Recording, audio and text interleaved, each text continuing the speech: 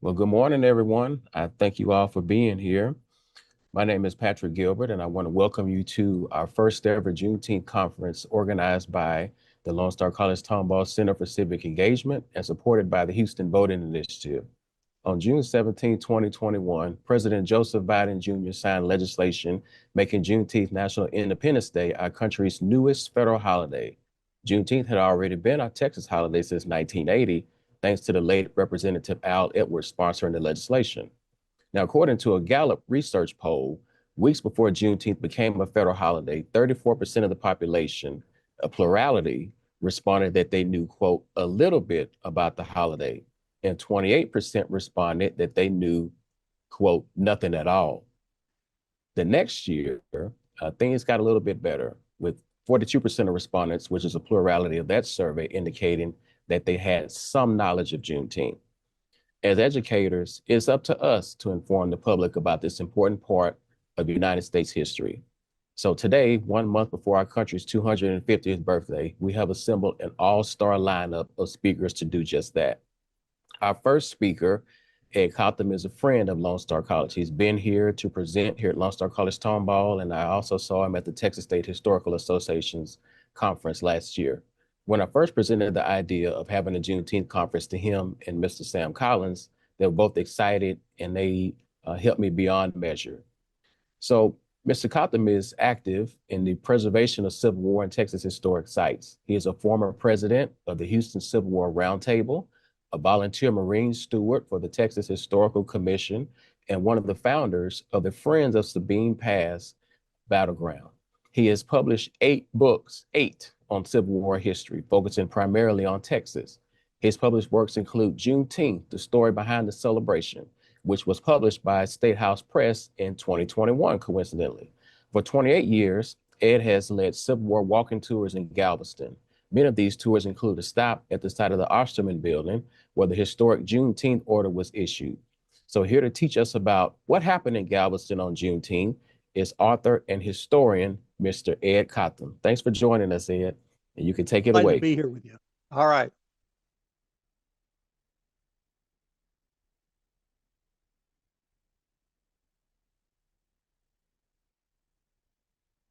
Is that showing up?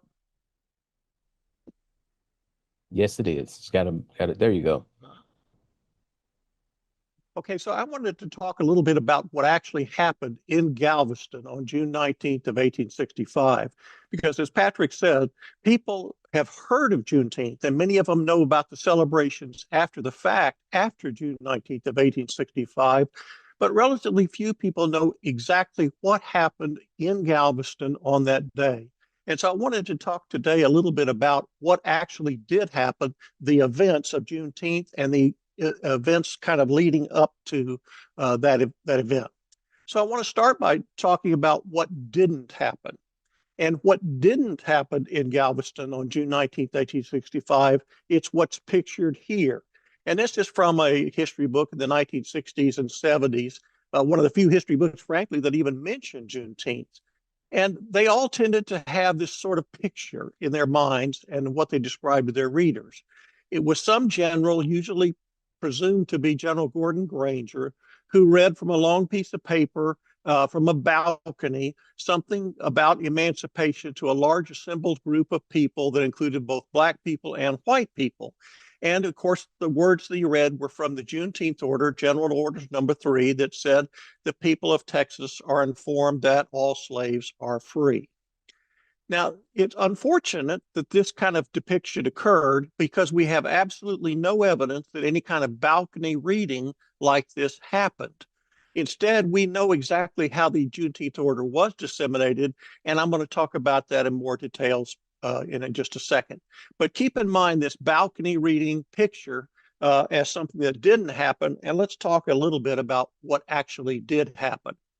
The first event that starts this chain of events that will end up on June 19th is the final surrender of the Army of the Trans-Mississippi. Now, the surrender had actually been negotiated in New Orleans earlier in the month of May, but it could not be ratified by the commander of the Army of the Trans-Mississippi, which included the Confederate Texas forces, until June 2nd, when General Edmund Kirby Smith, shown here on the right, reached Galveston and then went out to the USS Fort Jackson. And we're lucky enough to have a picture of that vessel. And he went out there and signed the surrender terms and ratified it. And that meant that the Confederate Army that included Texas had now finally surrendered. It was the last major Confederate Army to surrender. But that was just kind of the beginning of the picture that will end up in Juneteenth. 3 days after Kirby Smith signed the surrender of the Army of Trans-Mississippi, Captain Benjamin F. Sands, who's shown here, walked over from the wharf where he had landed. He's a Union naval officer. He lands at Galveston and walks the relatively short distance over to the U.S. Custom House, which had been built in 1861, still stands today at the corner of 20th and Post Office. You can see it here in the lower right. And finally raised the U.S. flag over the Custom House. And he wrote that this was pleasant duty because he thought this was really the true end of the Great Rebellion. And in some ways, it really was the end of it, because this was the last major Confederate Army to surrender. Galveston was the last major Confederate port anywhere, and fell into Union control effectively on June the 5th of 1865. 2 weeks before Juneteenth. Now, what's happening since that time? Well, a new commander for the Army, the Union Army west of the Mississippi, had reached New Orleans, and that's General Philip Sheridan. And Sheridan was really concerned about the Rio Grande and what the French were doing over in Mexico, but he was charged with overseeing the Union occupation of Texas. And the man who was actually going to end up being in command, just kind of by default, of the army that was moving over from Mobile to Texas was General Gordon Granger. And so on June the 13th, Sheridan issued General Granger an order telling him exactly what to issue in the way of orders once he got to Galveston. And he didn't want to leave this to chance. And he didn't really trust General Granger. And what made it even worse was that U.S. Grant, who was overseeing all the Union armies, absolutely detested Gordon Granger. And so Sheridan wanted to make sure that there were no mistakes when Granger reached Texas. And so on June the 13th, he issued a formal order. And he said, notify the people of Texas that in accordance with the existing proclamation from the Executive of the United States, all slaves are free. Now, when he's talking about the proclamation, he's talking about Abraham Lincoln's Emancipation Proclamation. And he said, in addition to saying, quote, all slaves are free, advise all such freedmen that they must remain at home, that they will not be allowed to collect at military posts, and will not be supported in idleness. Now, you'll notice in this order that General Sheridan was so concerned about what Granger might say that he actually put in his order, quote, all slaves are free, unquote. Now, that quotation does not really appear in the Emancipation Proclamation, but General Sheridan wanted to make sure that Granger put those words in his order. And in fact, as we'll see, General Orders number 3 will include those words in quotation marks, just to make sure that they followed what General Sheridan had told Granger to do. So again, June 13th, Granger gets his marching orders from General Sheridan, and he starts to come to Texas. But here's something that we did not know until really a few months ago, and that is that Granger took a detour on the way from Mobile to Texas. And the rest of his forces showed up a few days before General Granger. And we'd always wondered why they didn't come at the same time. And the reason is that Granger had left Mobile with a couple of his staff members, and they went up to New Orleans to meet with General Sheridan. And so you'll see on June the 16th of 1865, 3 days before Juneteenth, Granger arrives in New Orleans from Mobile on the transport Alice Vivian. And my friend Andy Hall, who's a master of this sort of thing, actually had an article about the Alice Vivian, which was a transport, and you could see an advertisement for it when it was in civilian service, that had been converted to a Confederate blockade runner and that had been captured by the Union. So Granger and a couple of his staff members come over on the Alice Vivian to New Orleans and confer with General Sheridan. Now, one of those staff members was certainly Frederick W. Emery, who will end up being the signer of the Juneteenth order.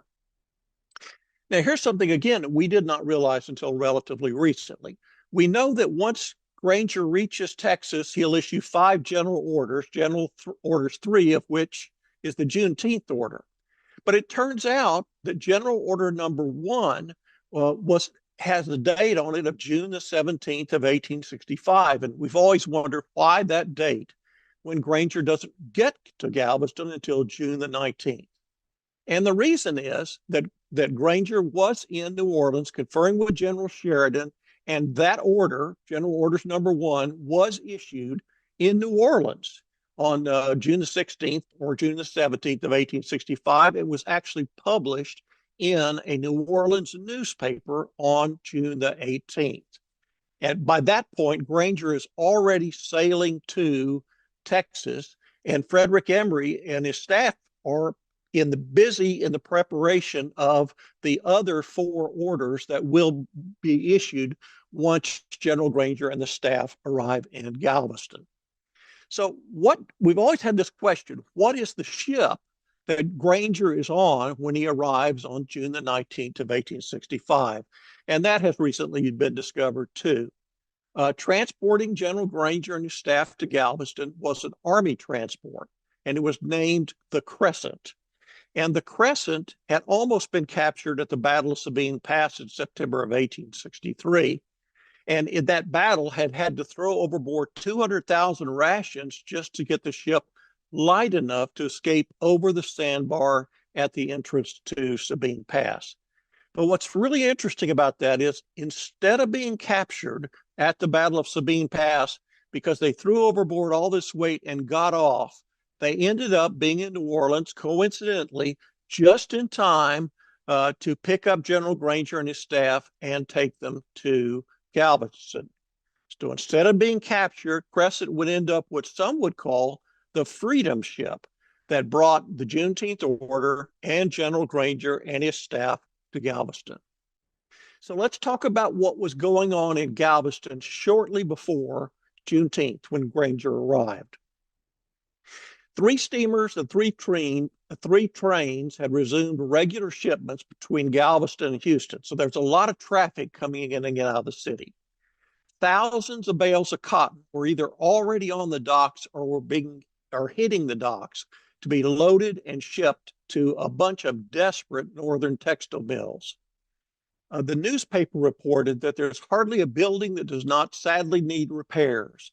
The sound of the hammer and saw are heard in all directions. It's kind of like after a hurricane down here. Everybody's trying to build, and there's a lot of crazy construction going on.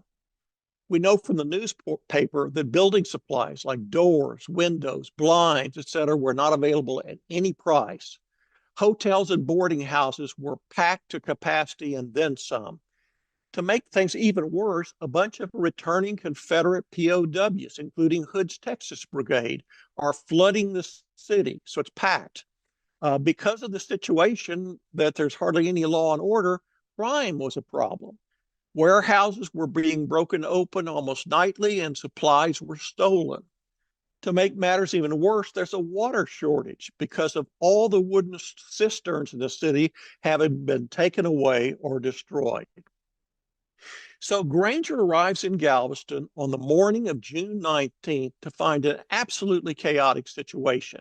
In addition to all the crazy things that are going on in the city itself, and complaints by the civilians against the soldiers and complaints by the soldiers, he finds that a bunch of people that were not even supposed to be in Galveston are there that day. And when he arrives at the dock there at Galveston, he finds the 25th Army Corps, which is primarily Black troops, and they had been scheduled to go down to Corpus Christi, Matagorda Bay, and other places all the way down to the Rio Grande.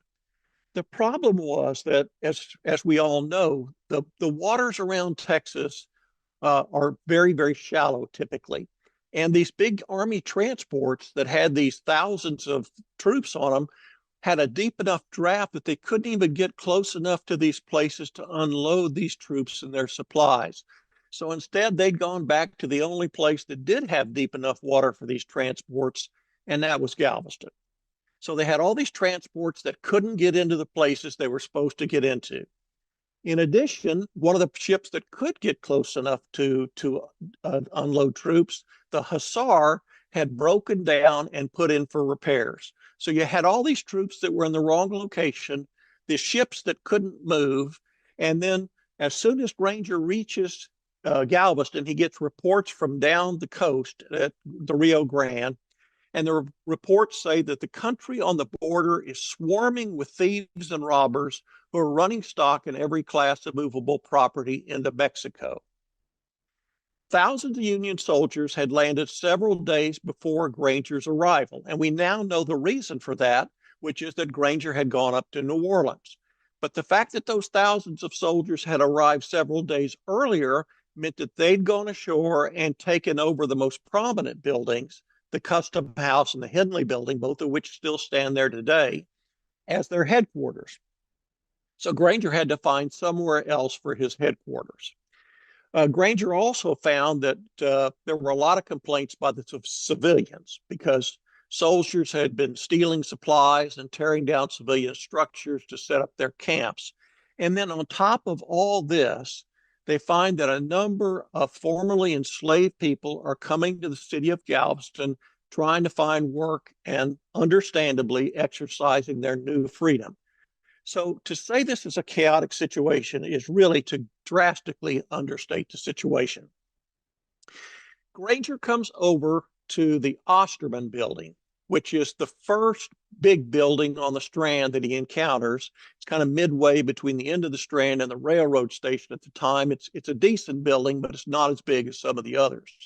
And we see here on the left in this rare photograph, a picture of what the Osterman building looked like.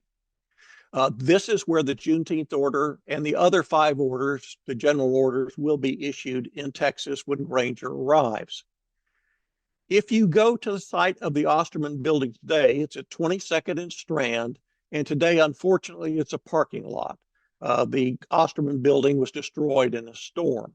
But you will find there today this wonderful historic marker, which my good friend Sam Collins is absolutely instrumental in having installed there at the site of the Osterman building. The other thing you will find at the site of the Osterman building is this colossal mural, which is absolutely beautiful, called Absolute Equality. And we're going to talk about that in a moment. But this is something you will see at the site of the Osterman building. To me and to Sam, this is ground zero for Juneteenth and why Juneteenth is essentially a Galveston story at its origin. So we come to the question of General Orders Number 3, which was issued here at the site of the Osterman building on June 19th. The General Orders Number 3 has 4 sentences. The first sentence is the one we've talked about, which has the quotation marks, which are really not a quotation from anything, and says that all slaves are free. The third and the fourth sentences, which I've put in blue here, are also sentences that come directly from General Sheridan's orders, because Sheridan had been concerned that Granger would say the wrong thing about emancipation, which is why he put in the first sentence, all slaves are free. And he was concerned that enslaved people, formerly enslaved people, would now come to the city and flock to them, and they wouldn't have supplies for any of these people. It would just be absolute chaos. So Sheridan told Granger to say, you're free for now, but you're free to stay exactly where you are and keep on working for wages. You're going to do the same old thing. You're going to be working for the same old person, but instead of being a slave, now we will basically call you an employee. But that all comes from General Sheridan's orders. There's this one sentence in the middle that is completely out of character with the rest of the document. And it says, this involves an absolute equality of personal rights and rights of property between former masters and slaves. In other words, it says freedom is equal to absolute equality. This is the beautiful part of General Orders Number 3, the Juneteenth order. It's really the only beautiful part, if you think about it. And it's unlike anything that's issued by any other general at the end of the Civil War. It's really well beyond what Abraham Lincoln had said in the Emancipation Proclamation. So where does this language come from? It didn't come from General Sheridan. It probably didn't come from General Granger, who never said anything like this. He was frankly not all that articulate a man.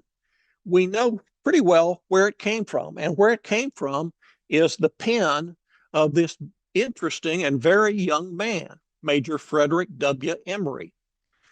He's born 1836 in Portland, Maine. So in 1865, he's only 29 years old.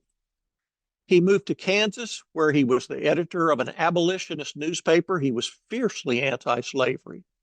He served in the Kansas legislature as the state was being formed. And when the war broke out, he joined the 7th Kansas Cavalry, which was Jennison's Jayhawkers. And he joined Company K, which was captained by John W. Brown Jr. Now, this is the son of the famous martyr who was killed there after the raid on Harper's Ferry. Very fierce abolitionist company, and he is an officer in that company.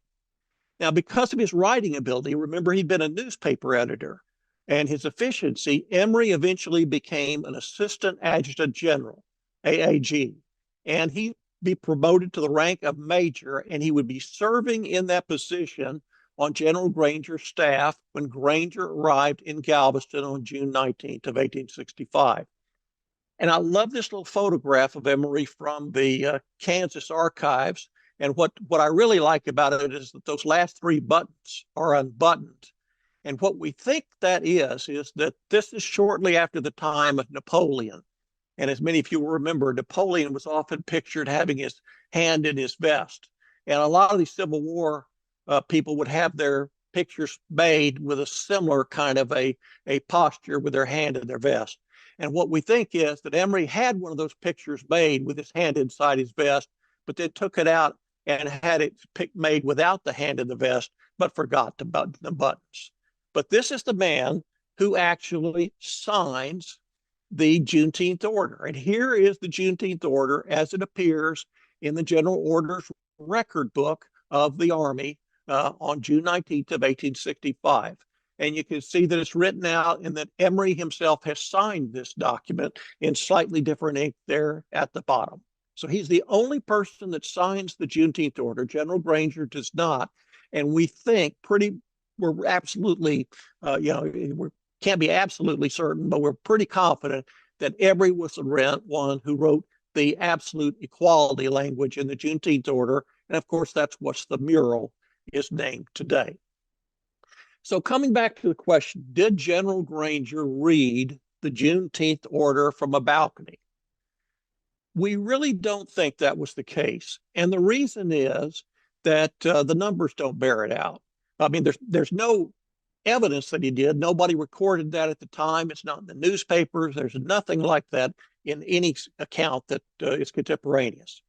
And the reason he didn't read a balcony speech is that less than 0.3% of the enslaved people in Texas lived in Galveston County at that time.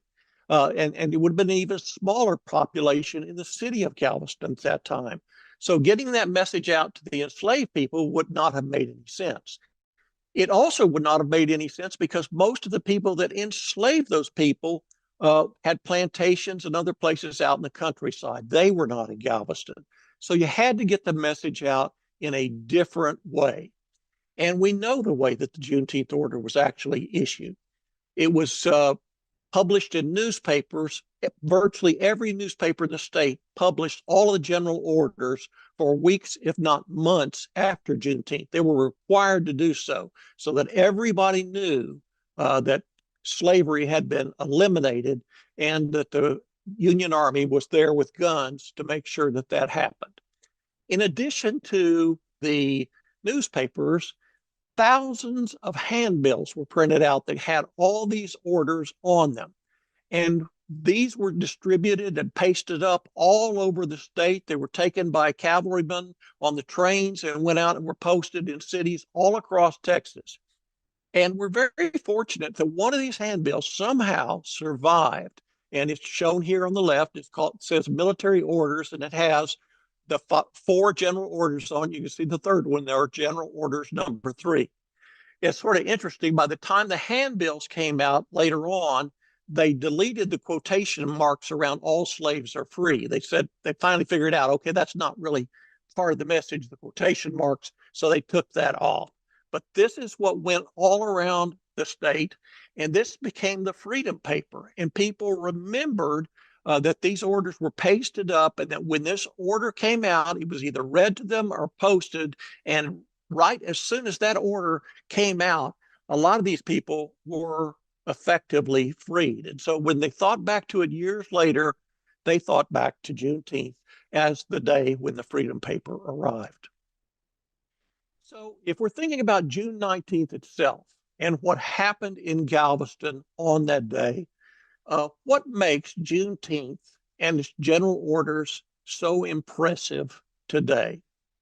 I think it's this, that in the middle of absolute chaos, when all this crazy stuff is going on in Galveston, and there's crime and lack of water and people pouring into the city and construction going everywhere and complaints back and forth and problems down the Rio Grande, and everything is going wrong, General Granger's staff, including Frederick Emery, are somehow able to set up a headquarters on that day, on June 19th, handle all of the conflicts and crazy noise that they're getting from everywhere around, and they managed to issue 5 orders that set the stage for emancipation and Union occupation.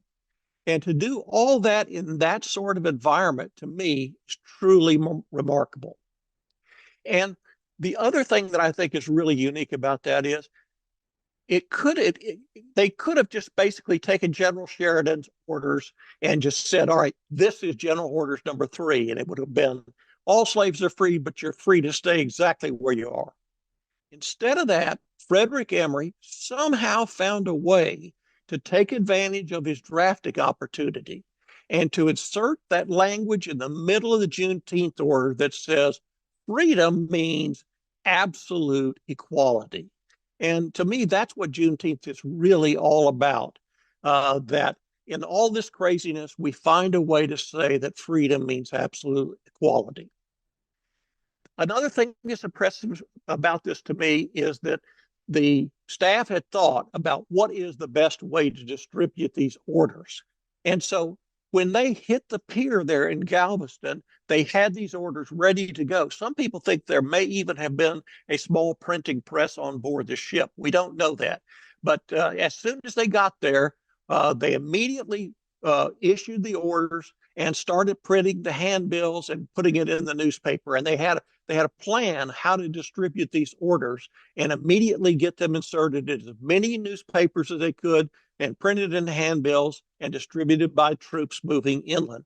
So that whole operation of delivering the Freedom Papers all across the state got going immediately, and was very impressive in the way that was handled.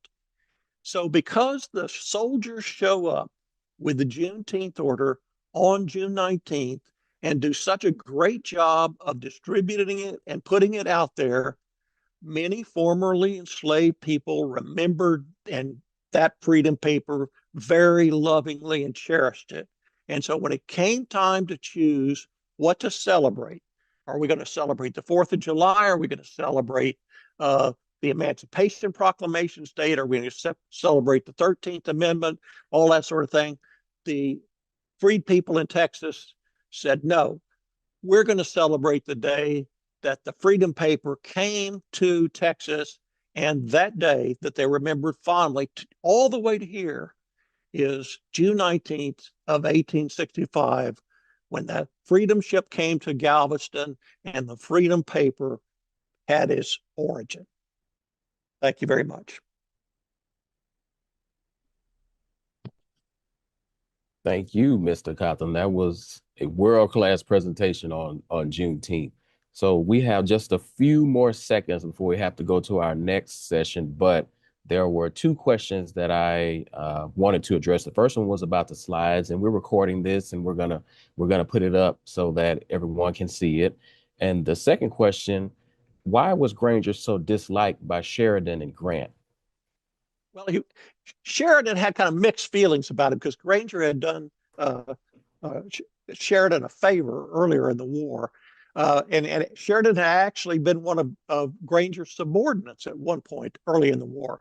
The reason that the General Grant hated Granger, it went back a long ways. He had served with Granger during the war, and Granger had this weird fixation. He always liked to play with firing cannons. And so when he was supposed to be leading his men somewhere, he would be elsewhere out, playing with firing cannons. And this happened when some major operations were supposed to go on.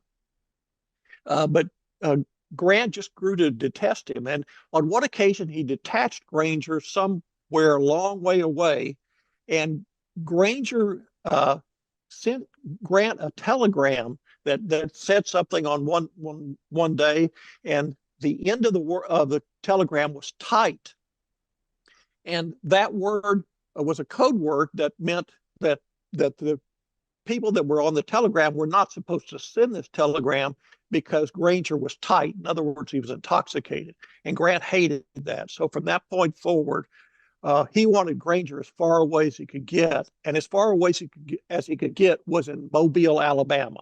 And so that's why Granger is off way in Mobile, Alabama, and not with any of the other major armies on in June, and is really the only available major general to head up the group that's coming over to Texas. Just to emphasize that, Granger comes to Texas and heads up the Army of Occupation, but he's only here for a month, and then Grant, through Sheridan, finds a way to fire Granger. So again, he's not really central to the Juneteenth story at all. He's not here very long. He does very little, and his reputation as a freedom fighter for Black people is not a good one. So it's very unfortunate that a lot of people associate Juneteenth with General Granger. That really is something we should kind of get away from. So should we move towards giving more credit to F.W. Emery as opposed to Granger? Yes, I think Frederick Emery deserves credit. I think Sheridan deserves some credit, even though, again, those last two sentences are very unfortunate in modern terms. I think U.S. Grant deserves more credit that he gets for setting this whole operation in motion. Wow, sounds great. Well, thank you, Mr. Cotham. So for more information about Mr. Cotham's tours or his books, or to contact him, please visit his website at www.edcotham.com. Thank you very much, Mr. Cotham. Thank you. So we're going to keep it moving, and we're going to go to Neil Chatelain. You ready, Neil? I'm going to introduce you here in just a moment, but I'm going to give you an opportunity to get your PowerPoint going while I read your bio here. Sure. So our next speaker is Mr. Neil P. Chatelain. Neil is an associate professor of history at Lone Star College North Harris. He's also vice president and managing editor of the historical nonprofit Emerging Civil War, an organization dedicated to providing accessible information about the Civil War era to the public while also training and mentoring emerging voices in Civil War studies. Before teaching, Neil served as a surface warfare officer in the United States Navy. And in 2025, Governor Greg Abbott named him an honorary admiral in the Texas Navy. Neil's research focuses on the naval activity of the United States Civil War. He has written 4 books, 30 journal and magazine articles, and over 100 articles that have appeared online. He has been named a Nobel Educator of Distinction, has won the A.M. Pate Jr. Award in Civil War History, and is a 4-time winner of the Lone Star College Faculty Writing Award. When do you have time to sleep, Neil, if you're writing all the time? So please welcome Professor and Honorary Texas Navy Admiral Neil P. Chatelain as he explains why Galveston, Juneteenth's location as a symbol of freedom. All right. Patrick, everybody can hear me okay? I just want to make sure my audio is working good. Yes, we hear you. So I'm here to talk about sort of the the deep background on Galveston. Why was Galveston the location where Juneteenth happened? What made Galveston so important? What made it a symbol both for freedom for enslaved people, but also a symbol for all different sorts of movements and groups before the Civil War and during the Civil War itself? So, step one, Galveston is a symbol for a whole lot of different groups before and during the war. First, it's a symbol of antebellum beginnings, new locations, new starts for people moving to Texas.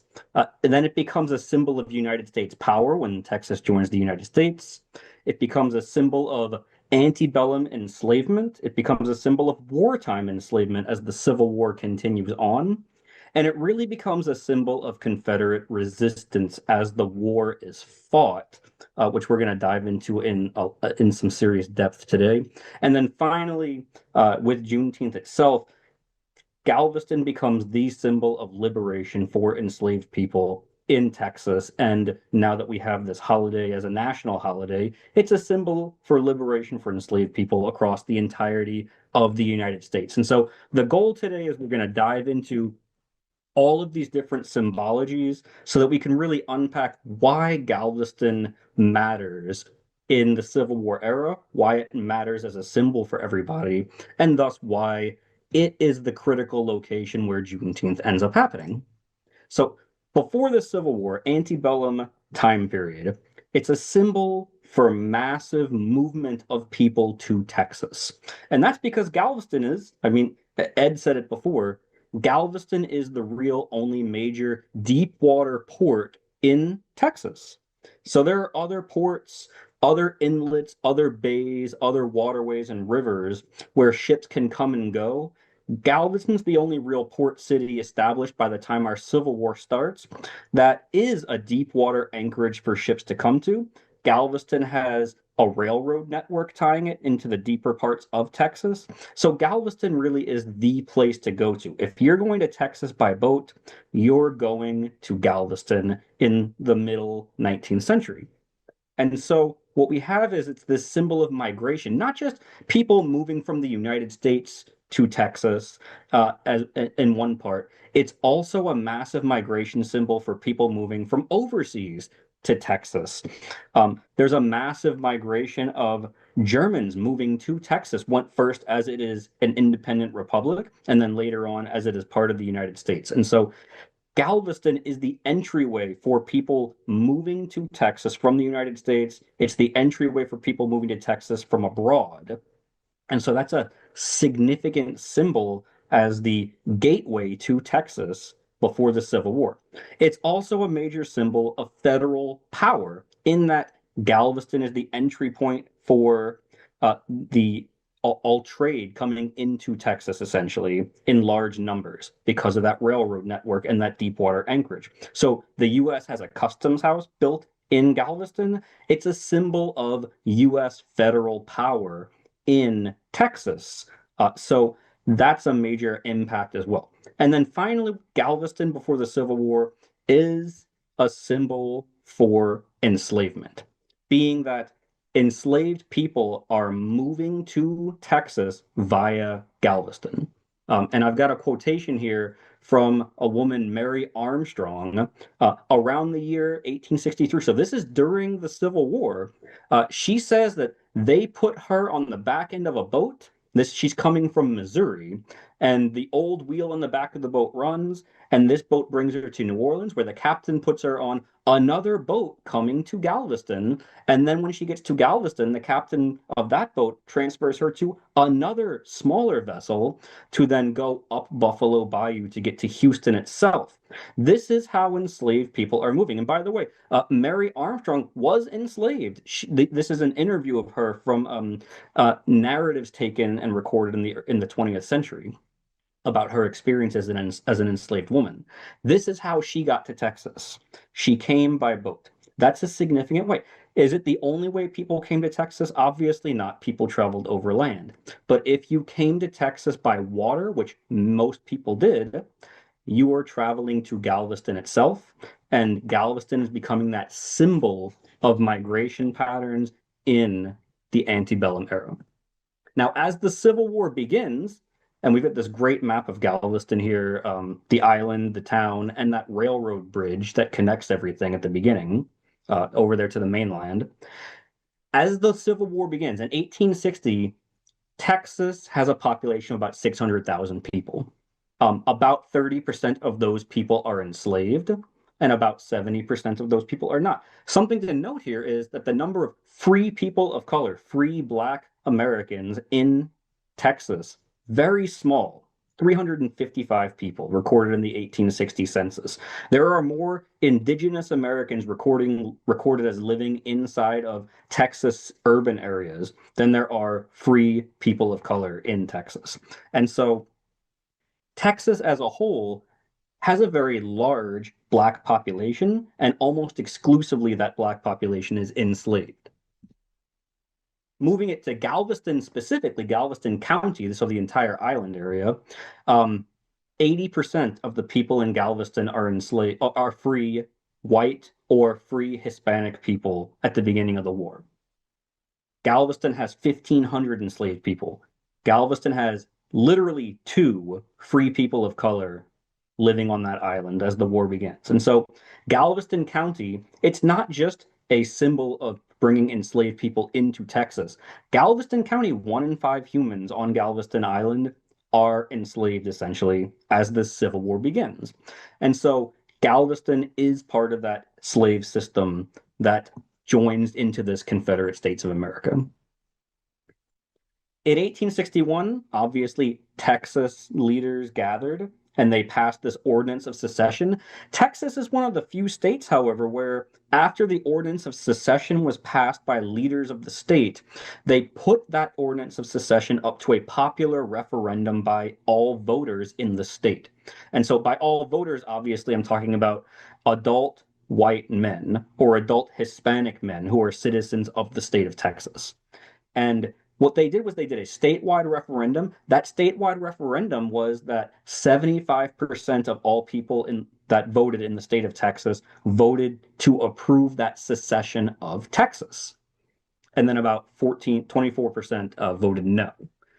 The returns for Galveston itself are that about 800 people voted in that referendum. 96% voted to secede. Only 33 people in Galveston voted by number to remain in the United States of America and to reject that secession declaration.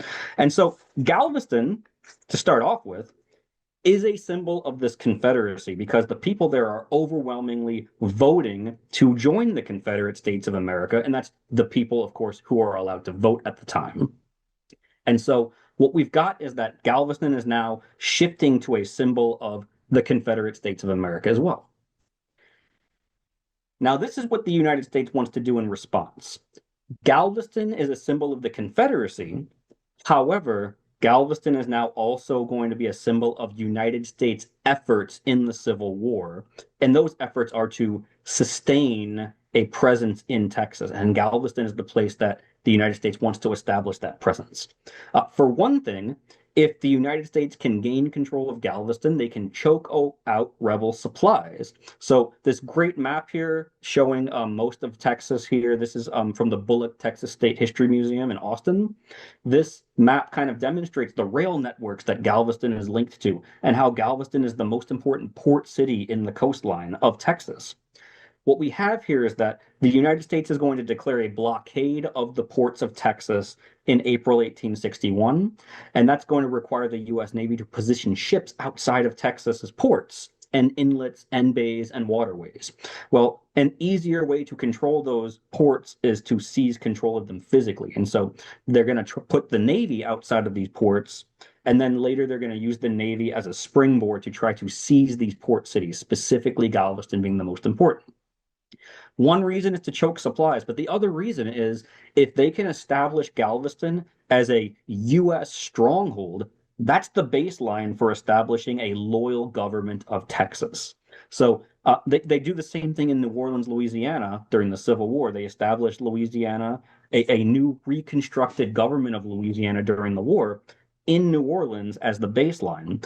the United States is going to want to do the exact same thing here in Galveston, so they can seize the city, take control of it, and then use that as a targeting point to establish a loyal Texas state government. Then they can also use Galveston as a springboard to target enslavement overall, especially after 1863 begins, when the Emancipation Proclamation is signed by Abraham Lincoln. And then, as Ed had kind of hinted at, there's issues going on in Mexico during our Civil War. So Mexico, after we defeated the country in the 1840s and gained control of California and Nevada and New Mexico and Arizona and so on, Mexico in the 1850s had a civil war. The War of the Reform is what they call it. And that destabilized Mexico to the point where the leader, the winner of that war, Benito Juarez, the president of Mexico, his government took out significant amount of loans during its war, its civil war, this War of the Reform. As our Civil War begins, those loans are coming due, and the Mexican government cannot repay even the down payments, even the minimum payments, even the interest payments on those loans. And those loans are taken out from the governments of Spain and France and Britain. Well, those three countries invade Mexico in 1861, trying to get repayment of those debts. And then in 1862, the British and Spanish leave, the French do not, and they renew an invasion of Mexico, install a puppet government led by this man named Ferdinand Max, who becomes Emperor Maximilian I of Mexico. He's actually an Austrian archduke, backing the French government, sort of a Catholic empire trying to be rebuilt in Mexico. The United States wants to maintain a presence in Texas so that it can maintain a presence along the border with Mexico, because the United States does not approve of this French intervention in Mexico. We see it as a violation of the Monroe Doctrine. We see this as a push by France to recolonize America. And if the United States can seize control of Galveston, that will choke rebel supplies from the Confederacy. It will also help create a loyal government in Texas, but it will also serve as a symbol that the United States is not going to let this action stand in Mexico. So what does the United States do? It actually succeeds in occupying Galveston, at least for a little while. October 1862, the U.S. Navy enters Galveston, commanded by Commander William B. Renshaw. This small flotilla of warships enters Galveston. The flagship of that force is USS Westfield. They dock in Galveston. The few Confederate soldiers, there's a few hundred Confederate soldiers on the island, they don't have the artillery to attack these warships, and so they retreat off Galveston Island. And then Renshaw asks for reinforcements, and a detachment of the 42nd Massachusetts Infantry Regiment, led by Colonel Isaac Burrell, he is dispatched with a few hundred soldiers from Massachusetts to Galveston Island, and they are going to occupy Galveston. Now, this is not a very big occupation. 4 warships, 5 warships, and several hundred soldiers total.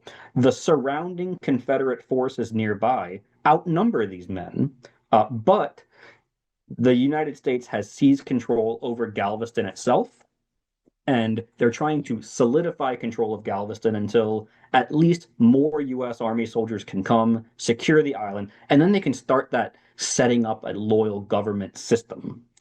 The Confederates, however, do not want this to happen, obviously. And so the Confederate States of America is going to take measures to stop this, and they're going to take measures to recapture Galveston. And that results in the largest Civil War battle that's fought in Texas during the Civil War. It's January 1st, New Year's Day, 1863. So the battle occurs literally right before, just hours before Abraham Lincoln signs the Emancipation Proclamation into effect as an executive order. This Battle of Galveston is what we call today a joint military operation. It's back then they would call it a combined operation or an inter-service operation. It's an action by the Confederate Army and Confederate ships attacking together at the same time.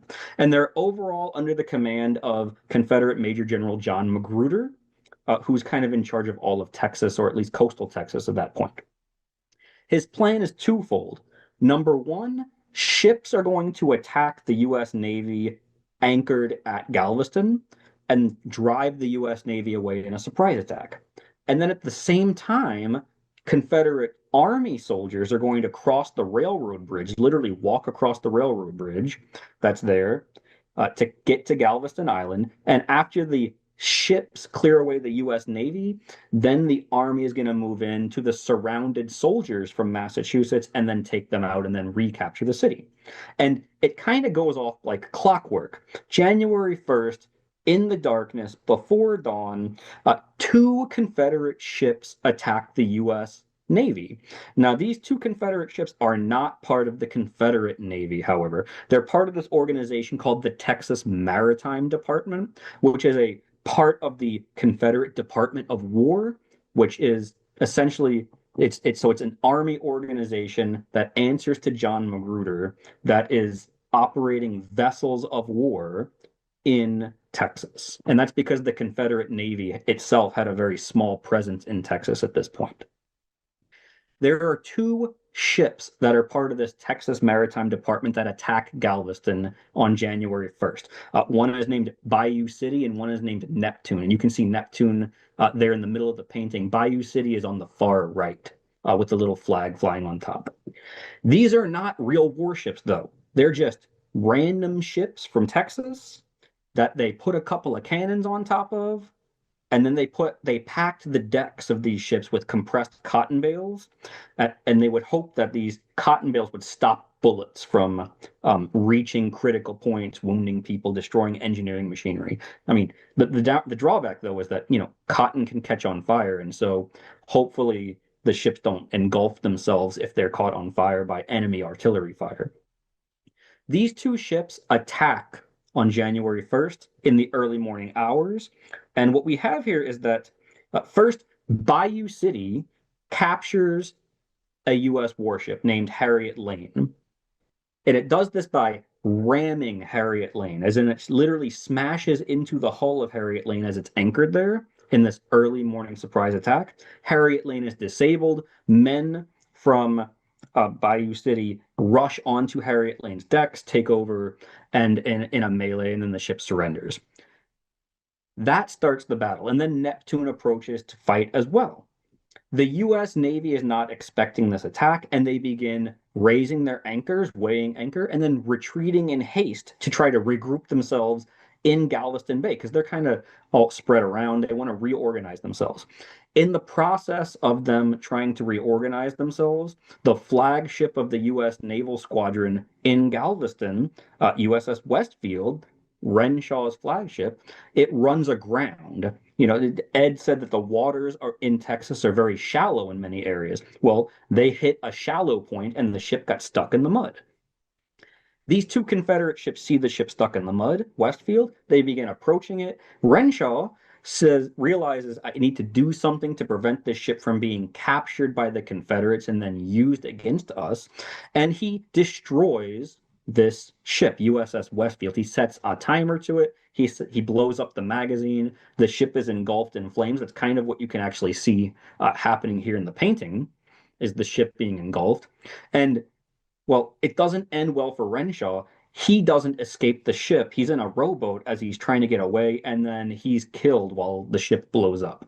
And so the U.S. Navy is left without a commander as the Confederates are pressing their surprise attack. One of the U.S. ships are destroyed. Another one has been captured. The others simply retreat out into the Gulf of Mexico. They abandon Galveston.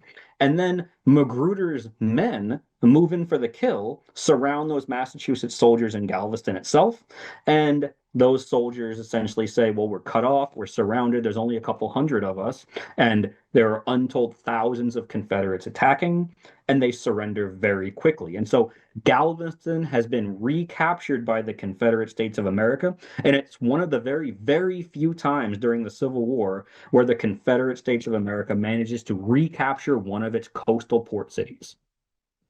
So Galveston is now a symbol of Confederate resistance, and it very quickly builds up from there. Just 10 days after Galveston is recaptured by the Confederates. A Confederate Navy warship right off the coast of Galveston sinks a U.S. Navy warship. This is the Confederate commerce raider Alabama. So its design is not to attack U.S. warships. Its design is to go out into the ocean and destroy enemy merchant ships.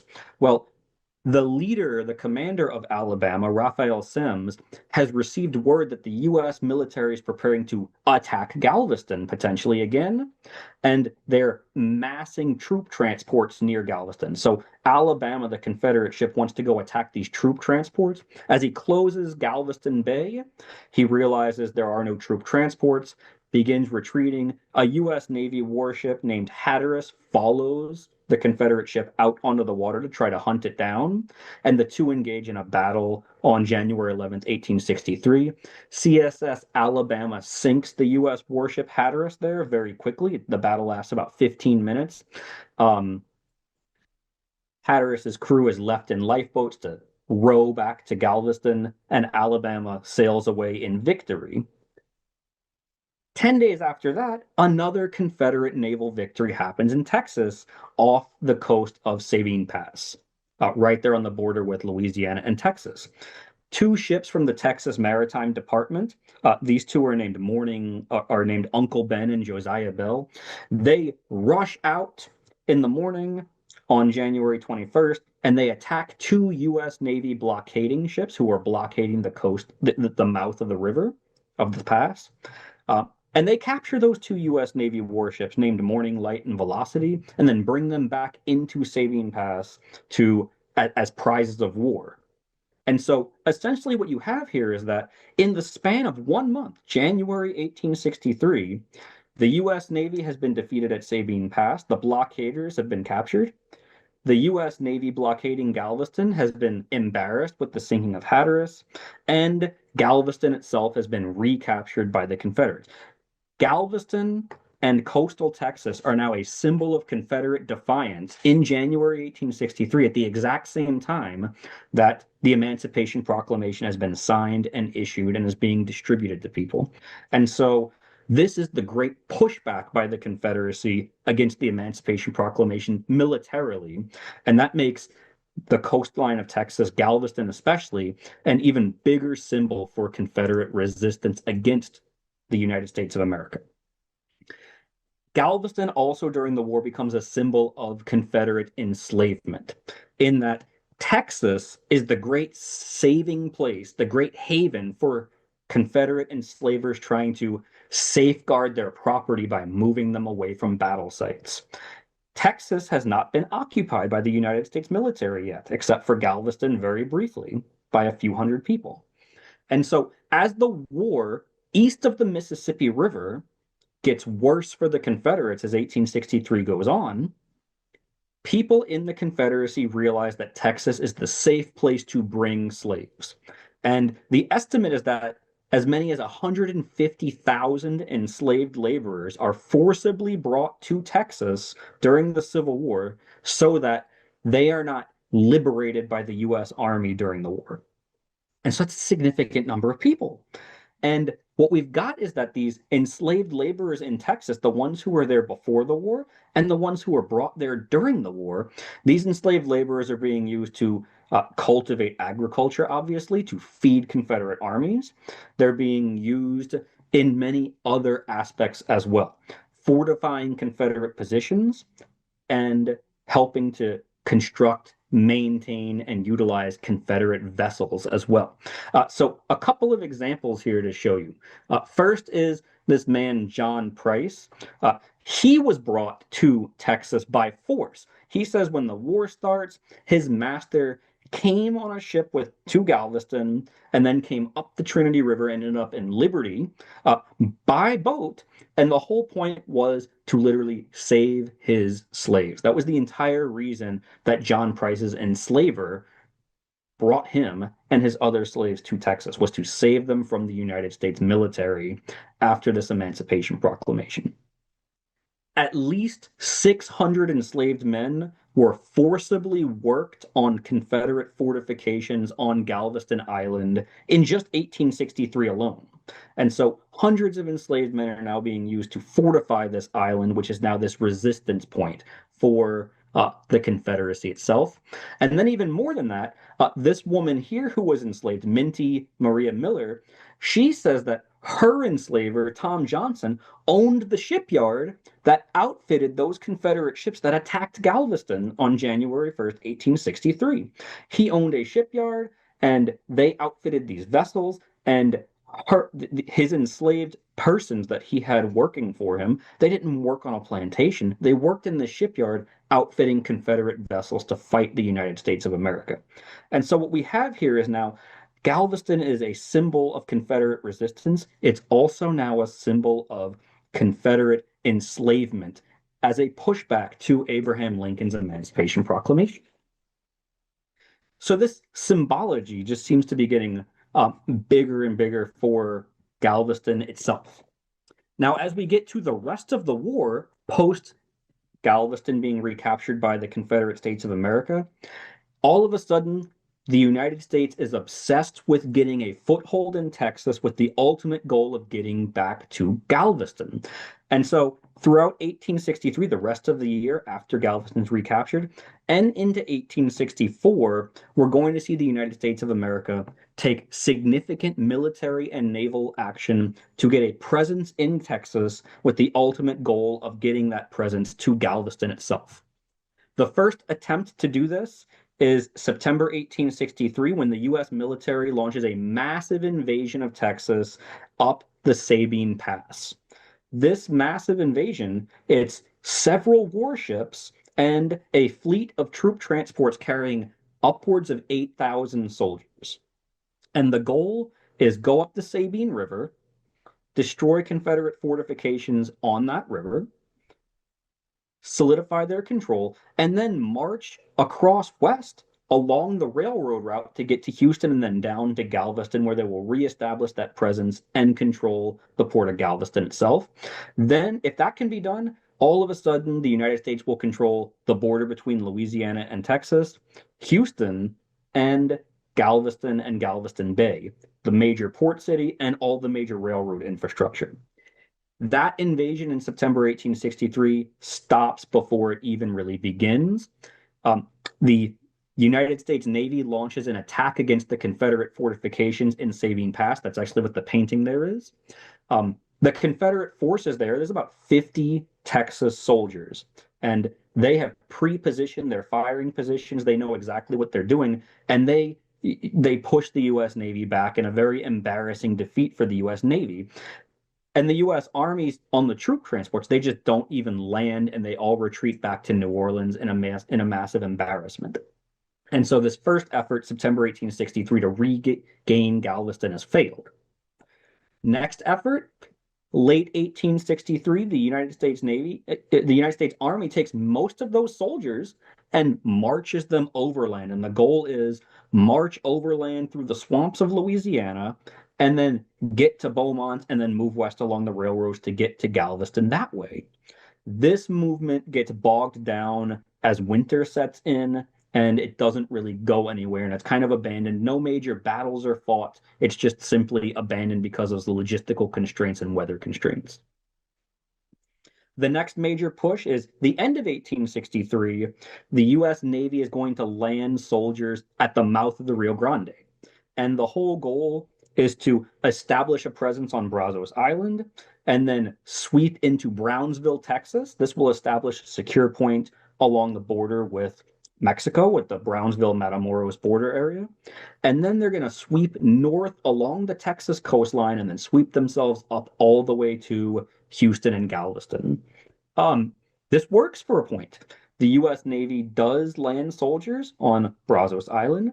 Those forces do capture Brownsville, Texas.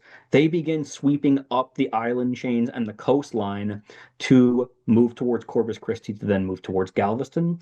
However, they are stalled before they even really get to Corpus Christi by Confederate forces, logistical constraints, weather, and other factors as well. And so that movement fails. And then we've got the final major thrust by the United States to try to get to Galveston as we get into 1864. And that thrust is what's known as the Louisiana Red River Campaign of 64. This movement was done for multiple goals. The United States military moved up the Red River. It was a combined Navy and Army movement.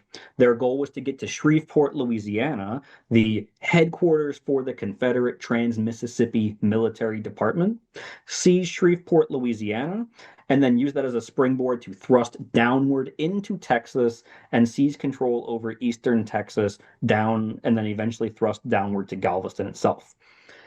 This didn't even get to Shreveport. The Confederate military forces defeated the U.S. Army forces outside of Shreveport before they even could get there, and the U.S. naval forces on the Red River were pushed back by some floodwaters that were causing the river to dry up in certain areas and flood in other areas.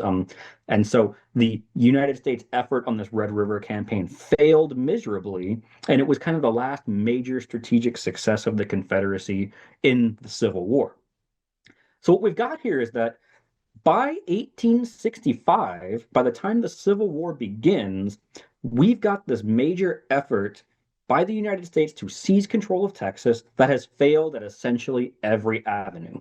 And as 1865 begins, the U.S. Navy's blockade is still in place off the coast of Galveston, off the coast of Sabine Pass, off the coast of Corpus Christi and whatnot.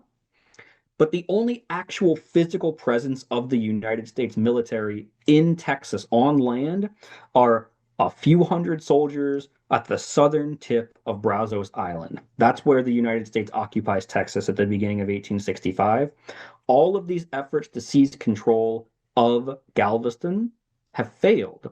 And so as 1865 begins, Galveston is the real linchpin of Confederate Texas, and the United States has failed at every measure to try to seize control of this area. Now, Galveston becomes even more critically important for the Confederacy by 1865 because it is the very last port city of the Confederacy, period. East of the Mississippi River, port cities for the Confederacy have been seized, closed, and effectively blockaded one by one by one. New Orleans was captured in 1862. Mobile was effectively blockaded in 1864. Pensacola was captured in 1862. Charleston was captured in 1865, early 1865. Savannah, Georgia, captured in 1864. Wilmington, North Carolina, the forts protecting Wilmington, North Carolina were destroyed and bottled up in January 1865. Essentially, what you have is that by the time we get to February 1865, there is only one port city left in the entire Confederate States of America, and it's Galveston, Texas. And so Galveston is now the symbol of Confederate resistance at the end of the war. And as the Civil War ends, Confederate armies east of the Mississippi River begin surrendering, right? Robert E. Lee's army surrenders at Appomattox Courthouse. Joseph Johnston's armies begin surrendering in North Carolina in late April 1865. Not everybody wants to surrender. Jefferson Davis, the Confederate president, goes on the run. He leaves Richmond, Virginia, the Confederate capital, goes on the run. He's captured in Georgia, but where was he trying to get to? He was trying to get to Texas. A lot of Confederates who refused to surrender, who did not want to surrender, didn't want to see the realities of it. A lot of Confederates, especially Confederate leaders, they saw Texas as the last stand for the Confederacy. And that's because as Confederate armies are struggling in the East, as Confederate cities are being destroyed in the East, as Confederate infrastructure is gone in the East, Texas is unoccupied by the United States except for a few hundred people on Brazos Island. And so a lot of Confederate leaders see Texas as the symbol of final Confederate resistance. If they can somehow get to Texas, they can somehow rally the troops, they can somehow use that as a staging point to continue fighting this war. And that might make the war continue for another year into 1866 or beyond, which will then keep things going. Now, obviously, that's not what happened. Jefferson Davis was captured in Georgia. Other Confederate leaders were captured or surrendered. Some Confederate soldiers did actually make their way to Texas, and eventually some of those Confederate soldiers actually even crossed the border into Mexico, refusing to surrender to the United States. But what we've got is that by the end of this war, Galveston is the only Confederate port city left. And Galveston is that symbol of Confederate resistance all the way up until all these massive surrenders happen. And so what we've got then is that as everything wraps up, we've got Juneteenth. Galveston and Texas and the Confederate Department of the Trans-Mississippi surrender in June 1865. And then we've got the United States forces, as Ed had alluded to already, bringing themselves into Texas to establish themselves. And they're establishing themselves for several reasons. Number one is obviously to enact the Emancipation Proclamation, to oversee this initial occupation of Texas, with the headquarters being in Galveston for starting things out. Reason number two is to commence the reconstruction process of Texas. And reason number three is that the United States is still watching what's going on in Mexico at that time. Ed had alluded to earlier that Philip Sheridan is going to bring an army to Texas to occupy Texas. That army is 50,000 soldiers. 50,000 U.S. Army soldiers are going to be brought to Texas in 1865 so that they can reconstruct the Confederate government into a United States loyal government, oversee emancipation in Texas, and also to oversee that the French forces in Mexico and the pro-French New Mexico forces in Mexico are not going to try anything fishy.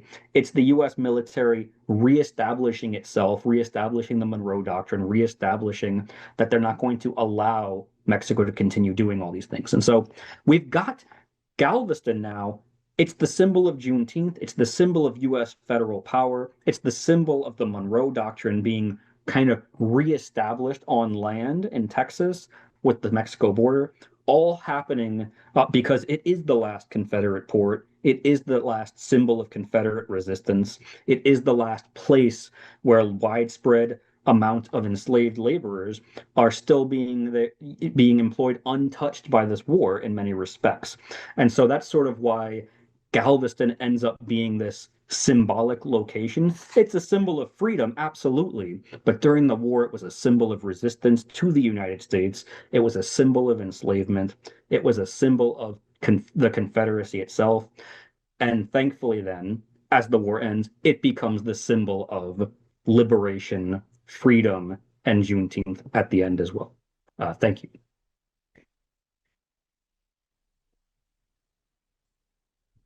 Thanks, Neil. That was outstanding. Lots of good history there. And we do have some questions that are coming into the chat here. So the first one is, how much does the heat, mosquitoes, disease of the Texas coast impact the Union Army sweep up the coast from Brownsville to Galveston? Yeah, so the Gulf Coast is packed with heat, obviously. The Gulf Coast is a very rainy area. The Gulf Coast is packed with mosquitoes. And there are documented accounts of U.S. Navy sailors who they'll report that they get to the Texas coast or they get to the Louisiana coastline and they see mosquitoes that they've never seen before. They're inundated by these mosquitoes, by these pests. Soldiers are going to report the same thing. I mean, I mentioned before, the first soldiers that go to Galveston are from Massachusetts. They're not used to mosquitoes at all. And so disease is a major factor. You know, there's a major impact on yellow fever breaking out in certain places. The impacts, when I said weather and other factors, one of those other factors is that the United States has to militarily prepare medical supplies, treatments, and pre-stage in case of all these impacts due to mosquitoes and other, pests and whatnot. But that's also going to impact the soldiers on the field as well. Soldiers on these beaches, soldiers on these islands, they're impacted. People get sick. I mean, statistically speaking, more people die in the Civil War from diseases than they do from bullets. And so it's a major impacting factor in some respects. Okay. We had a comment. Thank you for your talk. I just want to say I'm currently reading your Panama book and it's very entertaining. Well, there you go. I always appreciate a fan. There you go. You want to comment on what that book is about while you have a moment? Yeah, sure. Why not? So that book is called Treasure and Empire in the Civil War, and it's basically about efforts by the United States and the Confederate States of America to seize control of and solidify control of the American Western territories, seize control over the shipping lanes of Latin America, and then to interpose themselves into Latin America during the war. So I mentioned the Monroe Doctrine as a thing on the Texas-Mexico border. That book goes much more in depth on how the United States of America attempted to maintain the Monroe Doctrine during the Civil War using its naval forces in Latin America. Okay. So you and Mr. Cotham, and we have some more time. If anyone has questions, please put them in the chat. I know he would love to answer them. So the overarching theme about Juneteenth is that it was the military that brought the news. People had come to Texas. It's kind of the last holdout, the last stand in the Confederacy. And when the news came 2.5 years later, if you will, well, people knew, the enslaved people knew, but there wasn't an official way to get out of slavery until the word came with the Union Army. So the theme is the big picture with Juneteenth is that this was the last stand and bringing the general order ended it, right? So would you kind of elaborate on that? Because the major reason that we wanted to have this conference is so when people left here, there would be no question in their mind about what Juneteenth is and why it is important and why it rises to the level of being a national holiday. Absolutely. So, first thing, there are 4 million enslaved people in the United States when the Civil War happens. 4 million enslaved Americans. About 500,000 is the estimate that we have. About 500,000 enslaved persons liberated themselves during the war, escaped to the U.S. Army, snuck away in the night, got away from their Confederate enslavers, and so on. Several states took action during the Civil War to outlaw slavery. You know, Kentucky outlawed slavery right as the war was ending. Missouri outlawed slavery right as the war was ending. The reconstructed government of Louisiana in 1864 technically outlawed slavery in the parts of Louisiana it controlled. And so the symbolism there is that obviously Abraham Lincoln's Emancipation Proclamation combined with some other factors like the confiscation acts during the war to seize Confederate property, what you have is there's a systematic targeting of the system of slavery itself. And Texas doesn't see that system targeted at all. And that's because, as I had mentioned already, the Confederacy maintains control of Texas. And so, as U.S. armies are moving through Georgia, they're liberating people. They're bringing the Emancipation Proclamation. As they're moving into the Carolinas, they're emancipating people. Black Americans are following the U.S. armies where they go, and these armies are serving as that symbol of freedom because the army is the U.S. government, and the U.S. government is what's doing this Emancipation Proclamation. That's not happening in Texas. And in fact, Texas is that refuge for Confederate enslavers trying to save their property instead and to keep that system going.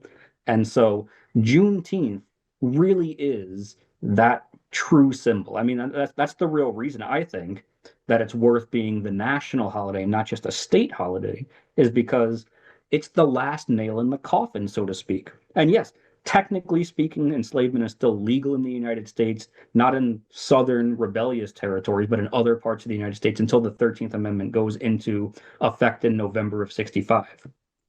But that push by the war to target Confederate enslavement, that push during the war to ensure that enslavement is targeted systematically so that by the time the war is over, it's gone. The last nail in that coffin is Texas, because Texas was such a symbol of resistance, because there was no U.S. military presence there, because Galveston was so good at pushing itself back. Okay. I have some more questions that have come in. Thank you for this fascinating talk. Were enslaved people who were brought to Galveston during the Civil War still documented on slave manifests, or were they moved more clandestinely? If the latter, how did we get that number of 150,000 enslaved people being moved during that time? Yeah, so in some ways it's done ad hoc, as in like they are moving people just sort of through the woods or packing them onto random boats that they can get. But if they're coming through Galveston, obviously there's a record of that at the port of Galveston. There's records of ships coming in, there's records of people on those vessels. And so there are some records for this. The estimation is by itself an estimation, and that's mainly coming from a compilation of different estimates of people leaving certain areas of the Confederacy, like people leaving Louisiana, and then population centers. Newspapers are documenting people. 5,000 people have come into this town since last year, and so we have some ways of doing this. There's no way we're ever going to get an exact number, and so estimation is the best we can do on that. All right. I have another question. Do you think the geography of the Gulf Coast let Texas remain a Confederate stronghold? So it's definitely geography. One aspect of this is that Texas is really far away. It's the edge of the Confederate States of America's coastline, right? And so Texas becomes the last place to receive U.S. Navy warships to blockade the ports. Texas is last on the list when it comes to, well, we need to send soldiers to guard a place. The only reason that they even try to move into Galveston in 1862, and the only reason there's all these pushes in 1863 is because Abraham Lincoln himself is saying, we need to get people on the ground in Texas. That's what matters. And he's doing that for political reasons to build up a loyal government. He's doing that for international reasons for this Mexico issue. And he's doing that to try to push the Emancipation Proclamation into Texas as well. So Lincoln himself is doing this. If the generals honestly were left to their own devices, they would have just said, keep some ships off the coastline, who cares? But it was the insistence of Abraham Lincoln himself to try to push into Texas to maintain all those symbols and shift all that symbolism to the United States that we get all these efforts undertaken. But it's the edge of a long string, right? You've got armies of 100,000 soldiers, 150,000 soldiers fighting in Virginia. And I mentioned the biggest army was what, 8,000 people in Texas? So it's smaller numbers of people. It's the edge of a logistics supply chain. It's an area that it's left because everywhere else is conquered because they consider everywhere else to be closer, easier to get to. And so the geography of Texas has a major impact to play in this. And then the Confederates use the resources they have on scene better than the United States does in many respects to maintain control of the area when those threats come in for them. Next question. Can you elaborate on the line, quote, will not be supported by idleness there or elsewhere? That's from the general order.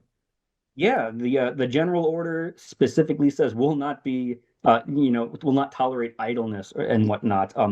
Basically, what's happening is that during the Civil War, Black Americans are being told if you can reach the U.S. Army's lines, you will be free. And that's because they're being declared contraband of war, and then they're being told you can establish yourself in camps near the Army, and then you will either be paid wages by the Army to work for the U.S. military, or you can stay in this camp and the U.S. military will provide you food. Essentially, what that part of the order is saying is the war is over. We're shifting to a peacetime facility. If you're an enslaved person, you're now free. Yeah, that's the free part. And then it says, stay with the people you were with, stay where you are. You're still employed by the people that you worked for before. So if you had an enslaver and you worked on a plantation, you stay on that plantation, that person's now your boss, they pay you. And the whole point was that the US military is arriving in Texas and they want to shift from this wartime aspect of every slave that's next to the US Army, even if they're not working, even if they're idle, that's still one less slave helping the Confederacy. Well, the war is over at that point. They want to make sure that the U.S. Army isn't inundated with people saying, I'm going to stay next to your fort until you give me food. I'm going to stay next to your fort until you give me what I want. And so it's a tangible push by the U.S. Army to prevent enslaved people from leaving where they are just because they're now free. They want them to stay where they are to rebuild the economy, to rebuild the infrastructure that's going on. They just want to be able to make sure that they're free so that they can be paid to do it. Ed's book talks a lot about what happens after emancipation. So I'm giving a plug for his book, and I'm going to plug your book too in just a bit. Plug everybody's book today. So here's another question, one that you were going in that direction, and I was going to ask this question too. Didn't many of the slaveholders or slave owners from Texas moved to South America to continue the Confederacy and its tradition? Yeah, so there is a significant push by a lot of Confederates to leave the American South after the war. We're not talking huge numbers. We're talking about tens of thousands of people, not a million people. But it's true. Tens of thousands of Confederates left at the end of the war. They made their way to Mexico. They made their way to Brazil. Those are the two most popular cases, the Confederados in Brazil, and then the Maximilian government, the French-backed government in Mexico, actually opened up colonization efforts by former Confederates into Mexico. Brazil still allowed enslavement at that time. Brazil did, Cuba did. The Dutch colonial islands in the Caribbean, they didn't emancipate people until the 1870s. And so what you've got is a lot of Confederates who had the means got out of the United States, this occupied southern area, and then moved to these places. And other Confederates, they end up in other places as well. Some end up in Colombia, some end up in Argentina as well. In part, that is they refuse to admit defeat, like, hey, we lost, but I don't want to live in a place where we lost. Part of that is those places still allow slavery in some capacity. I'm moving there to rebuild a plantation. And part of that is just like this, the crisis of identity. You lost. What do you do now? Everything that you fought for is gone. And so a lot of Confederates took it upon themselves to depart under threat of arrest or reprisal, because who knows what's going to happen to Confederate soldiers. Are they going to get put on trial for treason or not? So a lot of people choose escape. And yeah, absolutely. Some of them do end up in Brazil specifically with the goal of reestablishing plantations in Brazil. I've read letters from Confederate naval officers in Brazil writing home saying, come here, we got plantations just like you got back there. And we got slaves, and I've got slaves now that I've rebuilt my plantation, and life is good. So join me. So that's definitely a case that did happen. So the follow-up question, so the Civil War was about slavery? 100%. Absolutely. Abraham Lincoln was elected. That's the event that triggered Confederate secession. Why was he elected? It was an argument over where is slavery going to be in the United States, in the Western territories. Lincoln was a free soiler, right? He wanted the Western territories of the United States to be settled by a free population, not by an enslaved population. And so the arguments over secession are because of Lincoln. Lincoln's arguments were over who's going to be, what type of labor is going to be allowed in the Western territories. And then there's the bigger root of which type of group is going to control the US government, because the enslavers, predominantly from Virginia, had been dominating politics in the United States since its founding. And so, absolutely 100%, the system of slavery is the root cause and the triggering point of secession. It's the root cause of why this war happens. It's the root cause of this division, and it's the trigger point that makes secession happen in the first place. And I think it's interesting, and I know we only have a few moments left, but I appreciate you putting up there the numbers when we're talking about the voting, when you were showing the demographics and all that. And not only did the secession convention vote, but they gave it over to the people of Texas to vote. And you explained who was eligible to vote. So I think that primary information, I know you believe in digging deep into the archives, which is how you're supposed to conduct research in social sciences. I mean, that's what we do, right, Neil? So I'm glad that you did that and you showed that information, because I always tell my students, if you're going to study this, go to the archives and dig in there, because the papers are there, the documents are there. You just have to go and look for it.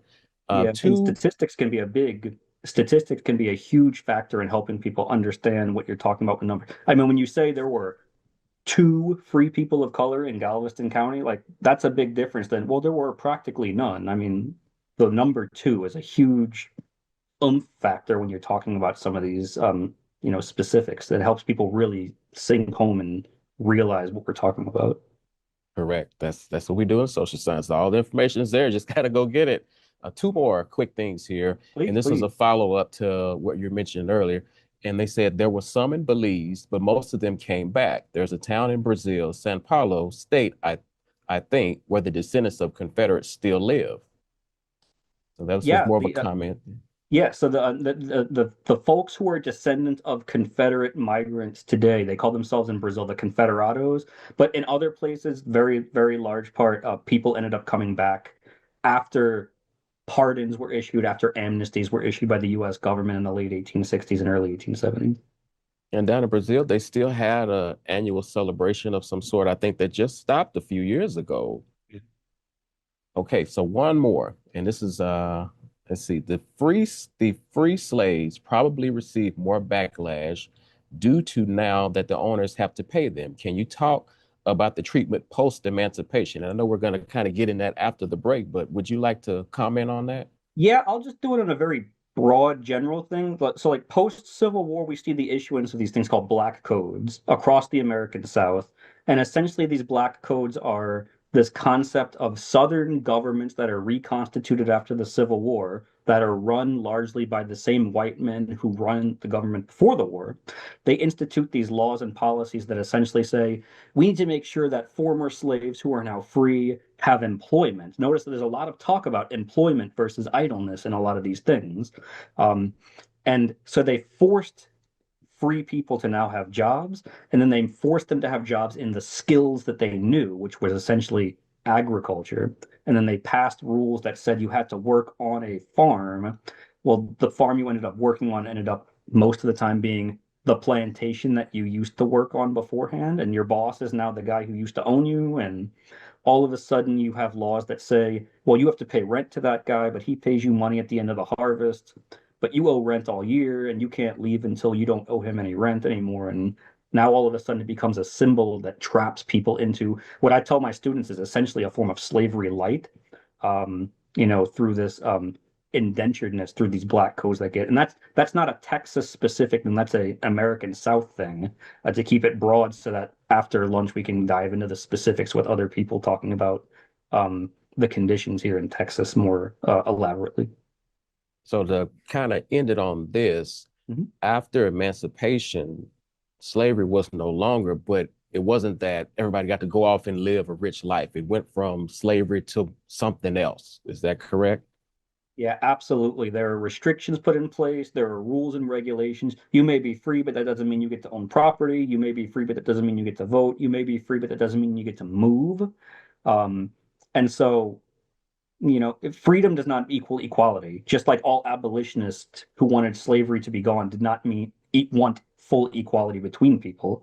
And so it's not until we get into the American Reconstruction of these states where we start seeing the 14th Amendment, the 15th Amendment, where equality becomes a factor that people are now fighting over. The war is slavery. The Reconstruction is, well, what does it mean for free people? What is there going to be equality or not? And what does that supposed to look like? Wow, I could talk to you all day, Neil. I should just come over to North Harris and do that, right? You can do it anytime. Right. Well, I appreciate it. Thank you, Professor Chatelain. For more information about Professor Chatelain, visit his website at www.neilpchatelain.com. We're going to take a 30-minute lunch break. However, at 11:40-ish, we're going to return for those who want to for a round of trivia sponsored by the Houston Voting Initiative. The prizes are a copy of each presenter's book. So the conference will officially convene at 12 noon Central Standard Time. But if you want to come back in about 10 minutes or so, we're going to have some trivia where you can win some books. So thank you very much, Neil. Absolutely. Thanks for having me.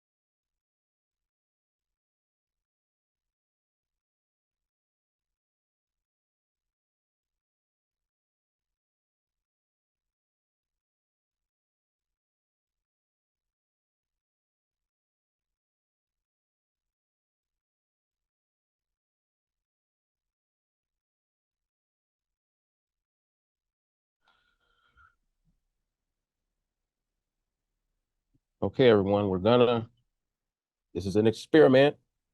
We're gonna do 2 rounds of Kahoot.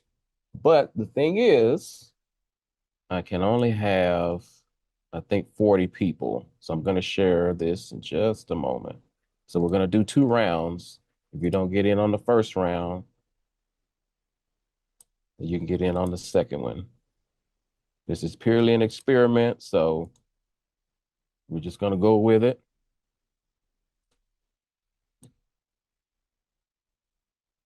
If you want to, no pressure, but hopefully some of you will join in, test your knowledge of Juneteenth, and you can win one of the books.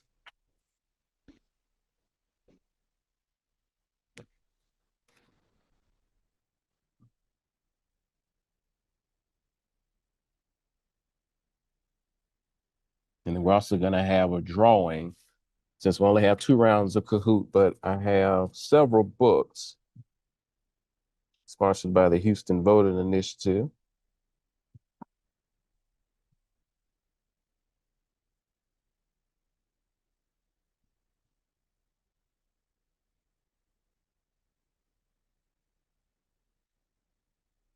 Hey, last call, last call.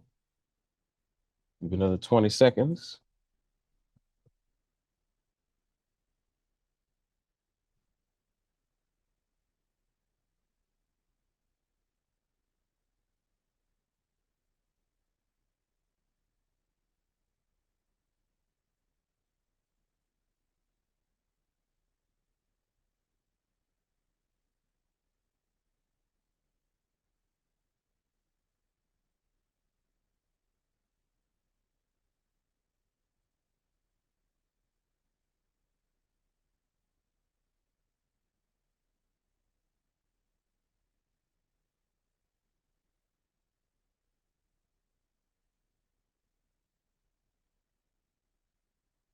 Okay, the general order number 3.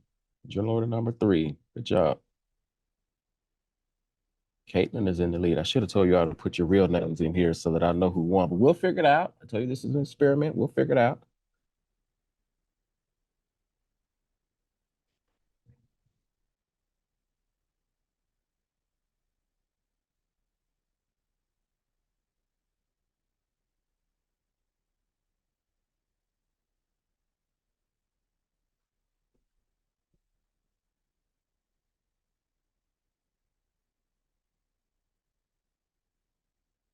All right, boss.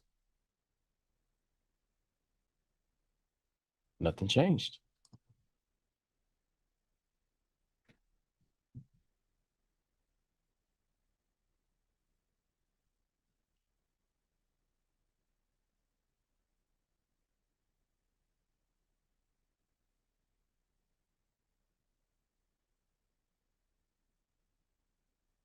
It is Gordon Granger.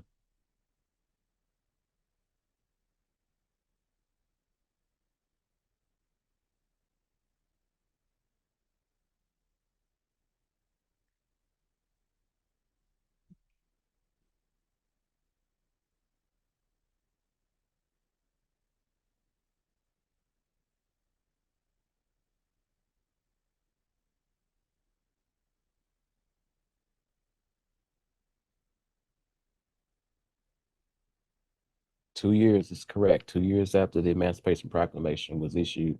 That's 2.5 years almost. That's when news finally reached Texas.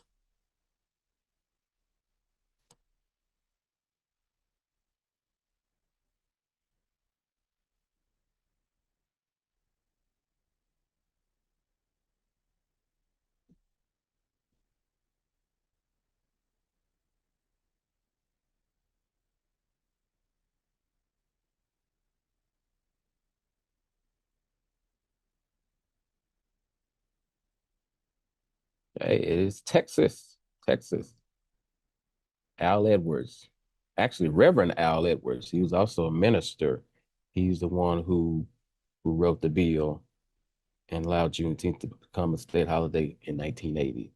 So Caitlin's in first place, KG's in second place, and Dr. Wayne Hugar is in third place. Right. Let's see. Kahoot changed since I, I first started doing Kahoot. So give me just a second and I'm going to pull up another one. Of course, I'm an educator, so there has to be some sort of assessment, right?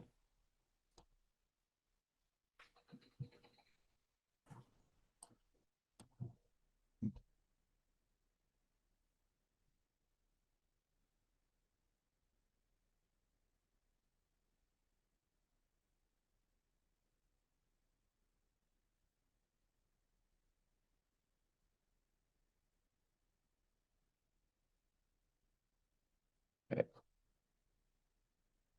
Do one more.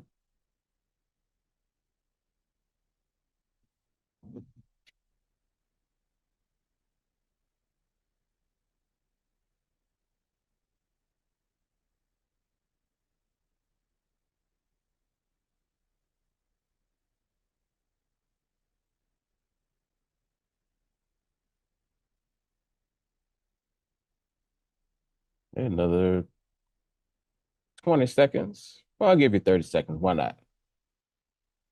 And we'll get started with this round of Kahoot, Juneteenth edition.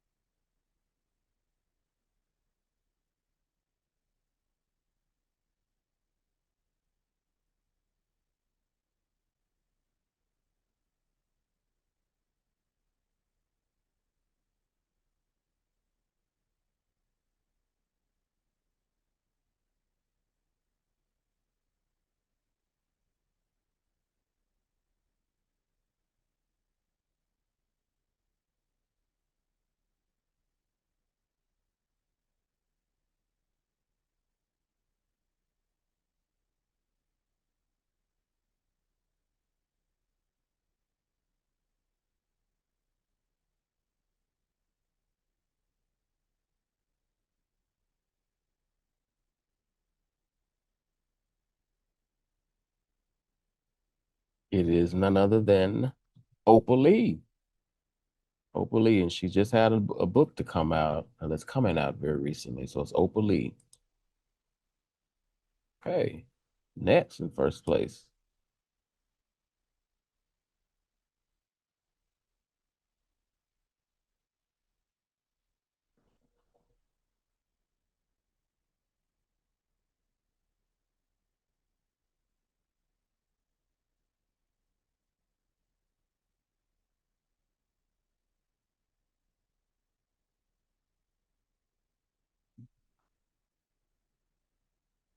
Okay, Al Edwards. That's correct. Caitlin back in first place on this round.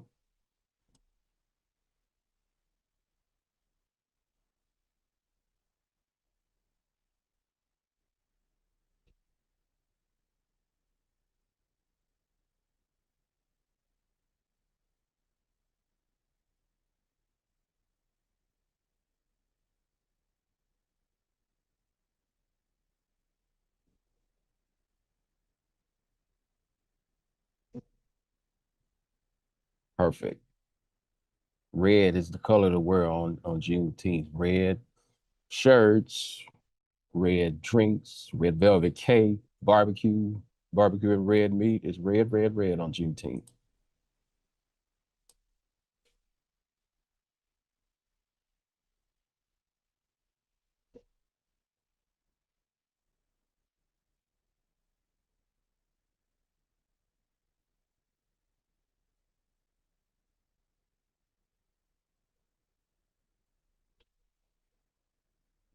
(1865 to 1877).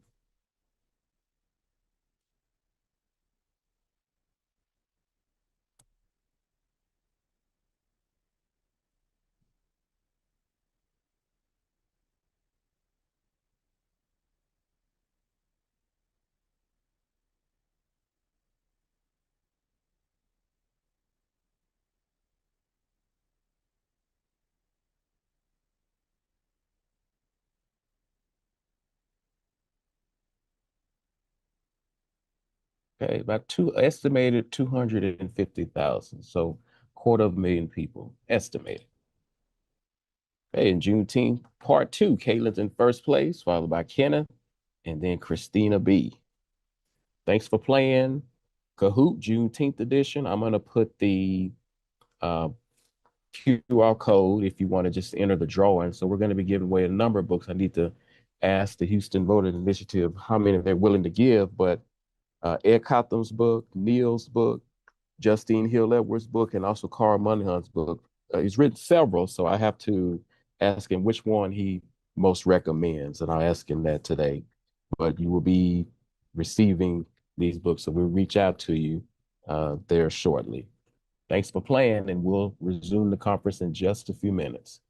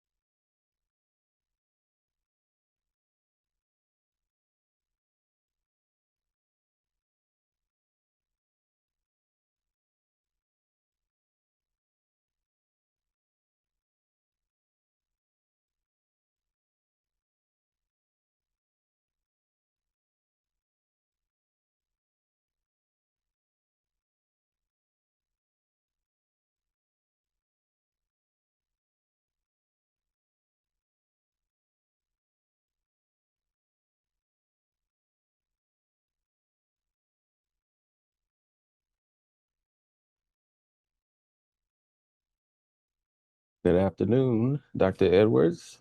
Good afternoon. How are you? I'm great. We'll start in just a moment. Great. And I am ready to share my slide when I can. Okay, hmm And how's it been going? great. Yeah, It's been wonderful. I'm so good. grateful for this opportunity and grateful to you for joining us. We have your book back here on I this side, see it. actually. We have your book. I We're giving see. I away, see. gonna give away a few copies of that. Oh, good. Make sure I am lit. Could I quickly just share my screen to make sure you can see the slides? Okay. Yes, please.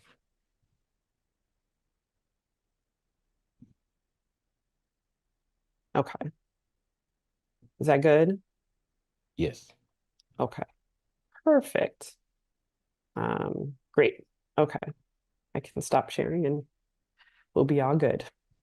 Okay. So I'll go ahead and introduce you and we'll get back started. Great. Hey, so we're gonna reconvene now that it's 12 noon Central Standard Time. So we have next Dr. Justine Hill Edwards, who's an associate professor of history at the University of Virginia.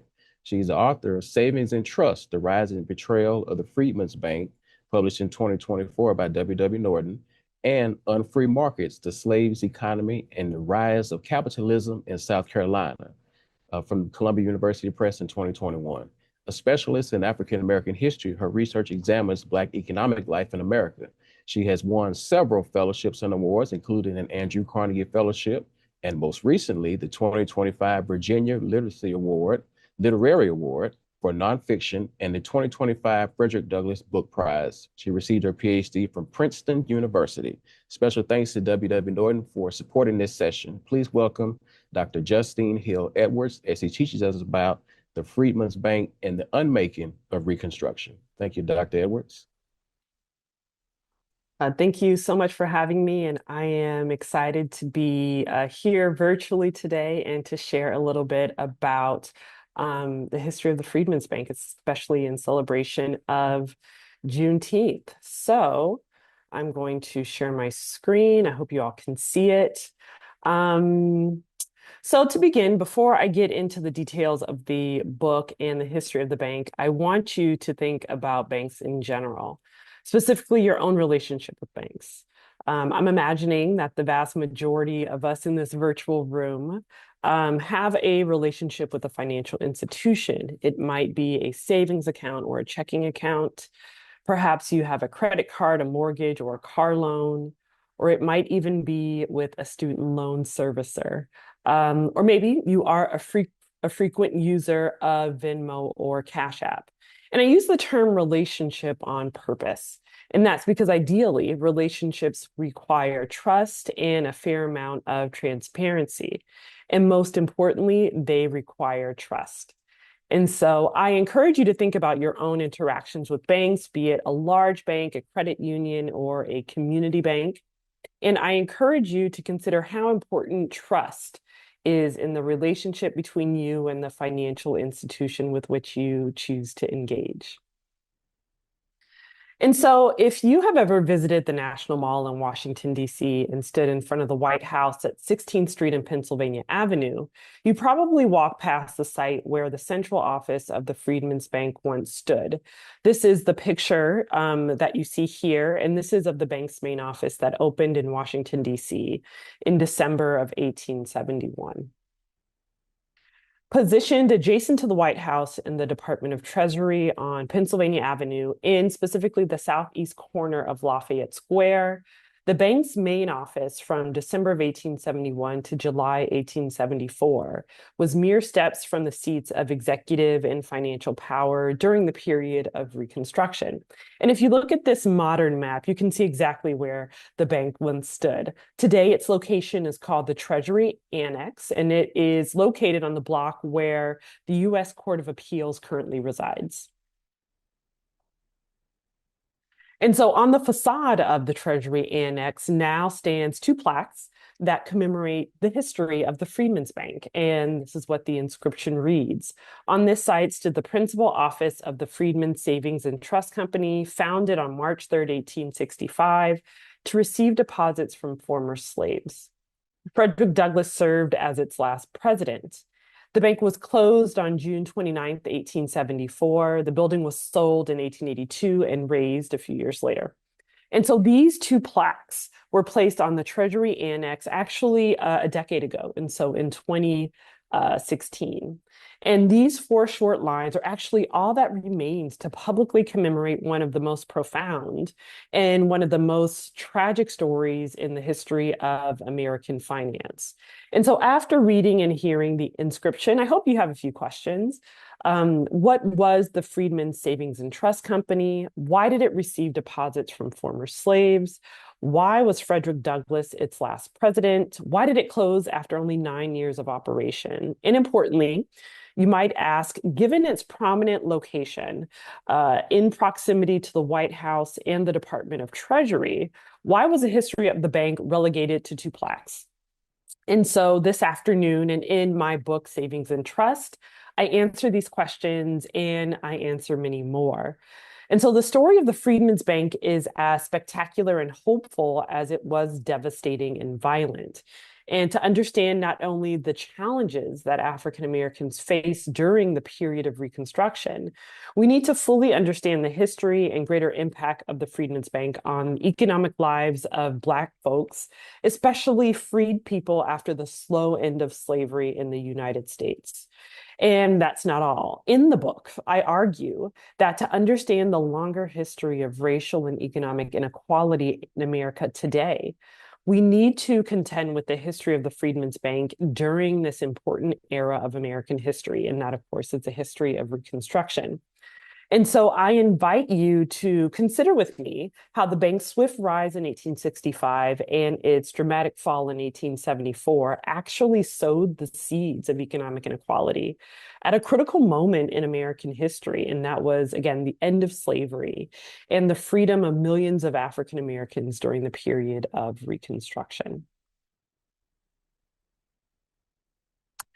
And so the bank was the brainchild of a white New Jersey minister and abolitionist named John Alvord. And so during the Civil War, Alvord had a position with the Union Army, and he traveled around the South. And in 1864 in particular, he was following Union General William T. Sherman on his famed march to the sea from Atlanta to Savannah in the fall of that year.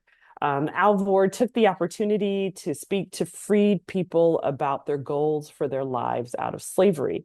And he noticed that they wanted two things above all. One, of course, they wanted to be reunited with their families. And second, they wanted land. And so Alvord revealed the extent to which Black soldiers, and indeed white soldiers as well, needed access to a safe and stable financial institution. In late 1864, Alvord encountered a white officer in Hilton Head, South Carolina, who showed him a trunk filled with $75,000 in Black soldiers' pay. They had no secure place to keep their money, and they believed that the best solution was to give their money to someone who could keep it safe for them. And these observations inspired Alvord's next steps in establishing the Freedmen's Bank. And he wrote this: I came north full of the idea and called together gentlemen in New York who agreed to take hold of the enterprise. So on January 27th, 1865, he gathered a group of prominent white bankers, businessmen, and philanthropists for a meeting to create a bank for the nation's freed people. And it took less than 2 months from that first meeting for Alvord's idea to move from congressional to presidential approval. Make sure this works. There we go. On March 3rd, 1865, Lincoln signed the Freedmen's Bank Act, and it would be one of the last pieces of legislation that he signed on the last day of his first term as president. The Freedmen's Bank, and I'll say this a couple times during my comments, the Freedmen's Bank was created as a simple savings bank, meaning that depositors could open accounts, deposit money, and earn a small amount of interest on their deposits. The bank's first trustees and supporters were kind of supporting this broad mission of using savings banks and savings banking to lift Americans out of poverty. And they were applying this idea that had been kind of put into practice in the early 19th century to how the Freedmen's Bank would be established and how it would run and operate. So when the bank's founders, John Alvord in particular, did not, when they kind of created the bank, what they didn't realize was that Black people had been cultivating knowledge of banking and finance for generations. And this is actually not to my first book on free markets, where I look at the economic activities and the economic lives of the enslaved to understand the kind of economic and financial knowledge that they were bringing with them into the period of freedom. For Black soldiers in particular, though, some had the opportunity to make their first kind of step into banking as depositors with the establishment of 3 military savings banks, all established in 1864 to serve the increasing numbers of Black men in the Union Army. On June 15th, 1864, Congress actually passed legislation that granted Black soldiers equal pay to their white counterparts. They were receiving increased pay from the federal government essentially for their military service. However, it became clear to not only the soldiers, but to Union generals specifically, that Black soldiers needed a more kind of streamlined way to handle their finances and to handle their pay. They were making money and they were having a hard time essentially keeping their money safe. And the problem was not one of Black soldiers kind of squandering their money and their pay. Instead, they actually faced the opposite problem. Some soldiers were so kind of flushed with money that they were earning for their military service, and many of them actually wanted to send money back to their families, especially to support their wives and their children during this unstable period of the war. But again, they had no place to keep their money safe. And instead, some Black soldiers were resorting to asking their white superiors to keep their money safe for them. And so the Freedmen's Bank was initially modeled after these military savings banks that were established in the summer and fall of 1864 for Black Union soldiers. The first was established in New Orleans by Union General Banks. 2 others were established in Norfolk, Virginia, and Beaufort, South Carolina by General Benjamin Butler and General Rufus Saxton, respectively. The military banks actually did serve Black and white soldiers, but there were fundamental problems with these institutions. The most glaring one was that these military savings banks were not under the jurisdiction of the Department of Treasury, and they were not under the regulatory authority of the nation's first financial regulator, the Office of the Comptroller of the Currency, that was established in February of 1863. Instead, these military savings banks were under the jurisdiction of the Department of War. This meant that there was no robust regulatory structure for these financial institutions. And this lack of oversight and this lack of regulation would actually roll over and continue with the Freedmen's Bank. But despite no regulatory authority and despite no regulation, African-American soldiers invested quite readily in these 3 military savings banks. So, for example, by December of 1864, the military bank in Norfolk drew in deposits amounting to about $65,000. And by the end of wartime conflicts in the spring of 1865, both the New Orleans branch and the Beaufort branch had approximately $200,000 in deposits. And so you might be wondering about how these figures kind of translate into modern dollars. And there's kind of no exact equation, but if we look at $200,000, for example, in terms of relative wealth, that would be about $4.5 million to $5 million today. And those are conservative estimates. And so it is clear that for the financial services industry, African Americans were an untapped marketplace, an untapped market for consumers, if you will. And the bankers and philanthropists who founded and worked for and were kind of propping up the bank found ways to take full advantage of this new market for new depositors.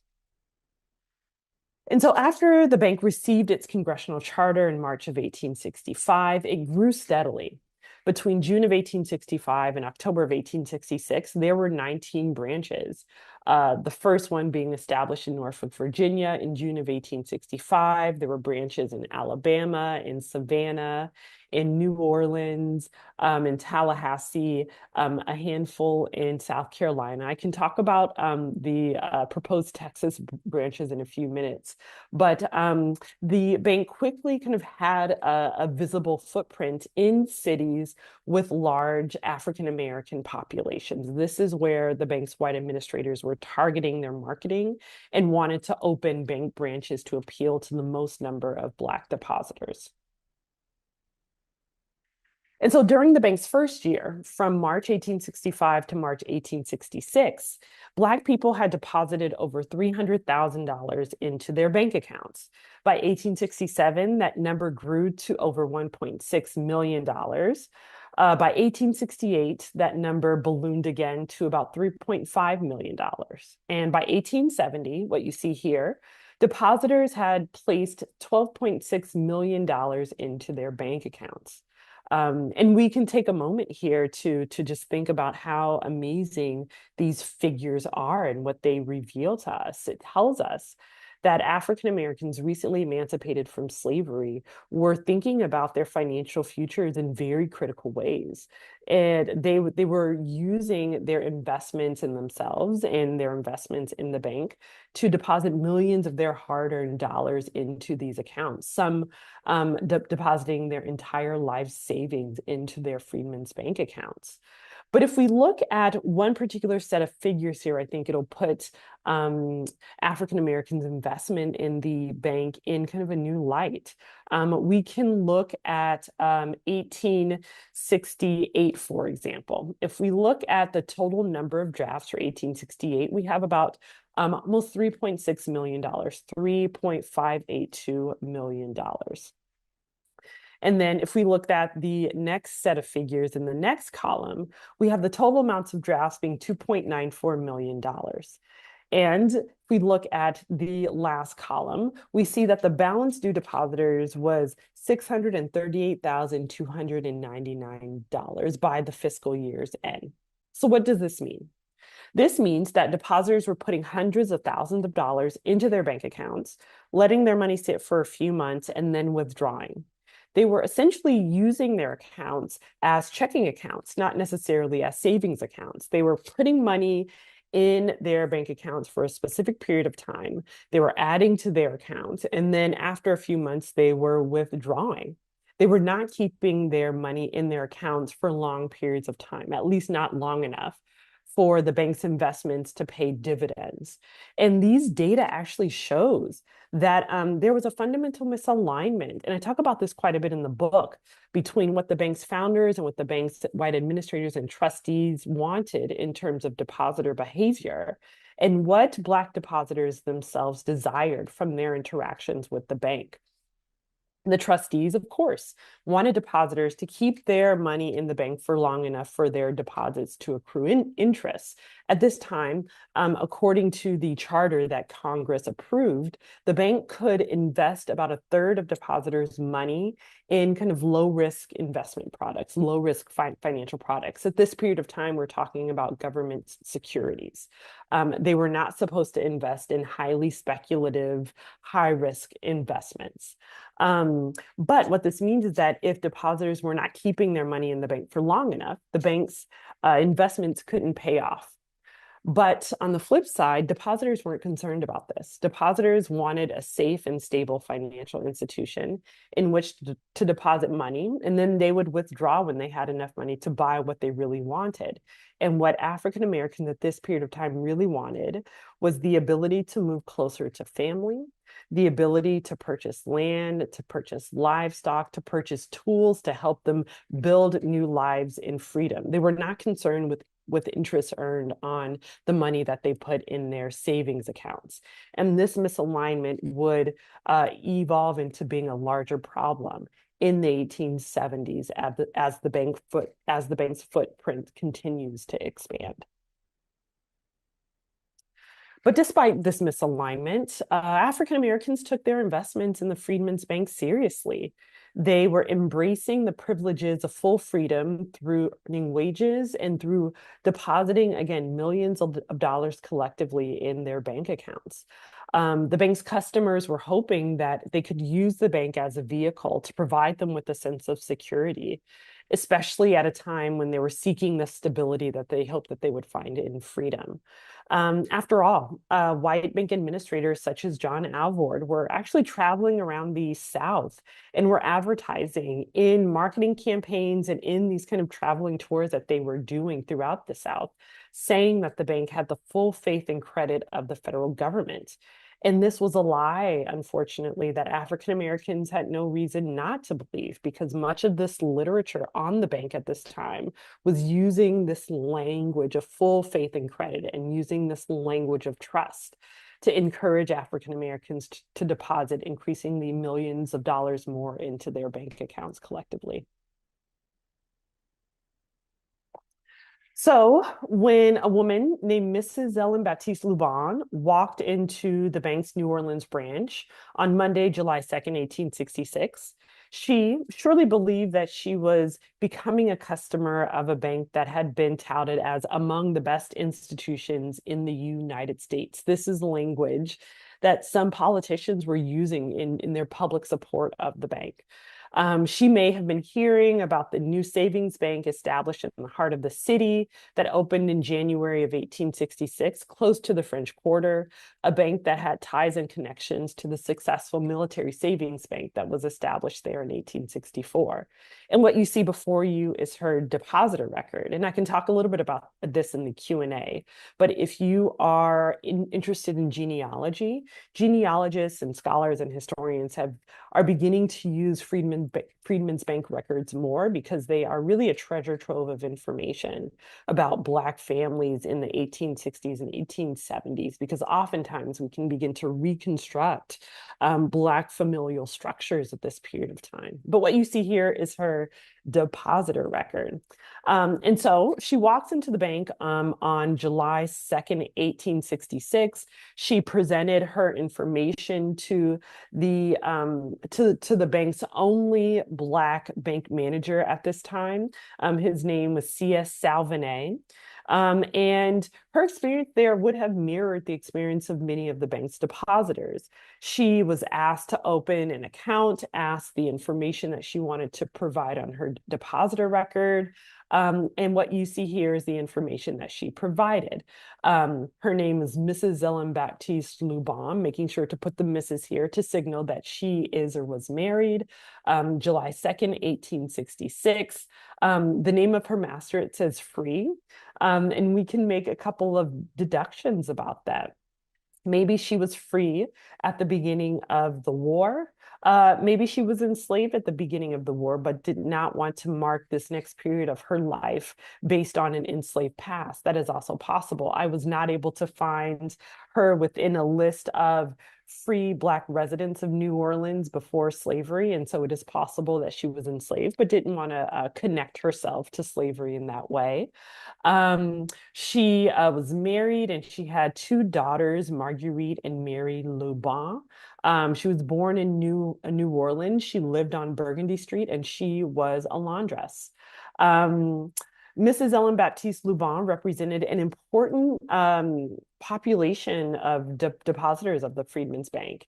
And in this, I'm talking about Black women who are entering in this new age of freedom through embracing banking and in some ways embracing taking control of their financial lives. It is interesting here that she, again, is claiming a married status, but nowhere here do we have the name of a husband. And perhaps it is because if she were to die, she wanted the contents of her account to go not to a husband, but to her two daughters. And so it is kind of in these records that we see kind of the richness of Black life during the period of Reconstruction to really get a fuller understanding about how African Americans are thinking about their lives in this period of freedom. But importantly, she was kind of embracing the messages that the bank was advertising in Black periodicals and Black newspapers, talking about kind of encouraging Black Americans to step into this new period of freedom, thinking about their financial futures and investing their savings and investing the safe savings for their financial futures in the Freedmen's Bank. There we go. And so with this messaging of African Americans investing their lives savings into these bank accounts, the bank continues to expand, and it expands quite rapidly. By 1872, at the bank's height, the bank had 37 branches across 17 states. By this period of time, there had been approximately 70,000 depositors, with deposits totaling about $57 million today, and this is a conservative amount, that would be about $1.5 billion. And this is where I can talk a little bit about why Texas is not represented in this map. In the late 1860s, really 1868, 1869, the bank's trustees and white administrators were actually entertaining and preparing to open two Freedmen's Bank branches, one in Houston and one in Galveston. Unfortunately, though, the bank's administrators choose to not open branches as far west as Texas. One, because they were concerned about just the travel time getting from, especially as far south as Galveston, to the bank's main branch in New York and then in Washington, D.C. But importantly, they were talking about opening branches at a period of time where there was an uptick in racial violence in Texas against African Americans. And so they were unsure about the success of Freedmen's Bank branches in Houston and Galveston when all of these messages were coming out about Black murders by white vigilantes in these places. And so this kind of gives us, I think, a stark reminder that even though the history of Reconstruction is this moment of great expansion of the franchise and of rights and the ending of slavery, African Americans, especially in the South, continued to face everyday life kind of faced with the ever-presence of racial violence at their doorstep. And so despite this, we see the expansive footprint of the Freedmen's Bank. Again, the bank's administrators were trying to open bank branches in particular locations with high density of populations of African Americans. So we have branches as far north as New York, as far south as Tallahassee and New Orleans, as far west as Shreveport and St. Louis. And we are seeing the kind of expansiveness again of this bank and in terms of bringing banking into the lives of African Americans. And so while we are talking about the expansiveness of the bank, the real success of the Freedmen's Bank, especially in its first 5 years, the bank's white trustees and administrators were actually kind of working under the table to kind of undermine some of the good work that the bank's Black depositors were investing in. And this really began in 1867. And so in 1867, after only 2 years of depositors entrusting the bank with millions of dollars of their hard-earned money, the trustees agreed, actually at the behest of John Alvord, the bank's founder, who would become the bank's president in 1868, to move the bank's headquarters from New York, where it was from 1865 to 1867, to Washington, D.C. They wanted to move the bank's main office to a city with a higher density of African Americans, and so a higher Black population. And they wanted to move the bank's main branch closer to the seats of executive and political power. And so in 1868, again, when John Alvord ascends to be the bank's president, the trustees agreed to purchase a brand new building to house the main office. And in 1871, the bank's new building, the one that you see here and the one that you saw at the beginning, was open for business.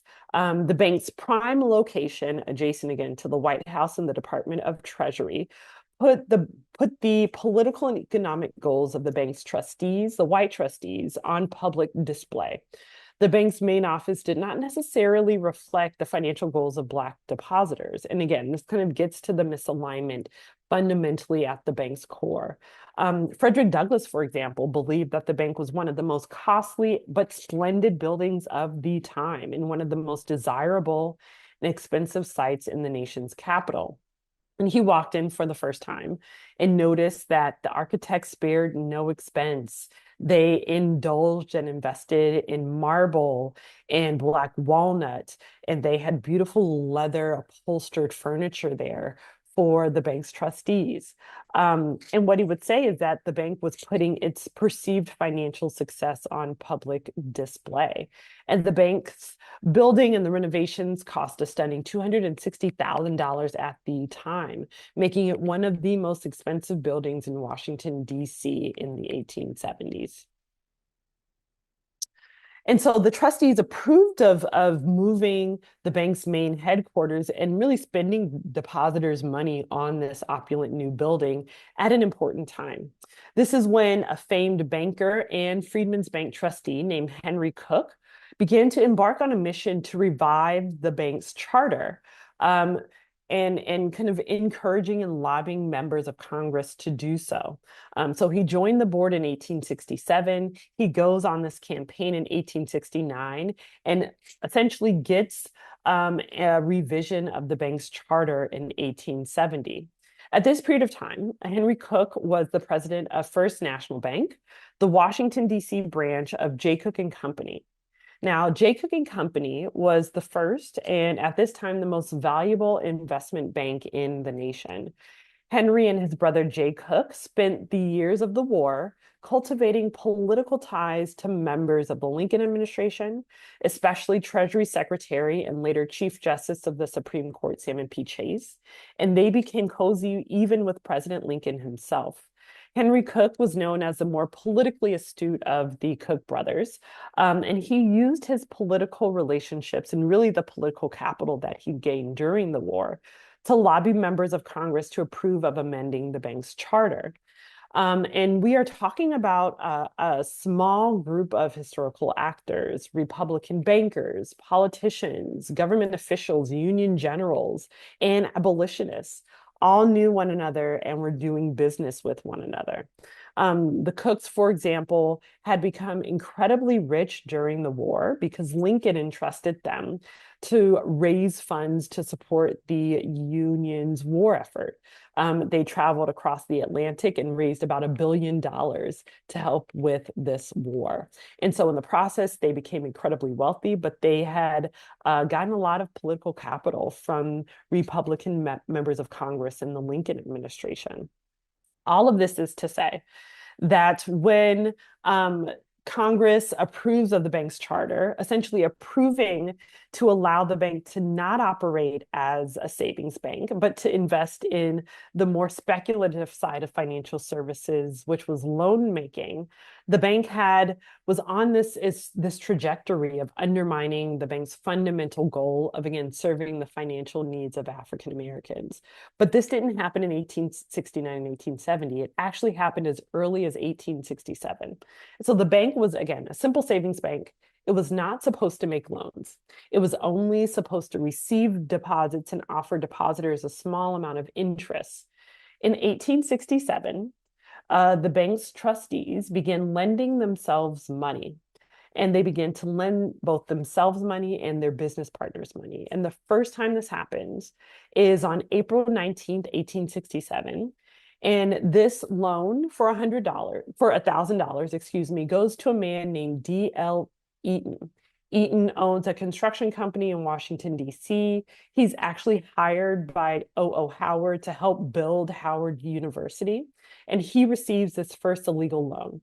He pays it back a couple weeks later, but it is important to note that only 10 days after he takes this loan, he joins the bank as its actuary, meaning the person responsible for evaluating the risk profile of the bank's investments. And so here we see double dealing, we see corruption at the core of the bank. And between April of 1867 and when Congress approves of amending the charter in May of 1870, the bank's white trustees lend out about $85,000 of illegal loans to friends and business partners of the bank's white trustees, the most important of whom was Henry Cook.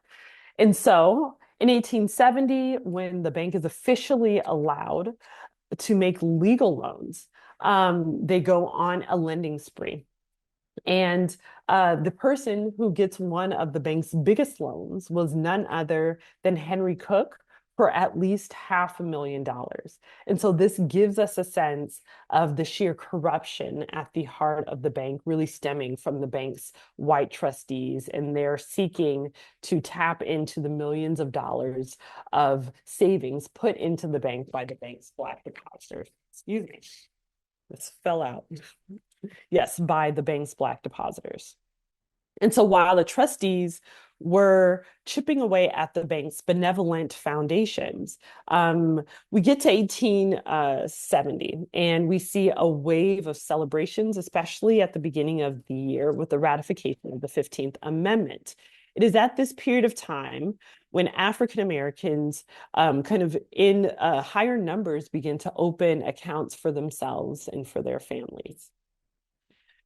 And so we have what you see here is one of my favorite records that I found during my research on the Freedmen's Bank. It is a record of a young woman named Mary Susan Harris. And she opens this account on February 5th, 1870. And it is a celebratory day for her and her family. She is not the only person who goes to open a Freedmen's Bank account. Actually, her father opens an account on February 3rd, 1870, perhaps celebrating his new voting rights. And we see that he and his wife bring his daughter, Mary Susan, to the Richmond branch, the Richmond, Virginia branch of the Freedmen's Bank just 2 days later. And this is, I think, just a beautiful kind of depositor record, because it gives us a sense of really fundamentally who the bank was created to serve. And so if you see here, Mary Susan Harris opens her account on February 5th, 1870. She is 11 years old at the time. It says where she lives in Richmond, Virginia. It says at the bottom that her first deposits are made by her father, which I think is beautiful. But one of the most, I think, kind of stunning features of this record is that where it says occupation, it says here her occupation is going to school. And so her sole job is to be a student. And it is possible that Mary Susan is perhaps the only member of her family who knows how to read, because her parents were enslaved. She also has a younger brother.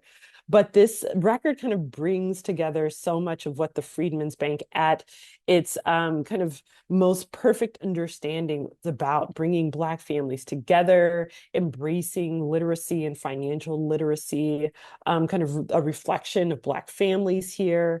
But the kind of early education that Mary Susan is getting through her father, through her parents, to begin to invest in herself and her financial future through opening a Freedmen's Bank account. Make sure I'm good on time. And so even though, again, we have this massive change in the bank in 1870, we have a growing footprint by 1872 of 37 branches in 17 states. There were other kind of economic factors that were at play that influenced the Freedmen's Bank. There were a series of economic events that upended the entire American economy, beginning with the transatlantic financial crash of September of 1873. Historians and scholars call this the Panic of 1873. And it had ripple effects not just throughout the American economy, but throughout the Freedmen's Bank in particular. And at the center of this, especially from the American side, is none other than J. Cook and Company. And so by early 1873, J. Cook had shifted from bond sales, global bond sales, to really raising money for their investments in the transcontinental railroad system, a massive kind of public-private project at which Jay and Henry Cook were at the center. They wanted to make millions more money of dollars through their investments in the railroad. But by this period of time, they were over leveraged. They could not pay their debts. They also could not pay back the loan that they took from the Freedmen's Bank. And so with the impending collapse of Jay Cooke and Company, they declared bankruptcy in September of 1873. And this bankruptcy completely shattered the American economy. Of course, African Americans are seeing this and hearing this, and they make runs on their local bank branches. Local bank branches don't have the liquidity to fulfill their depositors' financial demands. And so they start to shut down bank branches for a period of 10 days and then 15 days and then a month. Depositors in some cities are made to wait 60 to 90 days to take money out of their accounts, because the majority of the funds that African Americans were depositing were being sent to Washington, D.C., and were being used to make loans to white borrowers in and around Washington, D.C., who had personal ties and connections to members of the Freedmen's Bank. And so when the Freedmen's Bank is kind of on the verge of collapse here, depositors are not getting their money. All of this kind of negative news is coming out about runs on the Freedmen's Bank. By this period of time, by the end of 1873 and the beginning of 1874, John Alvord continued to be president. And as an aside, he also held a position with the Freedmen's Bureau, which was shutting down operations at this period of time too. So he was really not focusing his entire attention on the Freedmen's Bank. And it is worth saying too, that John Alvord may have been an abolitionist. He may have been the founder of the Freedmen's Bank, but he himself was not a banker. And so this brings us to a period of time when he is being taken to task for his lack of financial acumen at this period of time. The bank's trustees choose to dismiss him as the bank's president. And at this period of time, they're kind of looking to see who else could fill this void, who else could be the bank's president and bring the bank out of this dark period. And so gaining a nearly unanimous vote of confidence in March of 1874, the trustees tap the most visible Black man in America to lead the Freedmen's Bank through this next phase.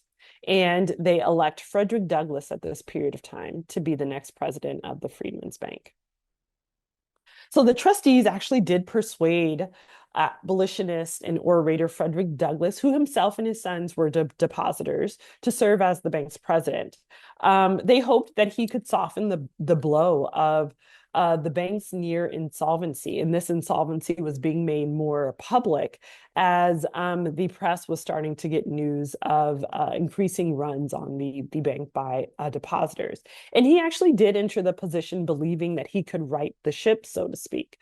He was an early supporter of the bank. He encouraged everyone around him to open accounts and deposit money. And he was kind of openly vocal about the good work that the Freedmen's Bank was doing in the lives of African Americans from its inception in 1865. But despite his initial enthusiasm, he actually took time to explain in his 1881 autobiography that he had a feeling of sheer humiliation about his connections to the bank. And this is what he wrote. Someone has said that experience is the best teacher. Unfortunately, the wisdom acquired in one experience seems not to serve for another new one. It is not altogether without a feeling of humiliation that I must narrate my connection with the Freedmen's Savings and Trust Company. And so he is humiliated. He realizes pretty quickly once he looks at the books and once he has personal conversations with the remaining trustees that he could not bring stability to what at this point was a crumbling financial institution. So on June 29th, 1874, Congress actually mandates that the trustees shut down the bank. After going back and forth for a few days, the trustees say yes. And on July 2nd, 1874, the bank ceases operations. Congress made 3 commissioners responsible for liquidating the bank's assets. By this time, by July 2nd, 1874, there were 61,144 depositors who lost access to the approximately $2.9 million that they still had left in their accounts. Congress made the commissioners responsible for distributing 5 rounds of payments to depositors who could prove, if they brought or sent in a bank book who they were and how much money they had in their accounts. And there were 5 disbursements between 1875 and 1883. In 1875, depositors received 20%. In 1878, that number went down to 10%. In 1880, another 10%. By 1882, the number bumped up again to about 15%. But in 1883, the final disbursement, depositors could receive 5% of the money that they had in their accounts, assuming that they had not received any one of the previous 4 disbursements. In total, about 44% of the money was dispersed, but 56% of the money was never recouped. Many of the depositors, again, poured their life savings into their accounts, and they had to go through a series of hoops to even recoup a small percentage of the money that they had. And interestingly, they and their descendants would spend approximately the next 60 years lobbying members of Congress to help them recoup their savings. To this end, Congress did hold congressional inquiries that looked into the bank's failure. The first was immediate debrief in the fall of 1874. The second was in 1876, held by Virginia Democratic Congressman and head of the Virginia KKK. His name was Beverly Douglas. And even though that was a highly partisan investigation, there's a lot of information there about who was at fault for the bank's failure. The final inquiry was held in 1879 and 1880 by the first African-American senator to serve a full term in the U.S. Senate, Blanche K. Bruce, and he knew that he was not going to be reelected. This is after the end of traditional or federal Reconstruction in 1876, but he holds this final investigation to try to get on record from his perspective who was at fault for the bank's failure. He brings to testify Frederick Douglass, Henry Cook, he brings John Alvord, he brings a handful of Black depositors, but it is on record that after Blanche K. Bruce holds this final full-scale inquiry, that no one is held to account for the bank's failure. But all of this information comes out in the decades after 1874. And the information that you will see here are some of the most poignant. Between 1874 and 1901, again, more information was revealed, such that 90% of the depositors were Black, about 10% of the depositors were white, because in some communities, the Freedmen's Bank was seen as the most stable and reliable financial institution. But on the flip side, if we look at those who received loans from the bank, about 95% of the loan volume went to whites in and around Washington, D.C., the vast majority of whom had personal and professional ties and connections to the bank's white trustees. About 5% of the loan volume went to African Americans, disproportionately Black churches in and around DC. And so this gives us a sense of the asymmetry of who was actually putting money in the bank versus who received loans. And the figures here, I think, are even more startling. When the bank failed, it had less than $50,000 in cash and less than $400 in bonds. Compare this next figure with the fact that there was $2.9 million left that depositors had in the bank, but there was about $3.5 million of outstanding loans across about 1,800 loans. About 83% of those loans had reached their date of maturity. And by July of 1874, about 95% of the loans remained unpaid.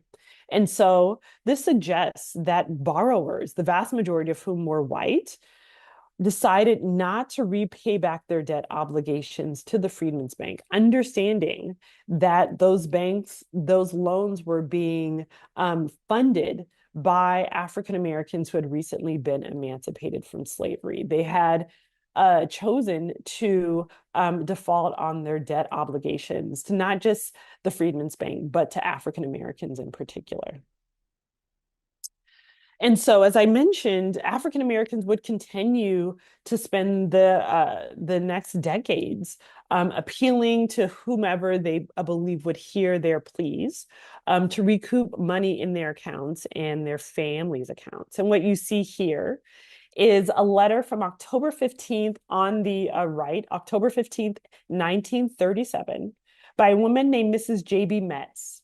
And she is writing that she has in her possession a deposit book for her mother and her grandmother. And when the bank failed, they had a balance of $962.28. And they did not know that they could send this depositor book in to get at least a percentage of the money in the accounts. She writes, "It hurts me to think that my people needed this money for the necessities of life and saw times when they were hungry and hoping for this money and receiving no notice about it, lost it by no fault of their own." And of course, 1937, we're talking about kind of in the midst of the Great Depression.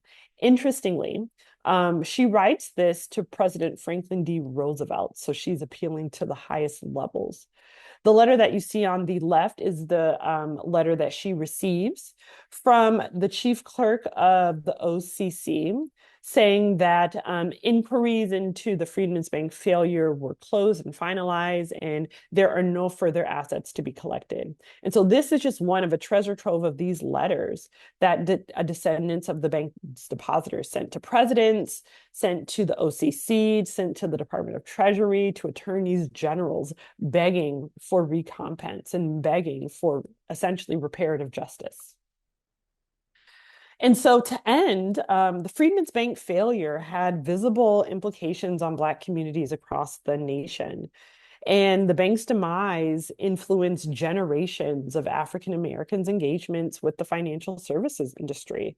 And when we talk about the rise of racial violence, the wiping out of prosperous Black communities, Tulsa, for example, which occurred 105 years ago, we can see why African Americans have decided to operate outside of the traditional financial services industry. Trust here is really important.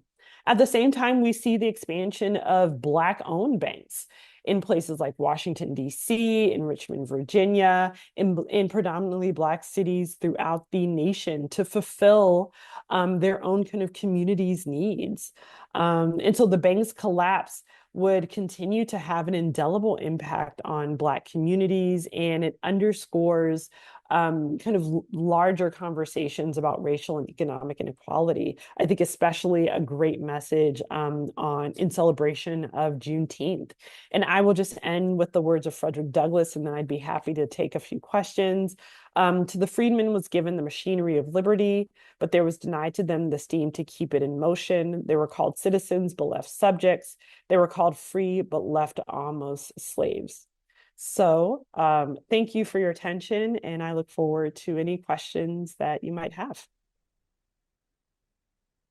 Wow, that was a lot of information, Dr. Edwards, but I took a bunch of notes and I have a ton of questions, but I want to start with one that was sent in to me, and it reads, "So you couldn't get a second disbursement if you got any previous disbursement, starting with the first 20% disbursement." That is accurate, yeah.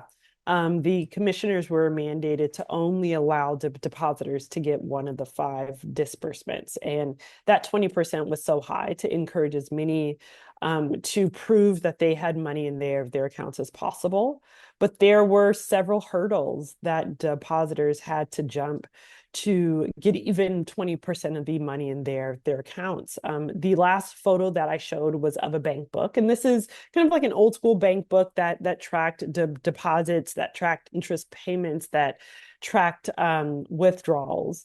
And the person had to have that deposit book and had to in some other way prove their identities, which, if you think about this being the end of the 19th century, was incredibly challenging. It was not uncommon for depositors to lose account books. And so if you look at Black newspapers throughout the South, it was not uncommon to see advertisements saying, like, "I've lost my Freedmen's Bank book." And so there were increasing hurdles, and depositors actually had to mail in or kind of walk their deposit books to a location where the 3 commissioners were. And across 37 branches, it was incredibly prohibitive. And so in many ways, Congress created increasing hurdles for African Americans to get money that they had in their bank accounts once the bank failed in 1874. So when you and I spoke just a couple of weeks ago, I told you I Mhm. was going to start reading David Blight's book on Frederick Douglass. Well, I'm Yes. doing that now, and I'm at the part of the book where Andrew Johnson is the Mm, president, mhm, and Douglas is trying to figure out what he's going to do next now that emancipation has come. mhm. So it's okay if you give a spoiler, but I mean, we know that he was president of the Freedmen's Bank, but him being president, was it effective in any way in trying Mm. to help it, or was it more of a, okay, he tried, but we're still not going to make it? Yeah, I mean, I think it depends on from whose perspective you're asking. From Douglas's perspective, he really did hope that he could restore faith and confidence, especially on the part of Black depositors with the bank. He hoped that the bank would also be a way for him to move more prominently into political life. At this period of time, he's being asked by African Americans in the South to run for a Senate seat. He's not sure about that. But yeah, I mean, he really believes that he could restore faith and confidence in the bank. But it is worth saying, and I've had a conversation with David about this. We kind of had a laugh. Frederick Douglass was not great with his own finances, right? His family struggled at certain points, especially during the period of Reconstruction. And so to ask someone again after John Alvord, who was not a banker, who was not actually as financially savvy as you would hope one would be to be the president of a bank with assets in the millions. Um, I'm his Douglas's place as president of the bank, and really the last president, is baffling. On the flip side, though, there were white trustees who anticipated that the bank was going to fail and had no qualms with asking Douglas to be at the helm when that happened. And so there were competing interests here from white trustees who were fine with Douglas's name being tarnished. And there were two Black trustees, actually, who were kind of friends with Douglas, who really hoped that he could restore the bank to its former glory. But once he looked at the bank's books, realized that the bank was over leveraged, that those who had received loans were strategically not repaying back their loans, he understood that it was a sinking ship. Okay. I'll ask my last question and then we'll get to the last two questions here. Sure. So you showed a great slide that discussed those who put money in the bank and those who borrowed from the bank, and that's very telling. So my question is, did the government ever try to collect any of that money that people owe who took loans? There were a handful of attempts. But I think it is worth saying, especially kind of in the 4 years after the bank failed, especially with these congressional inquiries. But there was really not the political will. The bank closes in 1874. Hayes is elected in 1876, and that's when we see the end of federal Reconstruction. And so there's really not the political will. You have Democrats kind of flooding back into Congress. You have African Americans who are elected to public office being kicked out or not being seated. Um, you really don't have the federal authority to do this, or really the political will, especially on the side of Republicans. And when Hayes kind of makes this so-called corrupt bargain, there's really not much that depositors could do, and there was really no one with enough political power in Congress to kind of move this along. Which is why we have that last congressional inquiry with Blanche K. Bruce, and he understands that this is probably the last thing that he can do, not to get recompense, but to get this on record as to what happened. So hopefully in the future, depositors could be repaid, but that wouldn't happen as well. Okay. So just a comment, and this is Mhm. what was sent in the Q&A. Just a comment, we are not just due reparations, but a refund on what amounts to stolen money plus interest. I'm thinking about legacy Mm, wealth, etc. yes. And then the question is, were there any African Americans who served on the board of trustees prior to the appointment of Frederick Douglass as Mhm. president? Mhm. Um, so yes, I mean the first comment, I mean, I think within any real conversation about reparative justice, the history of the Freedmen's Bank has to be addressed because this is so clear of a way in which racism and corruption and discrimination kind of work to disadvantage a whole generation of African Americans, especially again the first generation who were no longer enslaved. This is a very concrete example of that. And so, yeah, I mean, I hope that those who kind of study this more critically will look to the history of the Freedmen's Bank as evidence. And in terms of the trustees, yes, so this is a really interesting part of the story. And so the bank's first trustees, it was like a 50-person group of kind of a who's who of Republican political officials, none of whom were Black. The first trustees are introduced to the Board of Trustees when it moves to DC in 1867, and these are 3 Black ministers. They don't essentially do anything. They are kind of there to prove to African Americans that, like, yes, we care about having your buy-in. There was actually a part of the initial conversations about the structure of the Freedmen's Bank in 1865, when the bank's white trustees said, yes, we want there to be a Black trustee here, but it does not happen. The first Black person who was introduced as being a potential trustee was Henry Highland Garnett, but he turns it down. And so the first 3 Black trustees are Black ministers in DC, and they really don't do anything. There are 2 more trustees who are added in 1872. They are kind of more activists. One is Robert Purvis and one is John Mercer Langston. They are incredibly influential in building out Howard University, and they are the ones who are kind of taking the bank's finance committee to task for this flagrant lending, and they're the ones who hope that Frederick Douglass can kind of bring more positive attention to the bank when it fails. Wow. I wish we had more time because this is fascinating, right? We had Juneteenth in 1865, and then here we are just a few years later talking about the economics of African Americans and how it didn't quite work out with the government's own financial institutions. So thank you, Dr. Edwards, the author of Savings and Trust, The Rise and Betrayal of the Freedmen's Bank, published by W.W. Norton. So thank you, Dr. Edwards, for being here. For more information about Dr. Edwards and her work, please visit her website at www.justinehilledwards.com. Thank you so much for being here. Thank you so much. And I do have to say, my husband is a proud Lone Star graduate, so this is even more thrilling to be here. Well, we love to hear that. So please come back and see us at some point. We would love to have you in person on campus. Thank Both you of for you. having me. He will love that. Thank you very much. Take care, Dr. Edwards. Thank you for having me. Have a good day. You too. So we're going to give us just a second here. We're going to switch gears and move to our next session with Dr. Carl Monaghan.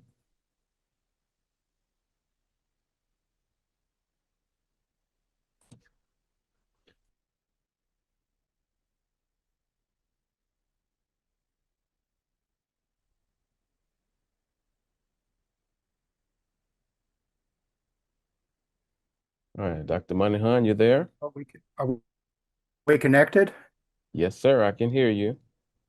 Okay, I don't have anything on my screen, so Okay. it'll just be my face on the. Here we go. That help? Yes, sir. I can see you now. Okay. All right. Do you have a PowerPoint, anything that you need to share? No. It's Okay. just going to be a old-fashioned lecture. Okay, we're fine with that. Okay, well, I will read your bio here and then we can get started if you're okay. Nice. So, Dr. Carl Monaghan is a Texas native who earned both a BA and an MA in history from the University of Texas at Austin. And he received his PhD from the University of Chicago studying under the late, great Dr. John Hope Franklin. And anyone who knows anything about history knows that John Hope Franklin is the dean of African American history, and he holds a great level of respect by many. Dr. Monaghan is now a professor emeritus of history at the University of Arkansas at Little Rock. Its most recent scholarship includes Emancipation Day to Juneteenth, The Origins of a Texas Celebration, which appeared in the Southwestern Historical Quarterly's July 2024 edition. Also relevant are his books, The Union League and Biracial Politics in Reconstruction Texas, George T. Ruby, Champion of Equal Rights in Reconstruction Texas, Edmund J. Davis, or E.J. Davis, as we call him, the Texas government, Civil War general, Republican leader, Reconstruction governor, and also Texas After the Civil War, The Struggle of Reconstruction, published in 2004. Dr. Monaghan has received several awards, including the Kate Brooks Bates Award for Historical Research from the Texas State Historical Association. Please welcome Dr. Carl Monaghan as he teaches us about Texas after Juneteenth and Reconstruction. Thank you very much, Patrick. It's really a pleasure to be with you today, and I appreciate your invitation to join this group. My task today is to discuss the development of Juneteenth after the end of Reconstruction, but I think I need to go back to January 1866 because the overarching theme of this talk today is, and so I'm going to poach to some degree on Ed Cottom's territory. The overarching theme of this talk, I think, is that celebration of emancipation has changed over time.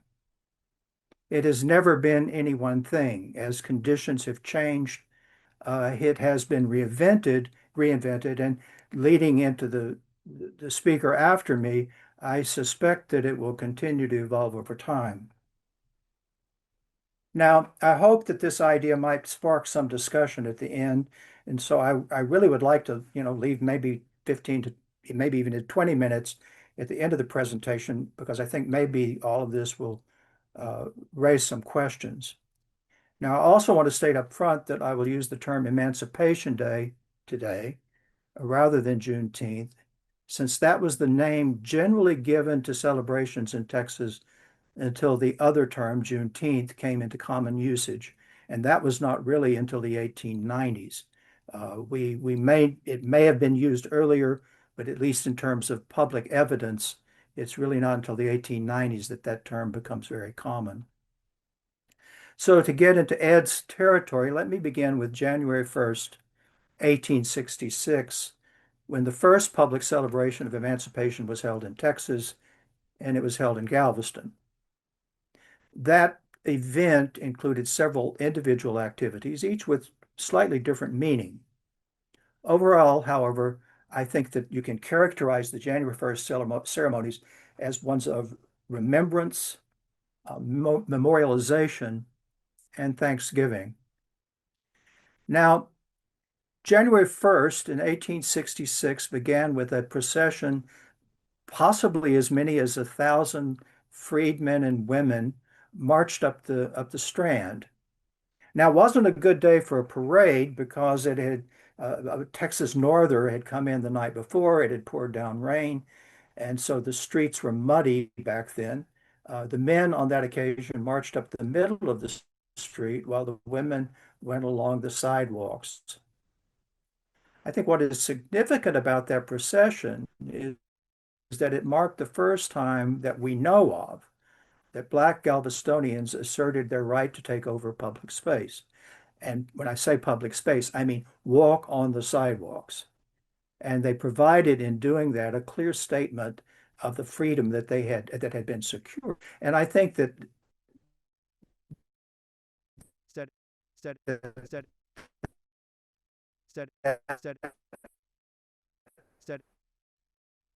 session is something that continued. Meeting is held in what is now Reedy Chapel AME Church.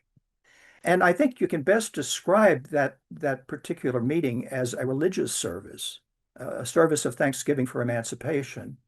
And let me tell you a little bit about the proceedings that day. It opened with a prayer. And we don't know the words of that prayer, but subsequent prayers suggest that probably it was simply one of thanksgiving. And then the prayer was then followed, not by the reading of General Gordon Granger's Order Number 3, but rather a reading of the Emancipation Proclamation. And that would be appropriate since this was January the 1st. Another prayer followed that we do know something about, and I think if you listen to this, it tells us something about the character of this first celebration. It praised God, and then Abraham Lincoln and the North for freedom. Another preacher then spoke of Lincoln's sacrifice and contended that the martyred president now sat at the right hand of Jesus Christ. General Edgar M. Gregory, superintendent of the Freedmen's Bureau, then spoke and assured the audience that the Union Army was another instrument of God and was present to protect the freedmen and their rights. And then the day ended with the singing of John Brown's Body. Now, there's something else that it's kind of a misconception. We really don't know who organized this event, but the program suggests it was to a large degree in the hands of missionaries from the North, and particularly missionaries from the Methodist Episcopal Church North, who had come, they were all throughout the South at this time trying to encourage freedmen to associate with their particular religion. At the time of the Emancipation Day event in 1866, what would become Reedy Chapel was actually in the hands of the United States Army. Now, there were church services being held there, but the church services were being held by Reverend Joseph Welch of the ME Church North. So if it's true that these ministers were the people who largely organized the event, it is not surprising about the character of the event. It's also not surprising that the head of the Freedmen's Bureau would have said what he'd said. Essentially, it was a day of Thanksgiving. It was a day of looking back at slavery and saying, okay, slavery has come to an end. Now, that is also true in 1866 of the July 19th celebration held in Houston. Largely a religious service, largely promoted by ministers. Now, by 1867, we began to see some changes in how Emancipation Day is celebrated. And by 1867, at least in Galveston, Houston, and Austin, it's held on June 19th. So the day that it's supposed to be held on had been of some debate prior to 1867, but it seems to settle down by that year, although in 1867, Galveston still held an Emancipation Day celebration on January 1st. And I think it's worth mentioning that late as 1872, there was some discussion about exactly when emancipation should be celebrated. Republicans, Black Republicans in Austin that year suggested that June 19th, was simply a Democratic play designed to segregate the freedmen. And instead, they argued that Black and white people should celebrate together on July 4th, for that was when essentially the idea of freedom took root in the United States. Now, there are other things that change in 1867. First of all, the shift is to June 19th. But the second thing that happens is that Emancipation Day becomes a political event. It quickly shifts from a religious one to a political.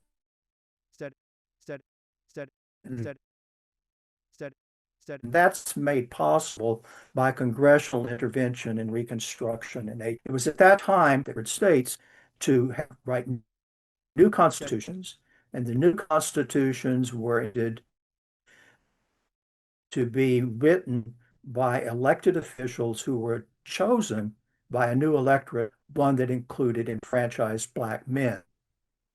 And what happens is if we take a look at speeches given on Emancipation Day, and this will continue to some degree into the early 1870s, they are almost all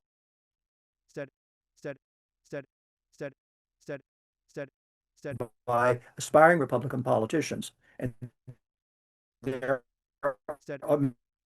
message is almost all, also to 1971, I think, is an example of this kind of shift. If you take a look at the speaker's stand, it was filled with political candidates.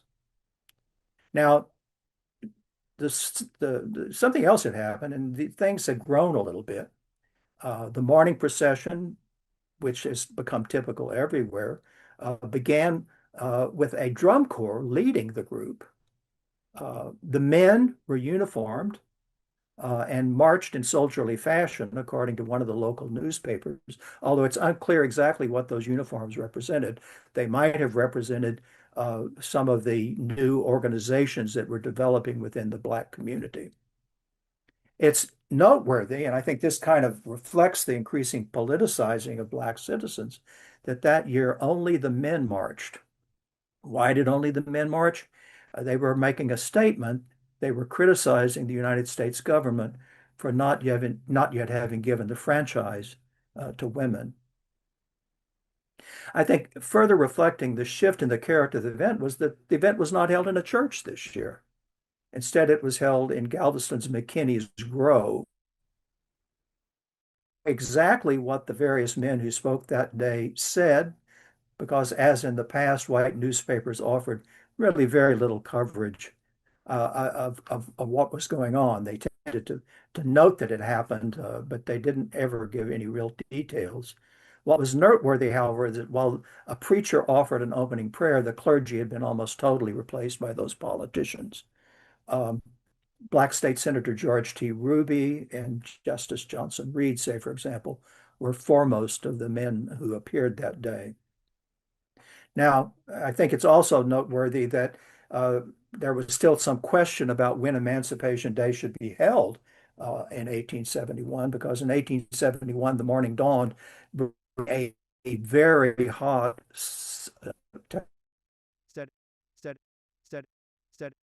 Texas day.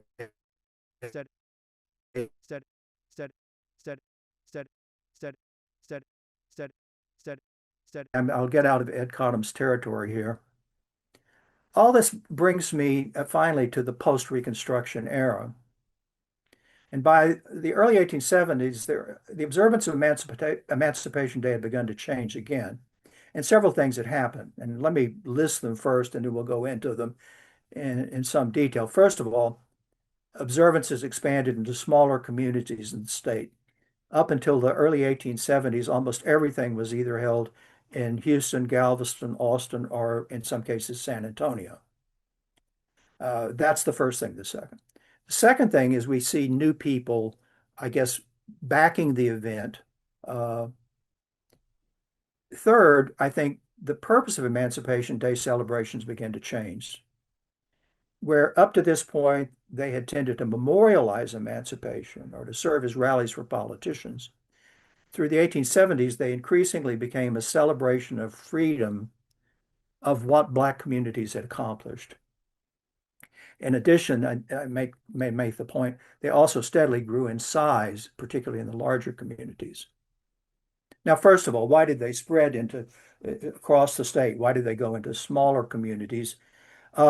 This has been touched upon by several of the previous participants, but I don't think we can underestimate the violence that the Black community faced in the post-Civil War era.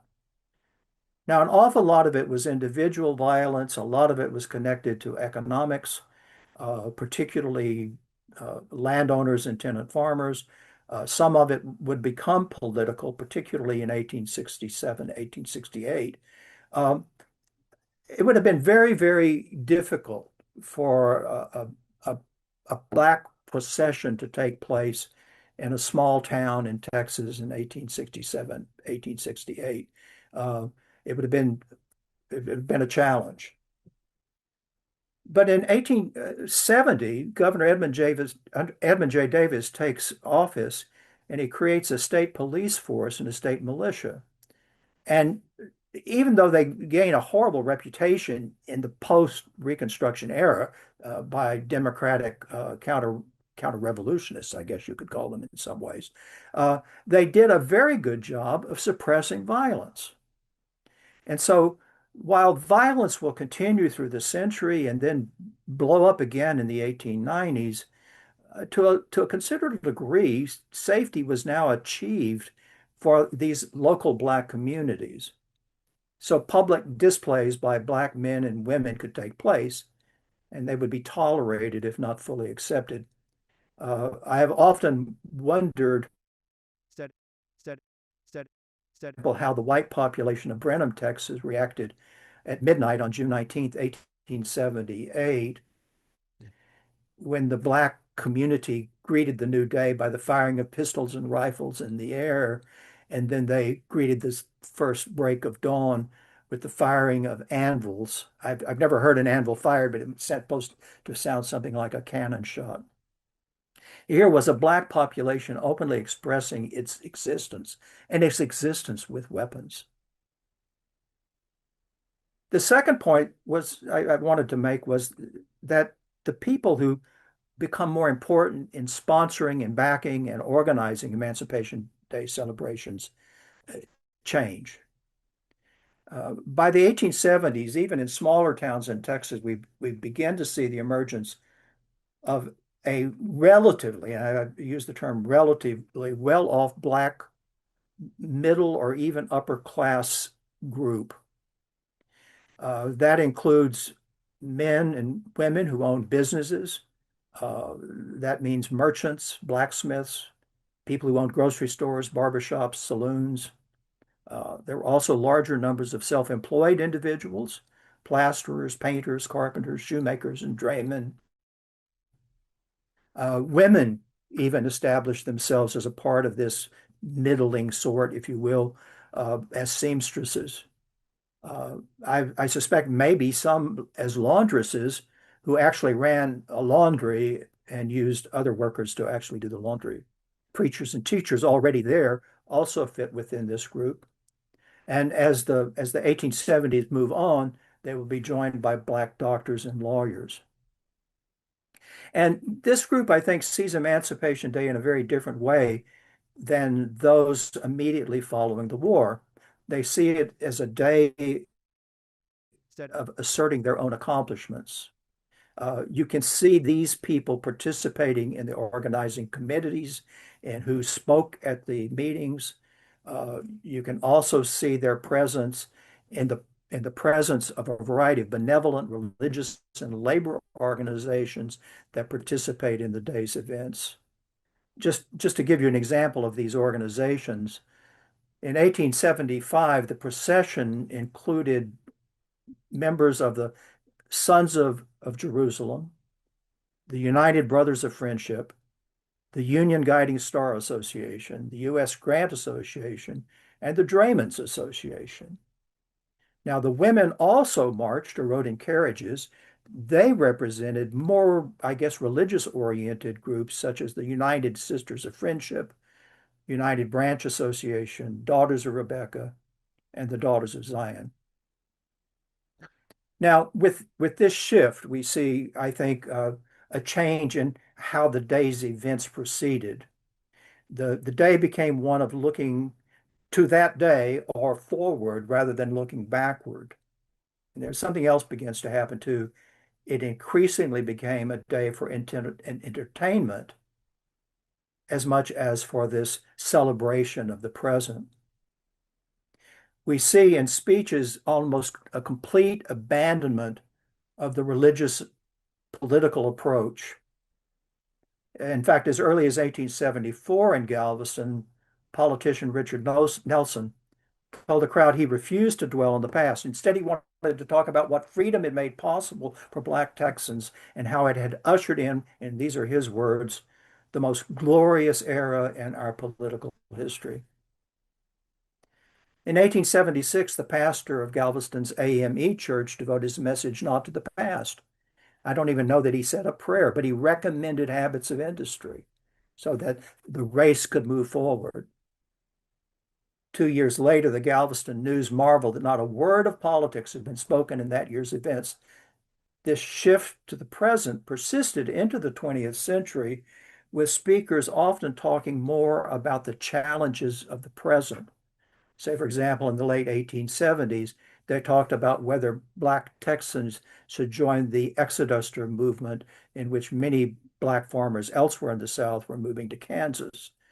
By the 1890s, many of the speeches focused on lynching, disfranchisement, and even to some extent on corporate monopoly.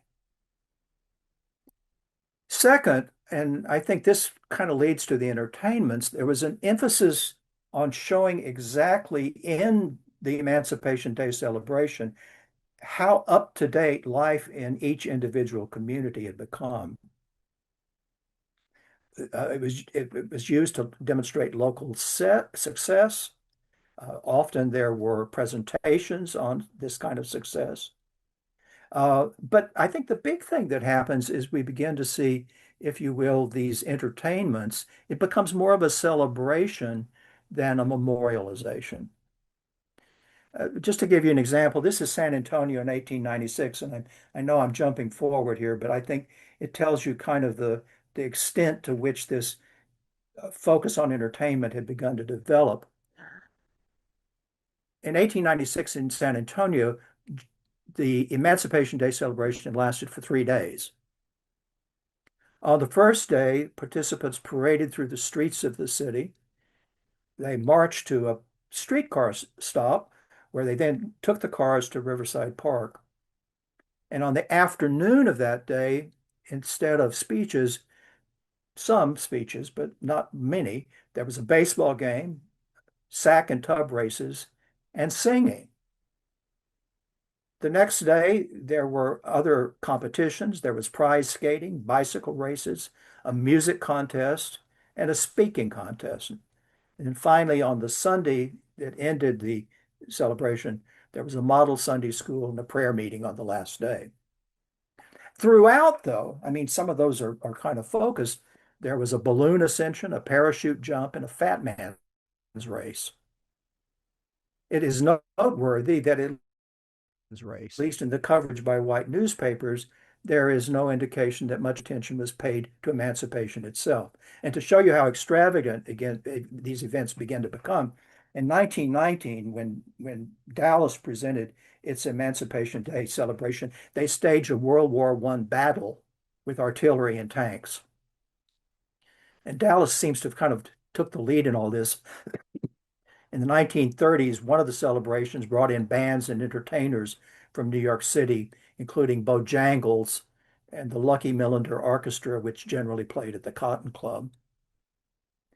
Now, one of the questions is that I think one of the goals of these things was to attract other people to come to town, see what is being accomplished in that town.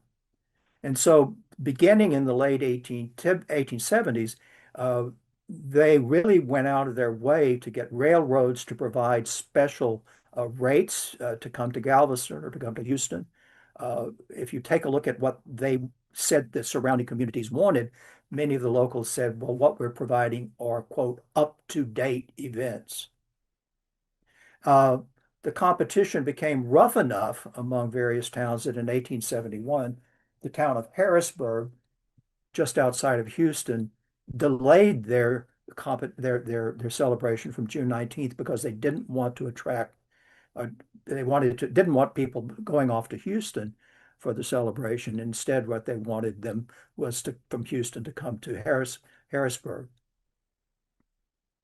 Now, I think one of the interesting thing that happens at this point, and as early as 1879, at least some Black Texans looked at what is happening and wondered if somehow the meaning of Emancipation Day had been lost. Joseph Cuny, the brother of prominent Black politician Norris Wright Cuny, gave the principal address at Galveston's Emancipation Day celebration in 1879. Now, it's important, I think, to understand his position, to know something about him. He was born a slave, but he was freed by his white father before the war, and he moved to Pennsylvania, and he served in the Union Army during the war. So he was keenly aware of slavery. He was keenly aware of the war and the role Union veterans had in winning that. He was aware of the cost of emancipation. So having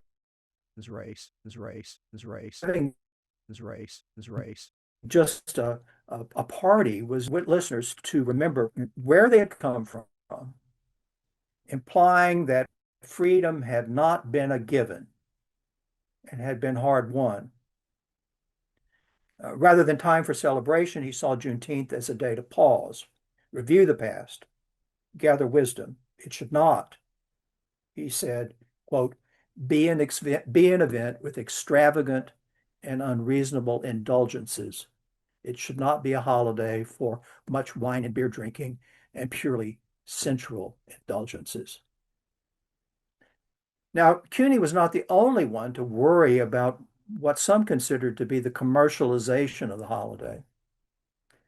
In San Antonio in 1882, there were two different events that were held that year because one of them was sponsored by a local saloon keeper. And the other group opposed this celebration, condemning this guy as a man who tried to, quote, buy our race of people with a few dollars. Same sort of split occurred community after community after that. In Georgetown in 1904, one group walked out of the planning after a beer company offered to sponsor the event. Indeed, they had their own event with only cold water. Now, I think it's interesting to know that white merchants very early on proved themselves capable of exploiting the day for their own purposes. If you take a look at newspapers during this period, businessmen are offering all sorts of things, Emancipation Day shoes, Emancipation Day clothes, Emancipation Day everything. The question of exactly what today we call Juneteenth represents and how it should be celebrated, I think, still exists. And in fact, the very transformation of what we call the event reflects the shift in meaning. What had been Emancipation Day into the 1890s shifts to Juneteenth in the 1890s. And I think that term has a much less specific meaning and one that can be seen even a wider variety of ways than something called Emancipation Day. And I think that's one of the reasons when people were asked in the 1990s, the 2000s, the 2010s, up until the creation of the national holiday, what was Juneteenth? They didn't know. They didn't realize it was an Emancipation Day celebration. Now, the celebration of June 19th, as I've described it at this point, largely survived into the 20th century, much as it had evolved in the 1870s. As an interesting thing begins to happen, however, in the 1960s, although why it happened isn't always clear, and various opinions have been offered. And that is, the celebration begins to disappear. It becomes to be not as important. Doesn't even held in many Texas towns. Mexia, Texas, for example, had been the place where there had always been very, very large celebrations up to this point. But by the 1960s, it didn't exist anymore. A local newspaper couldn't quite figure out what had happened, and he kind of believed that what had taken place, that the holiday had been subsumed into the broader American culture. It had become part of the melting pot. It now amalgamated and integrated into the same kind of calendar of holidays. In other words, Juneteenth was no longer important. July 4th, Thanksgiving, Easter, Christmas, those holidays had now supplanted it. In 1972, a San Antonio newspaper said much the same thing, and it observed that Juneteenth had, this is really fascinating, had never been a solemn occasion, just a yearly celebration that had now disappeared. In fact, San Antonio had been one of the first places that emancipation had been celebrated, and it had been a solemn occasion. But now in 1972, the San Antonio paper says it had never been a solemn occasion. A UPI reporter in 1976 also gave an assessment concluding that it had been killed by the civil rights movement, arguing that it had been abandoned because somehow Juneteenth possessed, quote, tones of white condescension and Uncle Tomism. The Reverend Henry Masters, a leading United Methodist pastor who served in Fort Worth and Dallas, observed much the same thing. He said, I think some leaders felt that it was not in the spirit of integration to have a separate holiday. Ironically, in 1976, that's the same time we see that report about Uncle Tomism, there's a renaissance. Historian Melvin Banks of Bishop College argued that while some said this celebration was a part of slave psychology and kept blacks under the shadow of the slave past, others now considered it important as a representation of Black heritage, a day of celebrating Black heritage. It doesn't say emancipation, he says Black heritage. And State Representative Mickey Leyland also saw it as an opportunity to bring about unity in the Black community and draw attention to its problems. So in a sense, as it disappears and as a renaissance begins to take shape, I think what we see having is another kind of reinvention of Juneteenth. As you all know, local efforts ultimately did see Texas recognize Juneteenth as a holiday in 1980. There are such recognitions in Oklahoma shortly thereafter in other states. Then, of course, the national holiday in 2021. I think the point I really want to make here today, and I think this is, I guess, again, leading into your next speech. In some ways, I think the question of what Juneteenth or Emancipation Day remains an issue today. What I see and what I hope I've shown, however, is that it's never had only one meaning. It's okay if it changes. It has shifted as times have changed. It's shifted as the Black community, as Black people have faced different problems, different questions, as demand. In other words, they've responded to what was going on currently. And so what we've seen here today, I think, is from a holiday probably encouraged by Northern preachers and the United States Army, to one reflecting the politicizing of Black men, to what I would call now a more organic expression of the needs and concerns of Black communities. It has changed in meaning. In some ways, these changes are reflected in the name, and I suggested this earlier, we associate with the holiday, from Emancipation to Juneteenth. The latter less directly connected, I think, at this point, to emancipation itself. Its roots are emancipation, but it is a work in progress. And I thank you for your attendance here today and listening to this presentation.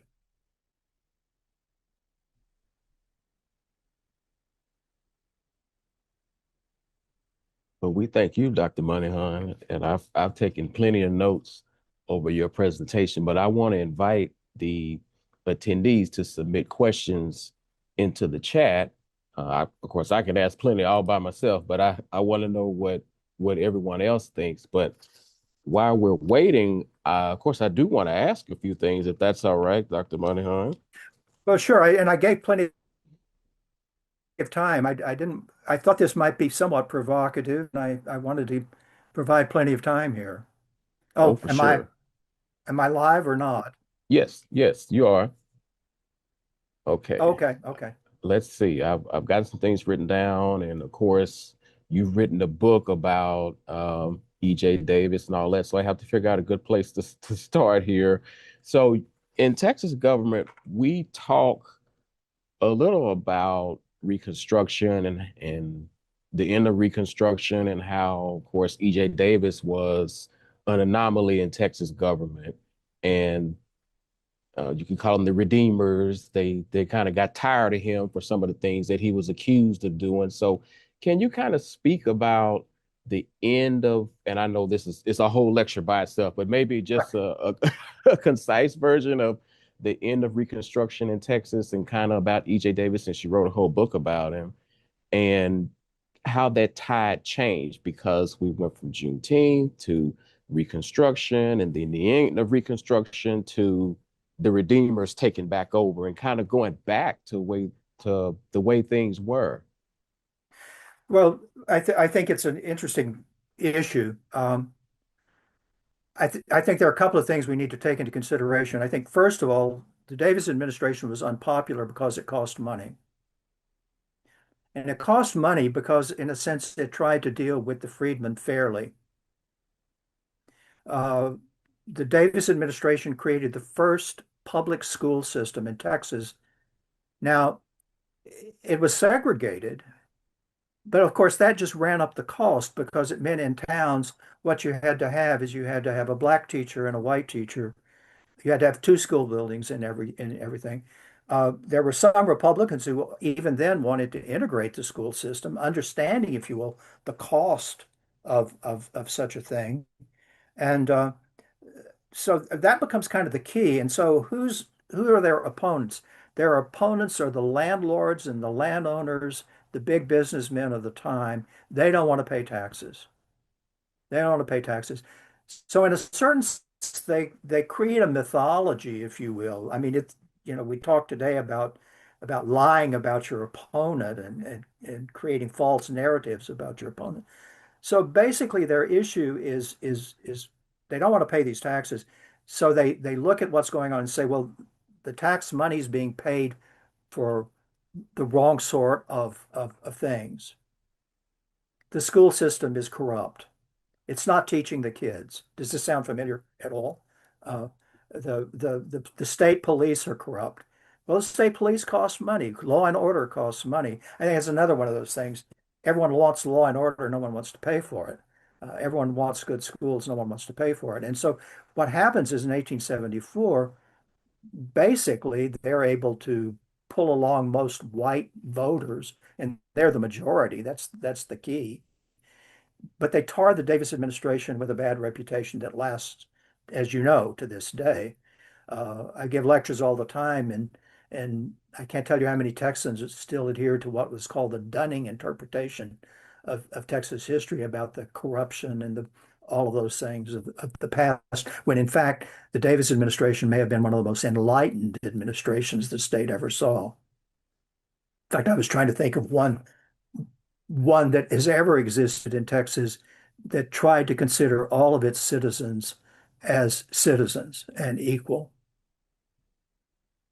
If that's a short way, I mean, it shows you how you can manipulate a voting population. Kind of frightening. Well, okay. We have a question that came in, and I'll read Okay. it. Relative to fewer celebrations in Texas during the 60s and 70s, while that was happening here in Texas, huge celebrations were being held in Washington, D.C., and points east and north. I was there as a student and young adult. So, as you said, Dr. M, the celebration continues to change, and the evolution of the celebration is different in different parts of the country. That was a comment that they wanted to make about the things that you discussed. Well, no, that it's an interesting point because I mean, at the same time, it's beginning to disappear in many Texas communities. I think some of the first ones are held out on the West Coast, and we don't really know much about them. Are they held by displaced Texans? How that is translated, how that gets moved over there, I don't really know. Uh, I do know, say, for example, and that begins in the 1850s. That's even in the 1860s. So I can't answer that question. I know that in 1968, Martin Luther King did have a conference in Washington, D.C. on June 19th, and that date was chosen. So for a particular purpose. Now, elsewhere, why would there be a Juneteenth celebration in Seattle, Washington in the 1960s? I can't answer that question. I really can't. But it's a fascinating another paper to be written, another book to be written. Okay. So we have another question. What is the history of white Americans participating and celebrating and supporting Juneteenth in solidarity with the Black community rather than exploiting the economics of the situation? I ask because I personally celebrate Juneteenth as a white person to both remind myself that our history is not a pretty one, and I want all in my community to understand the value of Juneteenth. I celebrate because I believe that our future will be better if we reconcile with what happened in the past. Oh, I agree 100%. Um, I don't see that. I mean, I think there were always some white people who celebrated Juneteenth with the Black community in the right spirit. if you will. Uh, but don't forget, I mean, and I'm old enough to I'm old enough to remember segregation. I mean, that's how ancient I am at this point. Uh, but I mean, into the 1950s, if whites celebrated Juneteenth in the South or in Texas, it would have often been, I think, from a racist perspective. I mean, they would have been there uh, as patriarchal as can be. I think it's really not until the civil rights movement that you begin to see more white people uh, do as your questioner says. I don't know that you really see that kind of participation trying to understand the Black community and celebrate with them in a way. Uh, but I would say prior to 1960s, it would be very hard to see. We're getting some more questions in, so this is good. Someone commented that Texans migrated to those areas and carried the tradition of celebrating Juneteenth with them. That's okay. Okay. And then the next one, more of a comment than a question. I wonder if the popular myth of General Gordon Granger that read General Order Number 3 on a balcony to a crowd of people on June 19, 1865 came about because of later Juneteenth celebrations in which the order was publicly read to those who gathered to celebrate. Perhaps that's how that image has become so so familiar to the public. I think that's probably true. I mean, if if you think about it, if you're trying to create an event that has I guess you could call it some meaning to the people who are there, uh, speaking from a balcony is a lot a lot better than saying, okay, he printed up a lot of freedom papers and passed them around.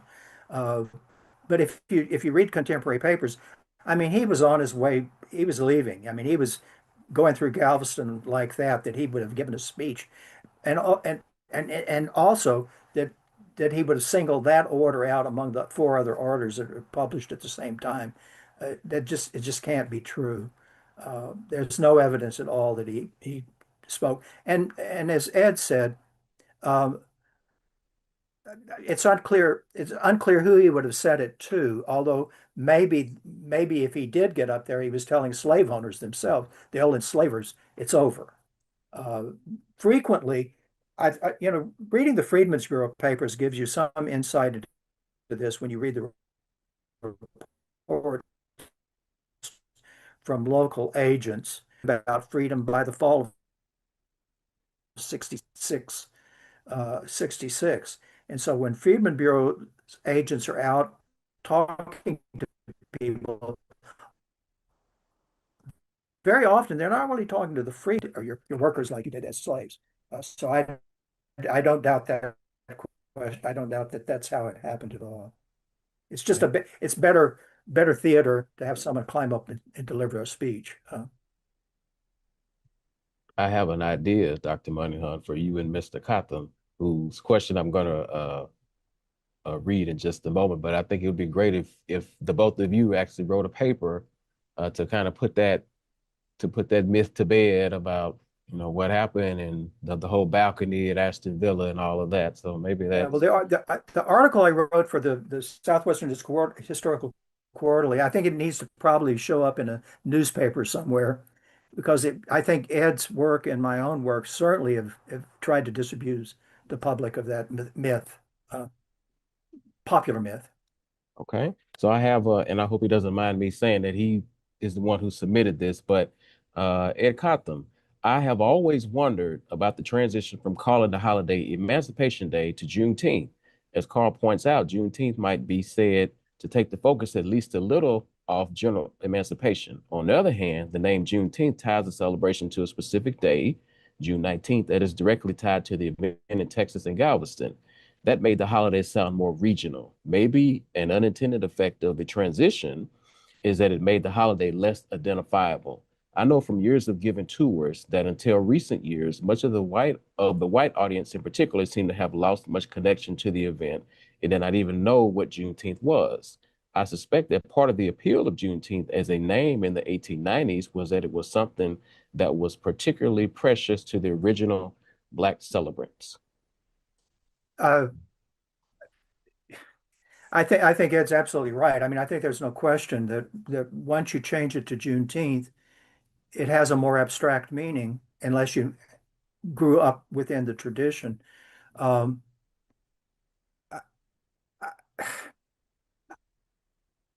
how it happens, though, that's a really interesting question.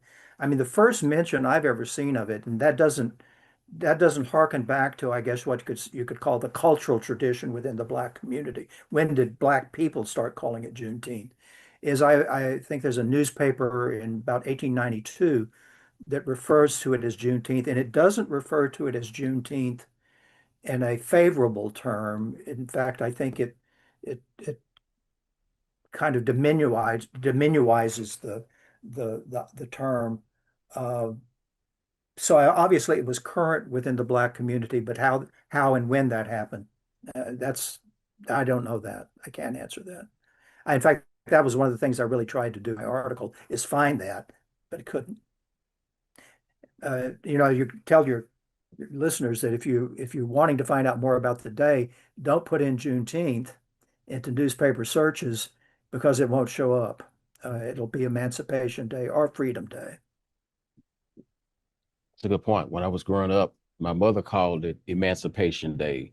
Mm, And, of course, we use the term Juneteenth also, but I distinctly remember her referring to it as Emancipation Day. And when it became a national holiday, right. I was wondering, well, I wonder if they're gonna call it Emancipation Day or just Juneteenth, but they call it Juneteenth National Independence Day. So, Well, um, and that's it's an interesting question because it goes back to really when does freedom come? Is it the Emancipation Proclamation?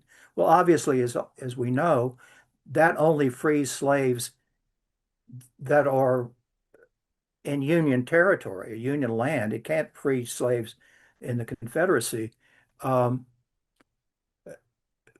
but there is if slaves were freed on January 1st, 1863, then landowners owed them wages from that date through the end of the war. There's a bunch of legal wrangling that goes on in Texas about that, and the state courts finally say it was June 19th. That kind of sets the pattern. But you know, emancipation happens in different states at different times. How it all ultimately in 21 comes to focus on Juneteenth is an interesting question in and of itself, I think. you said something that really caught my attention that if it's 1863, which is the Emancipation Proclamation, then those 2 years I had never thought about that before. But we have another question, or yeah, we have another question and then a comment. A question: growing up in Pennsylvania, I had never heard of Juneteenth until I moved to Texas in 1997. Did anyone in the North celebrate Juneteenth in any meaningful way before the Civil Rights era? Well, I think, as one of your previous questioners said, or comments were made. Yeah, I think so. It pops up. It's not widely celebrated, but it is celebrated in various communities. It's surprising. Again, I don't know that anyone has ever really tried to trace the evolution of Juneteenth as a national day. Obviously, it took place in Washington at one point. Uh, it shows up in the 50s, 60s, and again, as one of your other commenters made, I think it probably is trans transplanted by people who have moved out of Texas, I would think. Yeah. Yeah. Okay. And I hope he doesn't mind me saying his name. Sam Collins said he wrote Juneteenth used to be in the Brenham Daily Banner, June 15th. Oh, Juneteenth used in the Brenham Daily Banner, June 15th, 1891. So he's Okay. referring to the term Juneteenth and how early it was used. Okay. So I don't Well, see any that more. fits. Yeah. Yeah. I don't see any more questions in the chat. Keep them coming. We still have a few more minutes. So I while I have you on for these next few minutes before we shift into the next session, would you enlighten us and and tell us about you working with or studying under Dr. John Hope Franklin. Of course, for those who don't know Dr. Franklin, he is considered the dean of African American history, and he wrote From Slavery to Freedom, which I believe it's the blue book behind behind me. you. That's the newest edition with Dr. Evan Brooks Higginbotham, who is the one that, well, he co-wrote some other editions with some other individuals, but she's carrying it on. So would you kind of tell us about working with him? Well, well, I could spend the rest of the day talking about John Hope. I mean, he was probably one of the most charming, likable, generous human beings you would ever meet. Graduate school can be filled with, I guess you could call them uh, little petty tyrants, and he was not that. He took his students under his wing, and he really worked with them. He was a remarkable person in terms of talking about the Black experience because he came from the Black experience. I mean, the man was put off a train with his mother in Oklahoma as a child, so he knew about segregation. He knew about all the struggles that took place to achieve what had been achieved when I was in graduate school in the 1970s. And I think as a white student, I was impressed with how much care he took in. I mean, I'm a kid from West Texas. Uh, I didn't even know any Black people when I grew up. There weren't any in my hometown, and I was always impressed with how carefully he took me through the experience. Uh, you know, I'm almost tongue-tied trying to talk about him. He was such a brilliant mentor. Um, and he he did that in the face of being a cultural icon. I mean, sometimes you had to meet him at the airport as he was flying from India to somewhere else to show him a chapter of your dissertation or to talk about a chapter of your dissertation. And yet he took the time. Meet me at the international, uh, you know, uh, a place in the airport. Um, he was a great man to work with, uh, and I think he would particularly cared about working with young Black students too, because he felt that history needed more Black students. And unfortunately, so many of my colleagues that were at Chicago with me, because they were Black, got jobs, never finished their dissertation, and disappeared in some ways. Uh, I I cannot describe what it was like. He was a marvelous man. He was absolutely marvelous. And I owe almost everything I think about history to him. He let me just tell a quick story about him. I called him up when my first book was getting ready to be published and told him my book had been accepted and was going to be published. And he said, "Oh, that's great. That's really wonderful." And then he said, "What are you working on? What are you going to do next? You've had all these advantages, so you have an obligation to keep writing, keep working, keep expanding our knowledge of American history in its broadest sense." Because he never really talked about Black history per se. He talked about American history of which Black people were an integral part. Uh, Great man. Great. I don't know if I can fawn over him anymore. I encourage those to read his autobiography, Mirror to America. Yes. It's Yeah.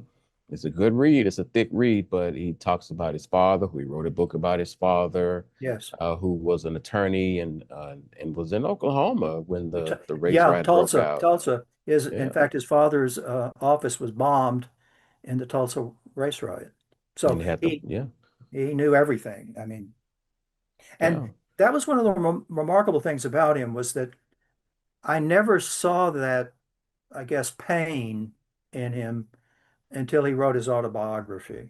Sometimes he would share stories with us in seminar or something where you could see some of that pain, but generally speaking, he had risen above that in his efforts. But his autobiography, I think, kind of took the scab off of some of that pain. See, and he was what, the third African American to get a PhD from Harvard, and he knew Du Bois and Du so Bois, many. and yeah, So I'm not sure what number he was, and he even faced discrimination during World War II. I mean, he wanted to join the Navy, and he went down to join the Navy, and they told him he's the wrong color. right. Remarkable guy. So the reason I wanted you to talk about that is so that people could understand that bridge that you have to someone who was before you and is well known, and you're well known too. So I wanted people to understand that knowledge that you bring to this, and that experience, and that you were trained by someone who's wow, internationally known. So Well, definitely. he emphasized he emphasized getting rid of mythology. He emphasized arguing from the evidence. Now, sometimes that can get kind of, I guess you can get too bogged down in the evidence, but he really did emphasize the idea of looking at things anew. He also emphasized, if you will, cleaning your head of your own preconceptions about life and culture and society and people, and then look at the evidence and ask ask the question always of evidence: who said it? Who are they? Why might they have said it? Is it true or not? I mean, it was a marvelous a mentor in that regard about how a historian should work. Okay. We thank you for sharing that with us. We're going to give, and let's see, I'm looking at your list of books and trying to think which one would be most appropriate. So, Texas after the Civil War, the struggle of Reconstruction. How about that one? How about we give that one Well, away? I think it kind of depends on what the person who gets it wants. If they want to look at a black hero, I think the George D. Ruby book is an incredible book. If they Okay. want to look at black political organization, the Union League book is a good book. Or if you want to look at a broader view of Reconstruction, the book you mentioned is probably a good one. We'll go with the broad view if Okay, that's okay. If okay, that's your recommendation, I mean, you have so many. So, well, I guess we'll start with that one. We'll start with that okay, one. Okay, okay. we'll give that one away. But thank you, Dr. Moneyhan. For more information, I encourage you to read one of his numerous books or articles. He has devoted his career to history and has been recognized by the University of Arkansas at Little Rock with the title Emeritus Professor. Thank you very much, Thank Dr. you. Moneyhan. My pleasure. It was my pleasure. Thank you very much. We'll be in touch. Okay. So we're going to move on to our last session. Thank you all for sticking with us today. This is the last one. And we have to make sure that one's here.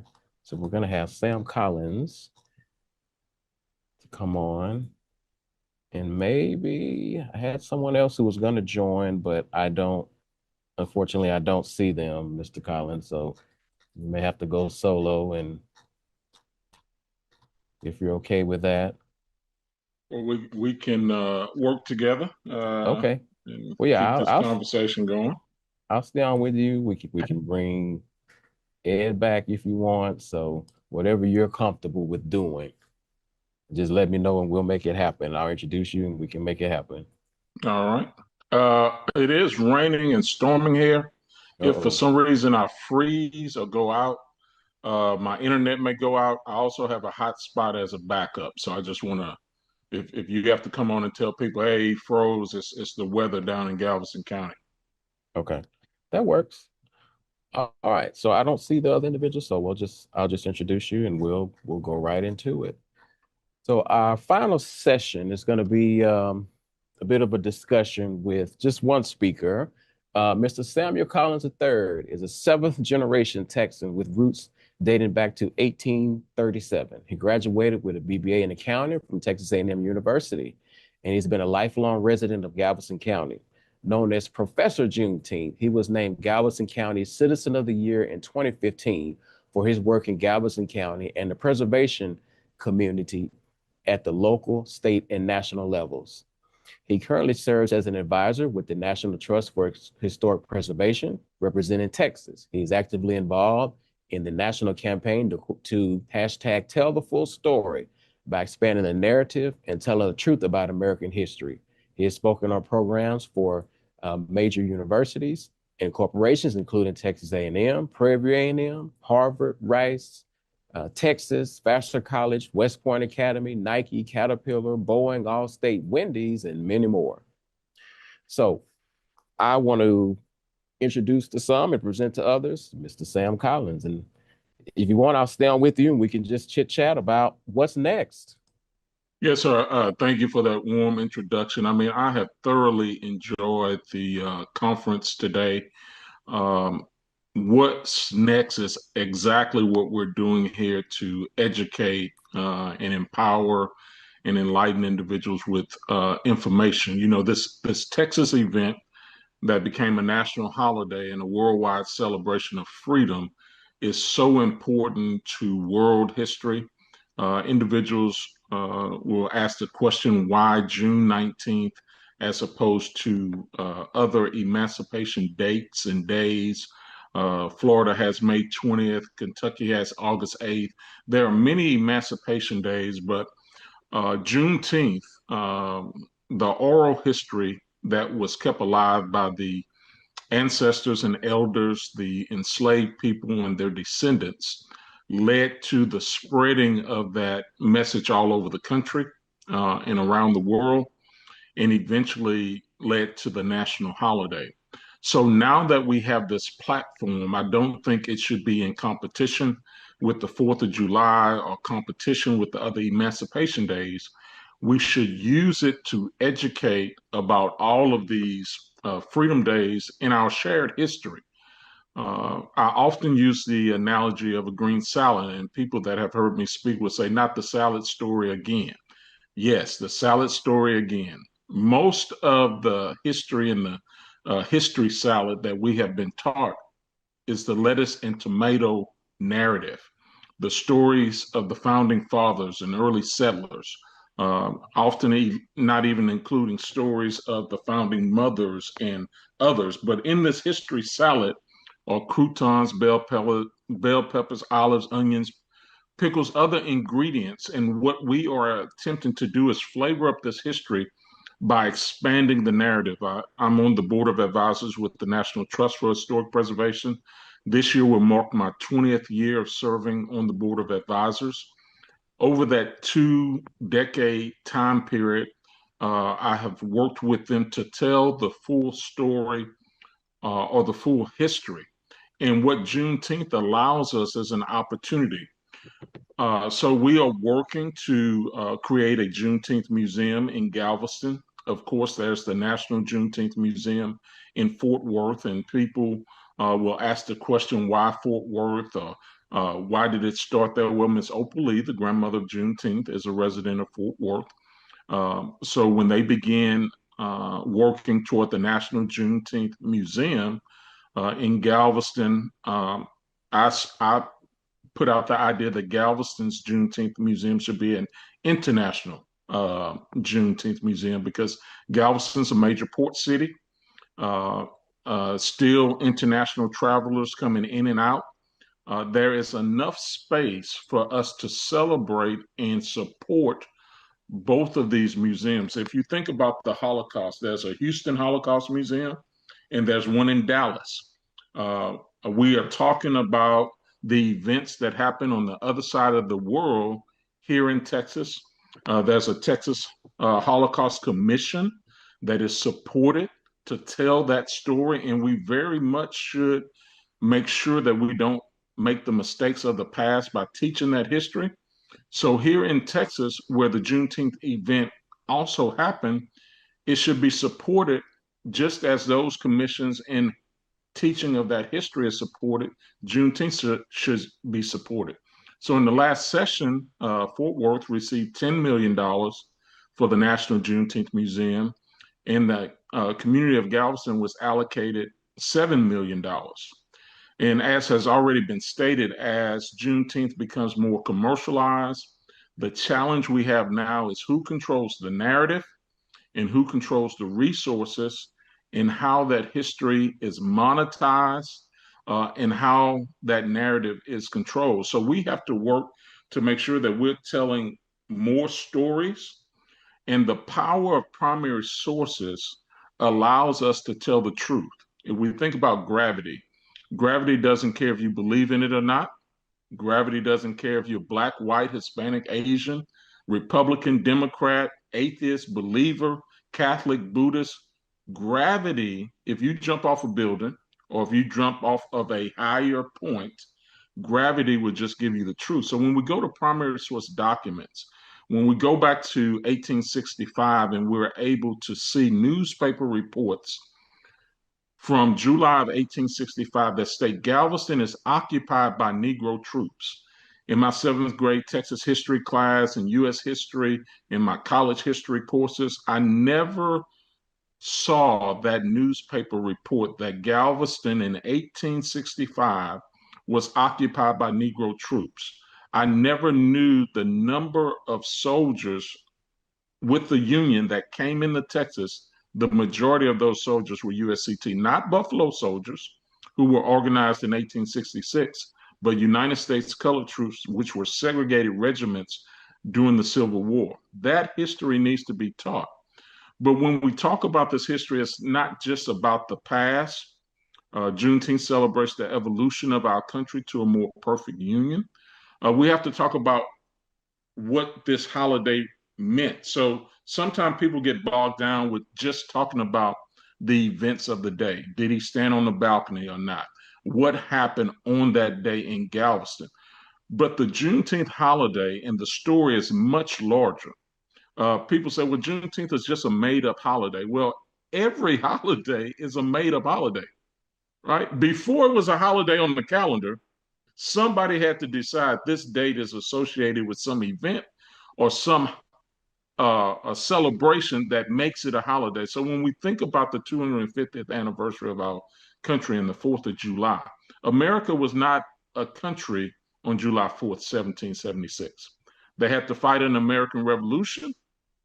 We had to win the American Revolution, establish a constitution, and establish the country. So it took years to do that. So this journey of absolute equality continues even today. That second sentence that Ed talked about, this involves an absolute equality. We're still on that journey for absolute equality. And absolute equality is not about every human being having equal results. It's about creating an environment and climate of every human being having an equal opportunity to grow and develop into the very best version of themselves without hurdles or barriers hindering that growth or development. So what's next is to continue this push toward absolute equality. So when we think about the founding fathers and early settlers of Texas, just one example that I want to bring up is James Fannin. Many people know that name. But Fannin, after he died, his estate was settled here in Texas in 1839, I believe. Joseph Mims was his business partner and took possession of the 39 individuals that were enslaved by Fannin. In that inventory of individuals, there were 2 African enslaved individuals, Dimidu and Shako, and the names are spelled different and pronounced different at different times. But these 2 individuals eventually got married and were together during slavery, and it was not officially recognized as a marriage. But later, when Joseph Mims dies, in his estate in 1845, listed on the inventory is a 1.5-year-old child named Solomon Johnson. Now, the reason I bring this up is that Fannin had 2 daughters. Fannin dies, his wife dies, his oldest daughter dies, I think in 1847, and then his younger daughter or his other daughter dies later in 1893, but they never have any children. The Johnsons on the other hand, and the 39 enslaved individuals that were part of Fannin's estate in the 1830s have hundreds of descendants that are still living in Texas today. How is it that these individuals have been left out of the narrative? So, what's next is for us to make sure that these individuals are still included. And the reason I identify Solomon Johnson is because Solomon Johnson has a granddaughter, Miss Carrie Thomas, who is 105 years old, living in Mims community today in Brazoria, Texas. She is still hosting 19th of June celebrations because they called it the 19th of June, not Juneteenth at that time period, on land that was donated by her grandfather, Solomon Johnson, born in 1843. He donated land for a church. He donated land for a school. The school eventually closed with integration. They have a community center on that land.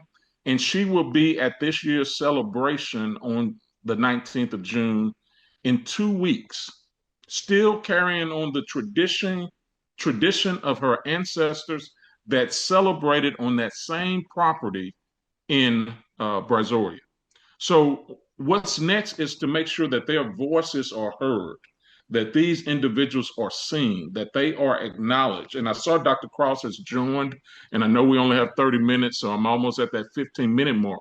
But what I want to emphasize is that we, as public historians and academics, have a responsibility to go to primary source documents and to shed light on these individuals like Solomon Johnson and his family, the Johnson family, that has been here in Texas, not as a footnote to the Texas story, but as they were central to the Texas story, and they're still central to the story of emancipation, freedom, and what that freedom created. So I'm going to pause because I know we have Dr. Cross on and you want her to speak about the National Juneteenth Museum.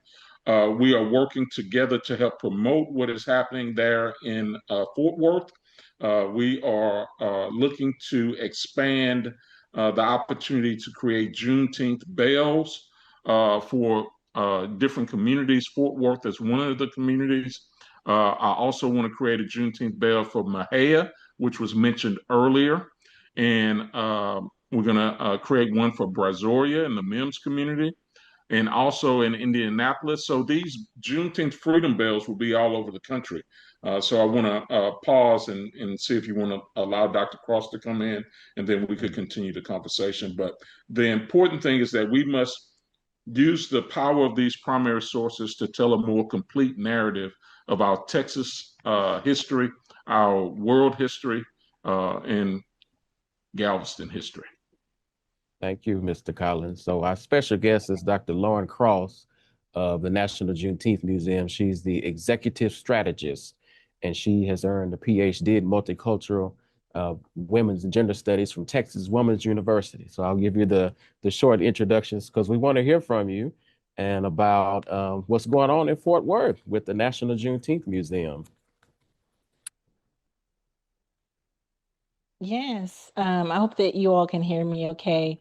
Yes. It's such a pleasure to be with you and to be on the panel with Professor Juneteenth, and just to talk about what's next with this Juneteenth movement that we're expanding. And I think what's really awesome is to have this opportunity to present with Professor Collins and really think about like how wide and broad this history of Juneteenth is. And I think for the National Juneteenth Museum, obviously, people think about Miss Opal, who is one of our founders and on our board, and who has been a part of the history of Juneteenth celebrations in Fort Worth. But for our museum, we also, in addition to Miss Opal, we're spotlighting all of the pioneers that pushed Juneteenth forward nationally on a national scale. Dr. Ronald Myers, Lula Briggs Galloway, and we're learning about so many other pioneers of the modern Juneteenth movement that were a part of why we're celebrating Juneteenth as a federal holiday today. And so a lot of what we're doing is about reclaiming that part of the history so that people can understand how we got here. How did we even get to this place of kind of, I'm a native Texan myself. So I've always celebrated Juneteenth.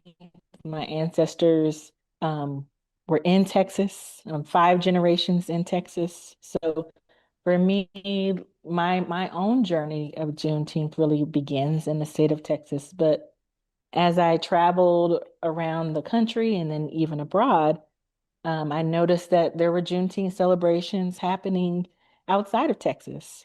And so part of what we're aiming to capture as a museum is how did that happen? And a lot of the story of how Juneteenth traveled is a story of migration, a story of Texans moving out of the state into other regions, a story of people learning about Juneteenth when they're in the military, and just this environment where it becomes this framework in which people really grab hold of, regardless of where they're from.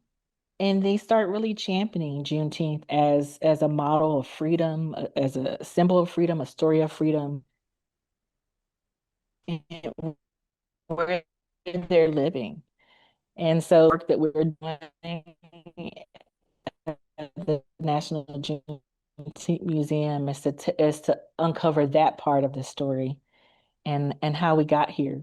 And also beyond that, as Juneteenth has become a federal holiday, and we also want to acknowledge all the other emancipation celebrations that have existed in other states, because in some ways, some would say Juneteenth has displaced some of these other emancipation holidays, and so we want to situate it as a part of this wider landscape about emancipation history.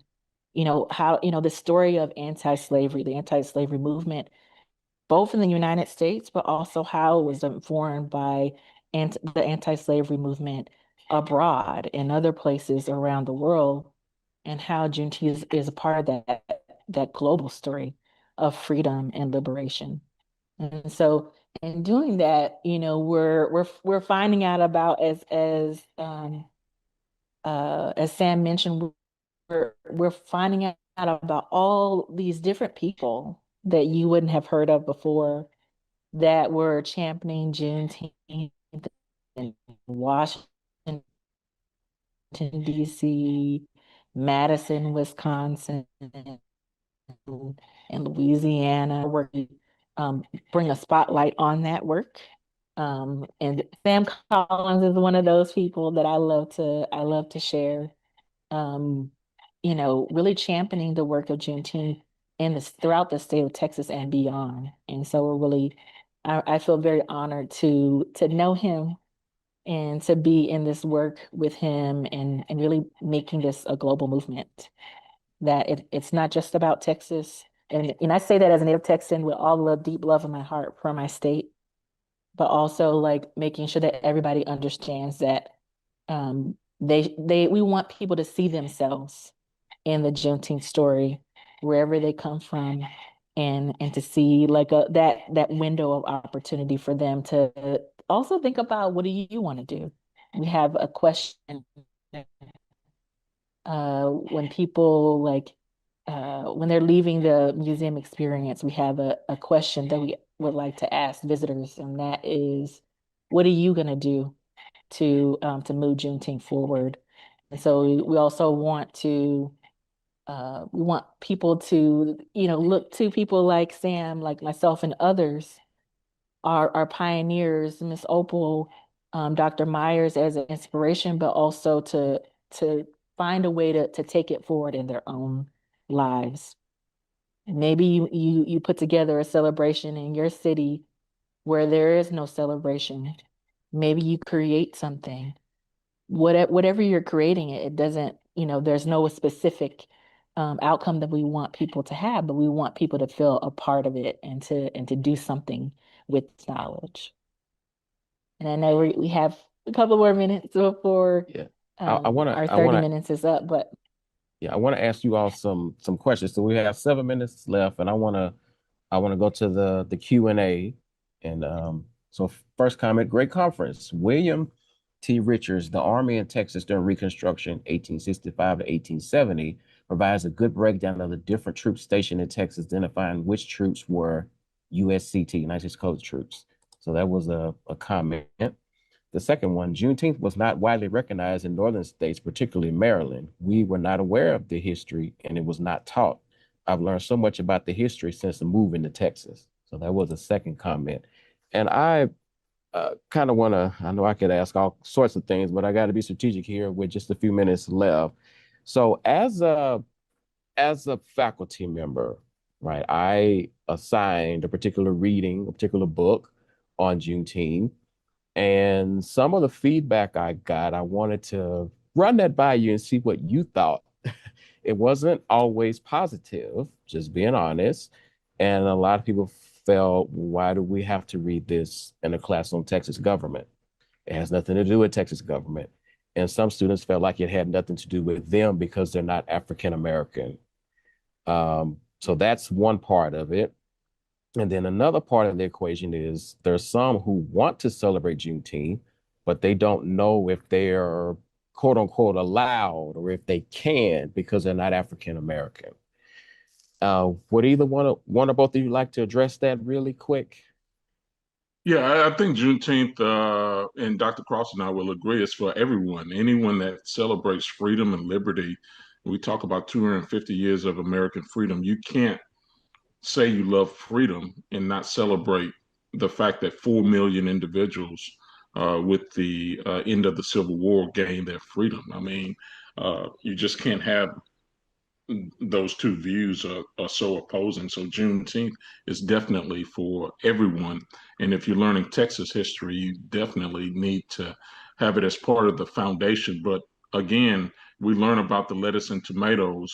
Many of those students probably know the names Stephen F. Austin, Fannin, Sam Houston, but they don't know about Solomon Johnson, his brother Pendleton Johnson, and younger brother Jerry, who were successful business people in that Brazoria area with living grandchildren today. We're talking about 2026, and there are grandchildren of enslaved people still living.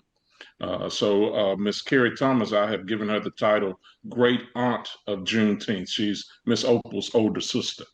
So your grandmother's sister is your great aunt. So yes, I love that.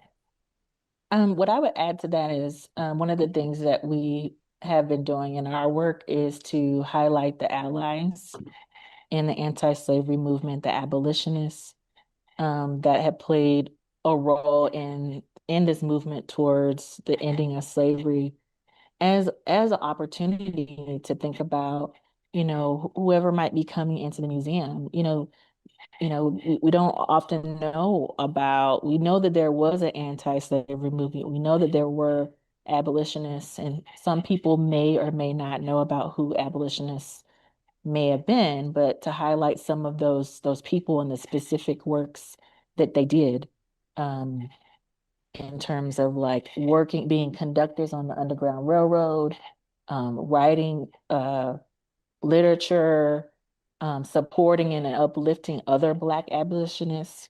So we're also wanting to expose people with other inspiring white people or Native Americans, Hispanic and Mexican history, especially thinking about the Southern Underground Railroad and how the movement to end slavery, it would not have happened if there were not a collective consciousness that slavery was evil, it was wrong, it was a human evil, right? And that was something that was believed not just by Black people, it was something that was believed by many different types of people. And so I think it's important to educate people about why not just Black people, but why others had that conviction. And, whether it was a religious conviction, whether it was a philosophical conviction, or whether it was just a personal connection that they had with someone who was enslaved, that, helped to make that click happen. That like, you know what, this ain't right. I need to help. I need to be a part of making this end. And so I think those are the stories that are helpful for people who may not look like us and need to understand why it relates. It relates because everybody was involved. Um, and then of course you had people who were like counter, right? Who were on the other side. And so helping to understand how did all of this come to be? This whole holistic history about emancipation history um, has been a part of, I know for me, has been a part of what I want to educate people about because it is such a unless you're studying certain parts of American history, you're not going to get it. And so this is one way in which we educate people about how there were different people. Even if you think about Mexico, you have a whole government that was like, we ain't trying to be, we're not down with this. We're not trying to be doing this. And are part of this movement to try to help people to emancipate and to escape slavery. So these are the stories that we tell. Wonderful. So I want to ask you one more question, and can I give you each 20 seconds because I want to be respectful of everyone's time. uh, so National Juneteenth Museum received, Mr. Collins said, $10 million from the state of Texas, and Galveston received $7 million from the state of Texas. So, Dr. Cross, when is the National Juneteenth Museum opening? And to Mr. Collins, what is Galveston's plan to build the International Juneteenth Museum? So I'll Great let you go first, question. Dr. Cross. So this fall, I'm so excited. Just as Dr. Opali will be celebrating her 100th birthday, we'll also be um, beginning the process to break ground and prepare the ground to build a museum. So the ball is rolling, as we say, and with that, building a world-class museum does take time. And so, I'm not usually the one who gives projections, but I would say, a few years after groundbreaking is definitely the expectation. Um, all things working well. And one of the things that we have really prioritized is, we want to not only build a world-class museum, but we also want to be a fiscally healthy museum, right? So, we're working really hard. So I'll stop there because I get to go on. Mr. Collins? Yeah, so in Galveston, immediately after Juneteenth became a national holiday, we began working with Prairie View A&M University and Texas A&M University to create some concept designs for a museum. Unfortunately, those concept designs were not widely supported with regards to building a state-of-the-art museum on the island. So there are attempts now to take the resources that have been allocated from the state to do an open air museum as basically a start. But we will continue to work to try to bring attention to the need and try to find support. Like Dr. Cross said, we need to raise substantial capital to create an endowment to support programming and ongoing support of the museum. We don't just want a building. When we talk about this International Juneteenth Museum, it is a cultural institution that will have an international reach. We continue to build relationships around the world. We have a sister city in Accra, Ghana, and contacts there where we're building relationships because this is a world history story and we're not going to give up. Our ancestors didn't give up, and we're going to keep working, keep praying, and keep fighting for absolute equality, even in the museum space. If we have state of the art museums with other subjects, we're going to have state of the art museums related to the Juneteenth Museum and not just outdoor parks, but places where individuals can come and learn this history from primary sources and be inspired right, to be light in a dark world. So we have a lot of work to do, and I look forward to working with Dr. Cross and other allies that want to help these things become a reality. Well, thank you both for joining us. So for more information about Mr. Collins, you can visit his website at truthstrong.org. And you can also visit nationaljuneteenthmuseum.org to learn more about that. So if you two would hang on just a second, and I want to talk to you afterwards for a moment. So to everybody, what a phenomenal event. The goal was always to provide an educational event that would increase the public's knowledge of Juneteenth. And I think we did just that. I know we did just that. I want to thank each and every one of you for joining us today. If you will give me just a moment, I want to acknowledge a few people and departments here at Lone Star College, but I want to start with Ed Cotham and Sam Collins for supporting this idea. I brought this to them last year and they didn't flinch. And I appreciate that, because sometimes when you bring an idea up, some people say, oh, that's never going to work. And they don't look at you again. But the both of you said, okay, let's do it. And we did just that. So thanks to both of you. Bookends, the beginning and at the end. Thanks for opening it up and closing it out. Thanks to our college relations department, Nicole, Robin. Thanks to Gracia, who's not here. She's on a cruise, enjoying herself. But thanks for helping this to get set up. Tyler, who's to my right over here. Philip, who's in the other room, helping to run this. And thanks to the Houston Voting Initiative for sponsoring the trivia, and to all of our presenters who took time out of your busy schedules. I know even though this is summer, there's always something to do. I know, Dr. Cross, you're building the museum, so you've got plenty to do. So thank you for giving freely of your time. Appreciate W.W. Norton for sponsoring Dr. Edwards' session. And I want to thank everyone for joining us to learn more about this important holiday. I encourage you to visit Galveston, to complete the Freedom Walk Challenge, where you can visit all the sites, read about the holiday, watch Mr. Collins' documentary, support and visit the National Juneteenth Museum. Reach out to them and let them know how you can help. And then I want to know, what should we do next? We've had a conference now. We're going to send out a survey really soon to gather your feedback and figure out what should we have another conference? Should we have a part 2? And what topics should we do? But thank you again for joining us, and happy Juneteenth. And remember that Juneteenth is for everybody, not exclusive to one community, to one people. And that's what we want you to know. It's a day to celebrate and have fun and reflect on the history of here in the United States as we celebrate America 250. So thanks for joining us, everyone.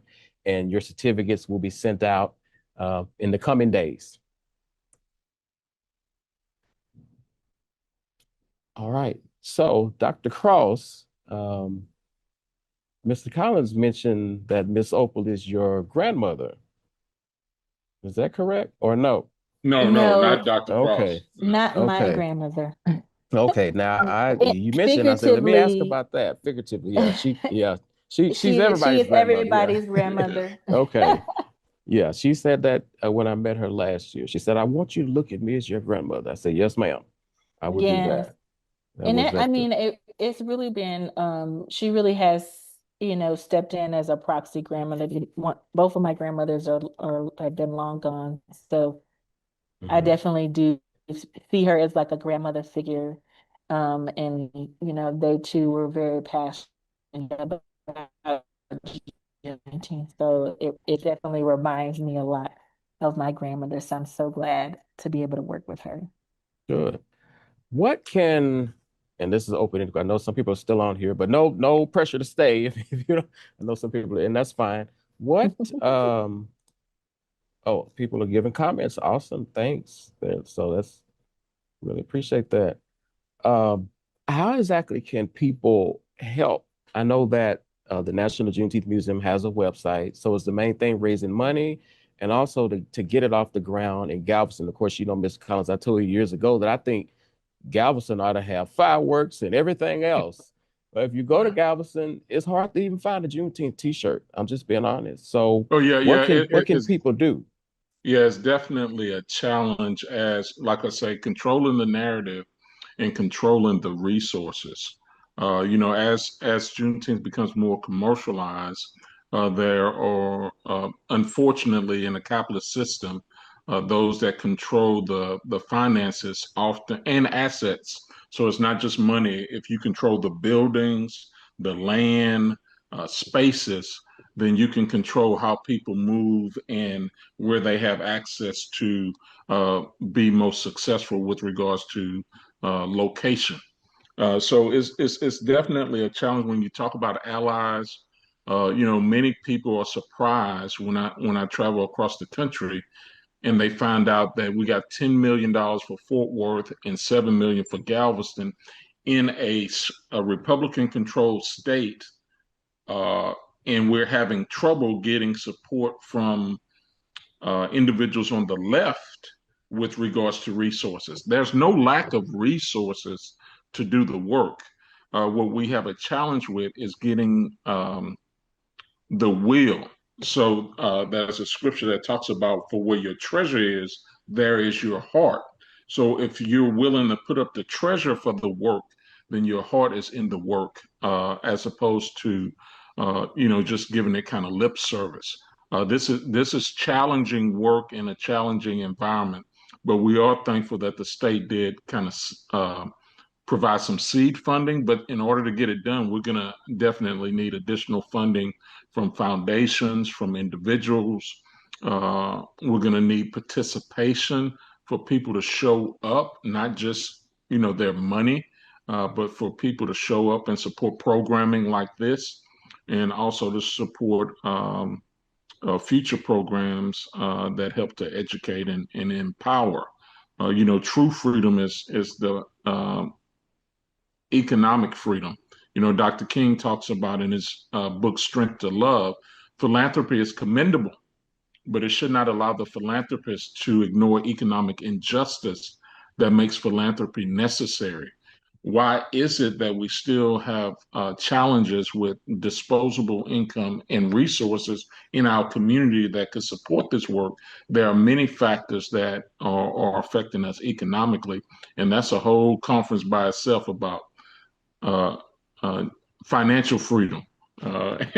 So I guess I'm encouraging you to, you know, I mean, so let me ask this logistically speaking. I don't know if you know this or not, but I guess Dr. Cross, you would for the National Juneteenth Museum, that appropriation that came from the state, where specifically did it go? I mean, that particular budget is already in effect.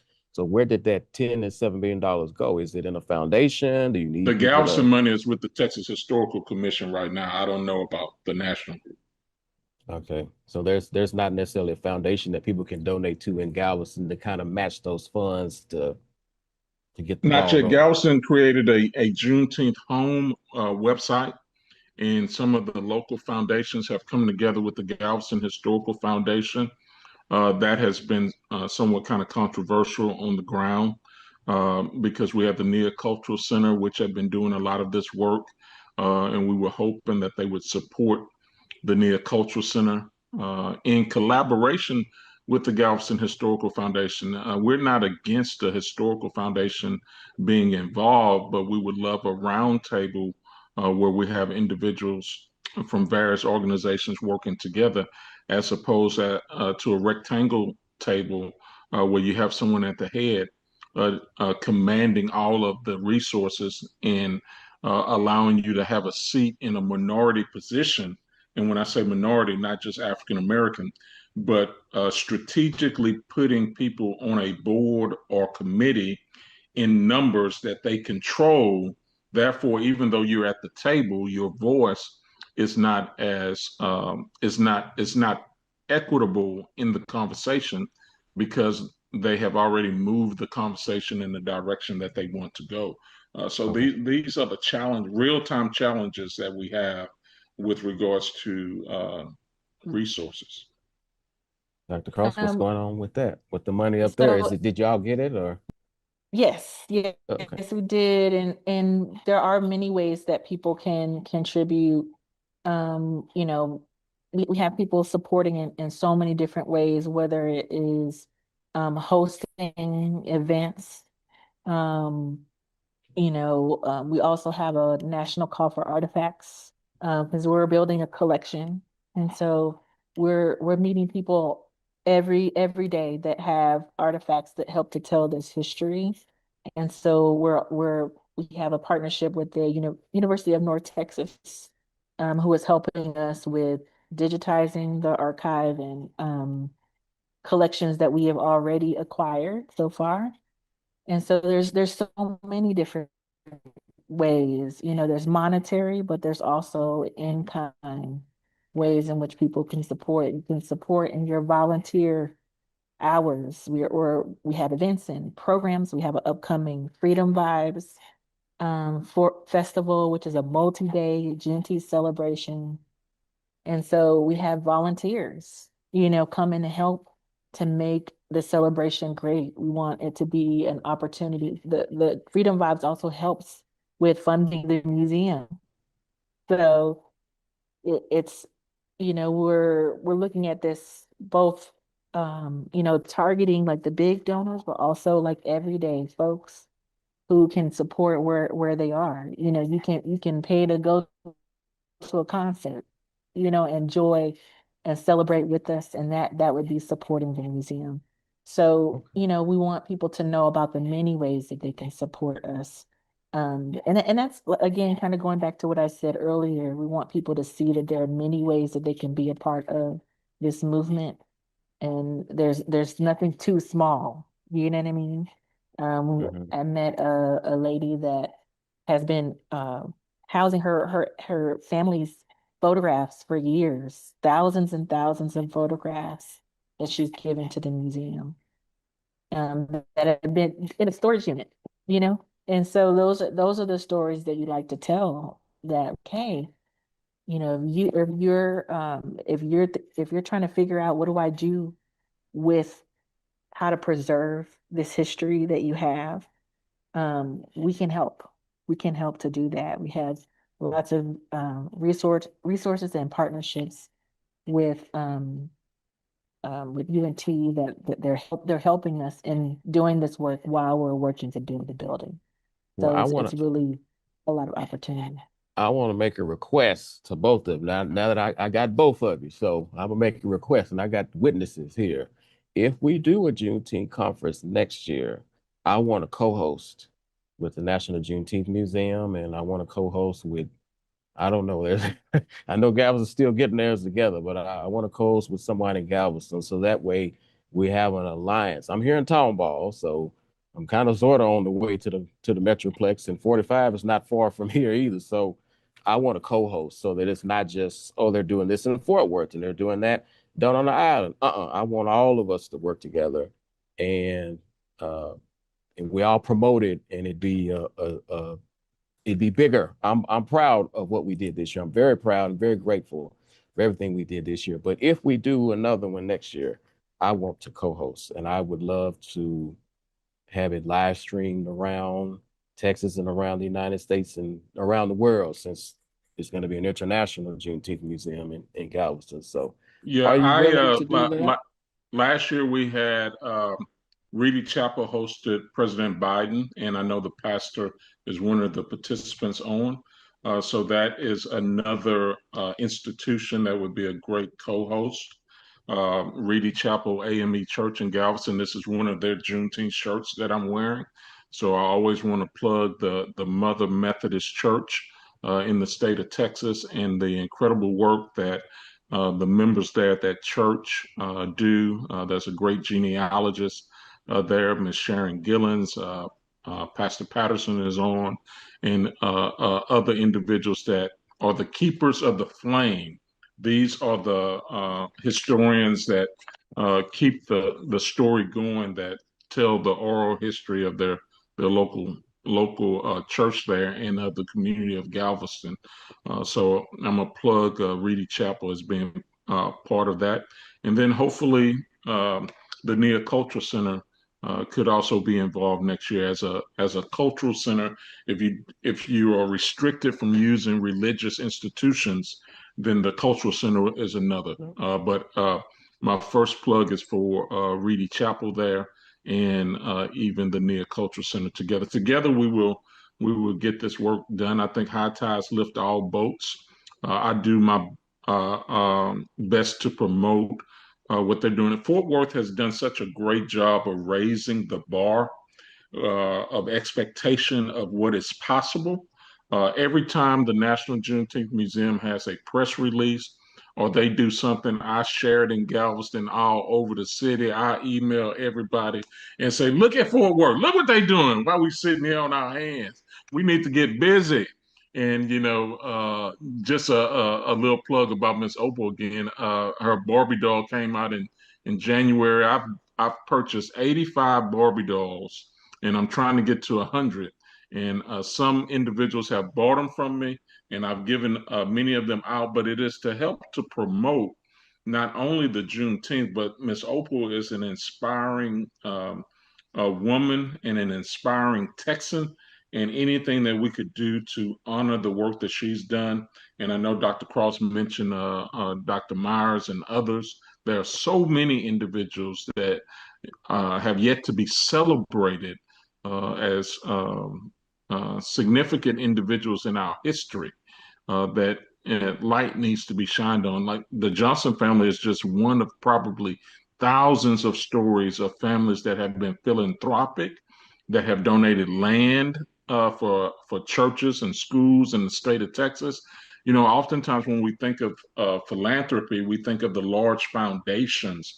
But this Johnson family, where they're still having Juneteenth celebrations today, this year, donated land years ago. And if not for their sacrifice, that community wouldn't have a space to host their own celebration. So we were not waiting for others to validate our celebrations.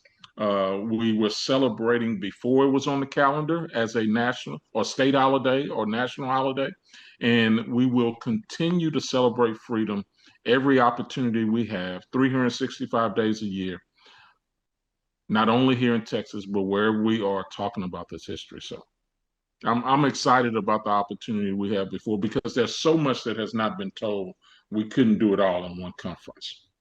Well, let's do it. I'm asking. Let's do it. I'm here. I got the team here. Tyler's over there. Phillips in Sound that like I hear the room. music. Let's do it again, huh? Like the song. Let's do it again.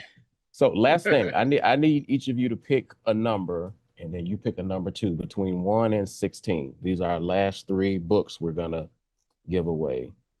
3. 7. 3, 7, 16. 16. Okay, I got to see if these people have already won. Okay. Okay. Uh-oh. We have to pick another one. Tyler, pick another one. 15. Okay, let me see. 7 and then 3. Okay, we got it. All right. Any last comments before we? And this is just informal conversation, but we still got Phillips says I'm in to help to host the next conference, but this is just informal conversation. We still got about 25 people listening in. So any last minute things that you'd like us to know? Are we good to go? Well, you Can watch I documentaries on would Juneteenth. just You say watch. that Oh, okay. I say you watch documentaries on Juneteenth, you read about Juneteenth, but it's like reading about swimming or watching a film on swimming. At some point, you have to get in the water. So if there are people listening, I invite you to Galveston to get in the Juneteenth water and immerse yourself in the Juneteenth experience in Galveston, Texas, the birthplace of Juneteenth. I'll be there soon. This summer. Coming back this summer. Go ahead, Dr. Cross.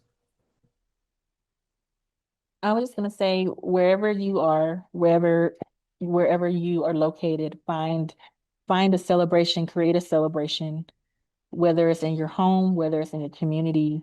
It doesn't have to be big. It can be small. It can be with your family.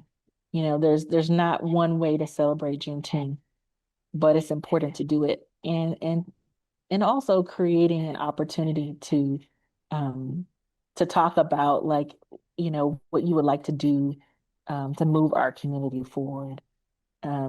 We always try to find something, some sort of topic or important pressing issue to focus on. Like in the history of Juneteenth celebrations, people have used it for voter registration, for to talk about politics, to talk about history, to do genealogy. Whatever sparks you and inspires you, use Juneteenth as a galvanizing tool to move our community forward. Oh, sounds good to me. Well, I appreciate both of you. I will be in Galveston this summer. I'm going to come down there and just explore it at my own pace. And I look forward to seeing the National Juneteenth Museum. One of my church members was helping you all to raise money. He was on the board, but he's gone on now. So we have a connection up there. Yes. But and come to Freedom Vibes. We have a host of exciting events. We have an exhibition of local artworks and works from our collection that'll be on display. It's opening on June the 12th. And then we have, I mean, it's so much going on that next week, the week of Juneteenth. If you don't know what else to do, if Juneteenth, if nothing's happening where you are, just come to Fort Worth. There's plenty. There's plenty. Come to Fort Worth, go to Galveston. There's plenty to do. And I think I love the idea, and I know that I've mentioned this to Sam also about like there's plenty for all of us to do. I'm trying to put together a trip for everybody to go to Galveston. And I've had that experience too, to do the Freedom Walk, and it is truly transformative. There's really something special about Galveston that I think everybody should experience. So whether you come to Galveston or you come to Fort Worth, just do something. Do something to celebrate freedom. And we all need to go to Fort Worth in October to help with that 100th celebration birthday party for Miss Opal. So Absolutely. everybody go to Fort Absolutely. Worth. So we need to go in both directions, in all directions. Even as I said, we got international relationships and we have contacts overseas in Ghana, and those are important relationships. And they have Juneteenth celebrations in Ghana and around the world. Many countries are having Juneteenth celebrations. So we need to participate with them and keep this story going. So I thank you for the invitation today. I thank all the guests that spoke. Just amazing talent and information and scholarship. That's what was so great about this program. The scholarship that went behind the research and the speakers was so wonderful. So we look forward to working together in the future. absolutely. I'm sending a message to you. You mentioned Pastor Patterson from the church. So I'm gonna send you a message just so you know. If you see it pop up, it's going to them. Want to connect with them since they're at Reedy Chapel. I hope to go I down will there. make sure to email you and copy her on it, and then hopefully you captured all the chat in your records as far as all the questions and comments. I'm trying. He did. Okay. He said yes. That's why I work with a team, Yeah, that's why I wanted to Yeah. remind that, because we get so busy, we can't do everything individually, that somebody on the team has captured that information. Because, 25 years from now, 30 years from now, somebody's going to be doing research, and all of these digital records are going to be important to this work.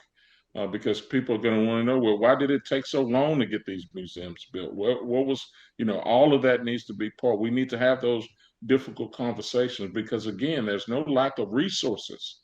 We just have to engage those individuals that will have a willing heart to support the work that we need to do. And also, we'd be surprised where the resources are going to come from. Many people wouldn't have thought that we would have got 17 and the national group got $1 million before. So we're talking about $18 million toward the Juneteenth museums in the state. I don't know any other state that has committed that level of resources toward a Juneteenth museum, nor should any state commit more than Texas, because we are here where this history began. So hopefully we can get additional resources from our cities, our counties, and the foundations that are in the state, because this is our Texas story, our shared history, and everyone should embrace it and celebrate telling the truth. We're not trying to exaggerate the story. We're not trying to make up things. We want to go to the primary source documents and teach the truth of our shared history so that we can become better as a society and better as individuals. So that's my last plug there. So. Well said, Professor Juneteenth himself and Dr. Lauren Cross from the National Juneteenth Museum. Thank you both for joining. And we went a whole hour. Did you realize that's what happened when you just talk. You just talk. And I could keep going, but I know better than that. So I will let you all go, and thank you very much. And I will be in touch. So please don't ignore my emails. Like, I don't know who that is. Delete. I'll be in touch. I will be in touch. All right. Y'all take care. Have a great day. Thank you so much. Thanks everyone for tuning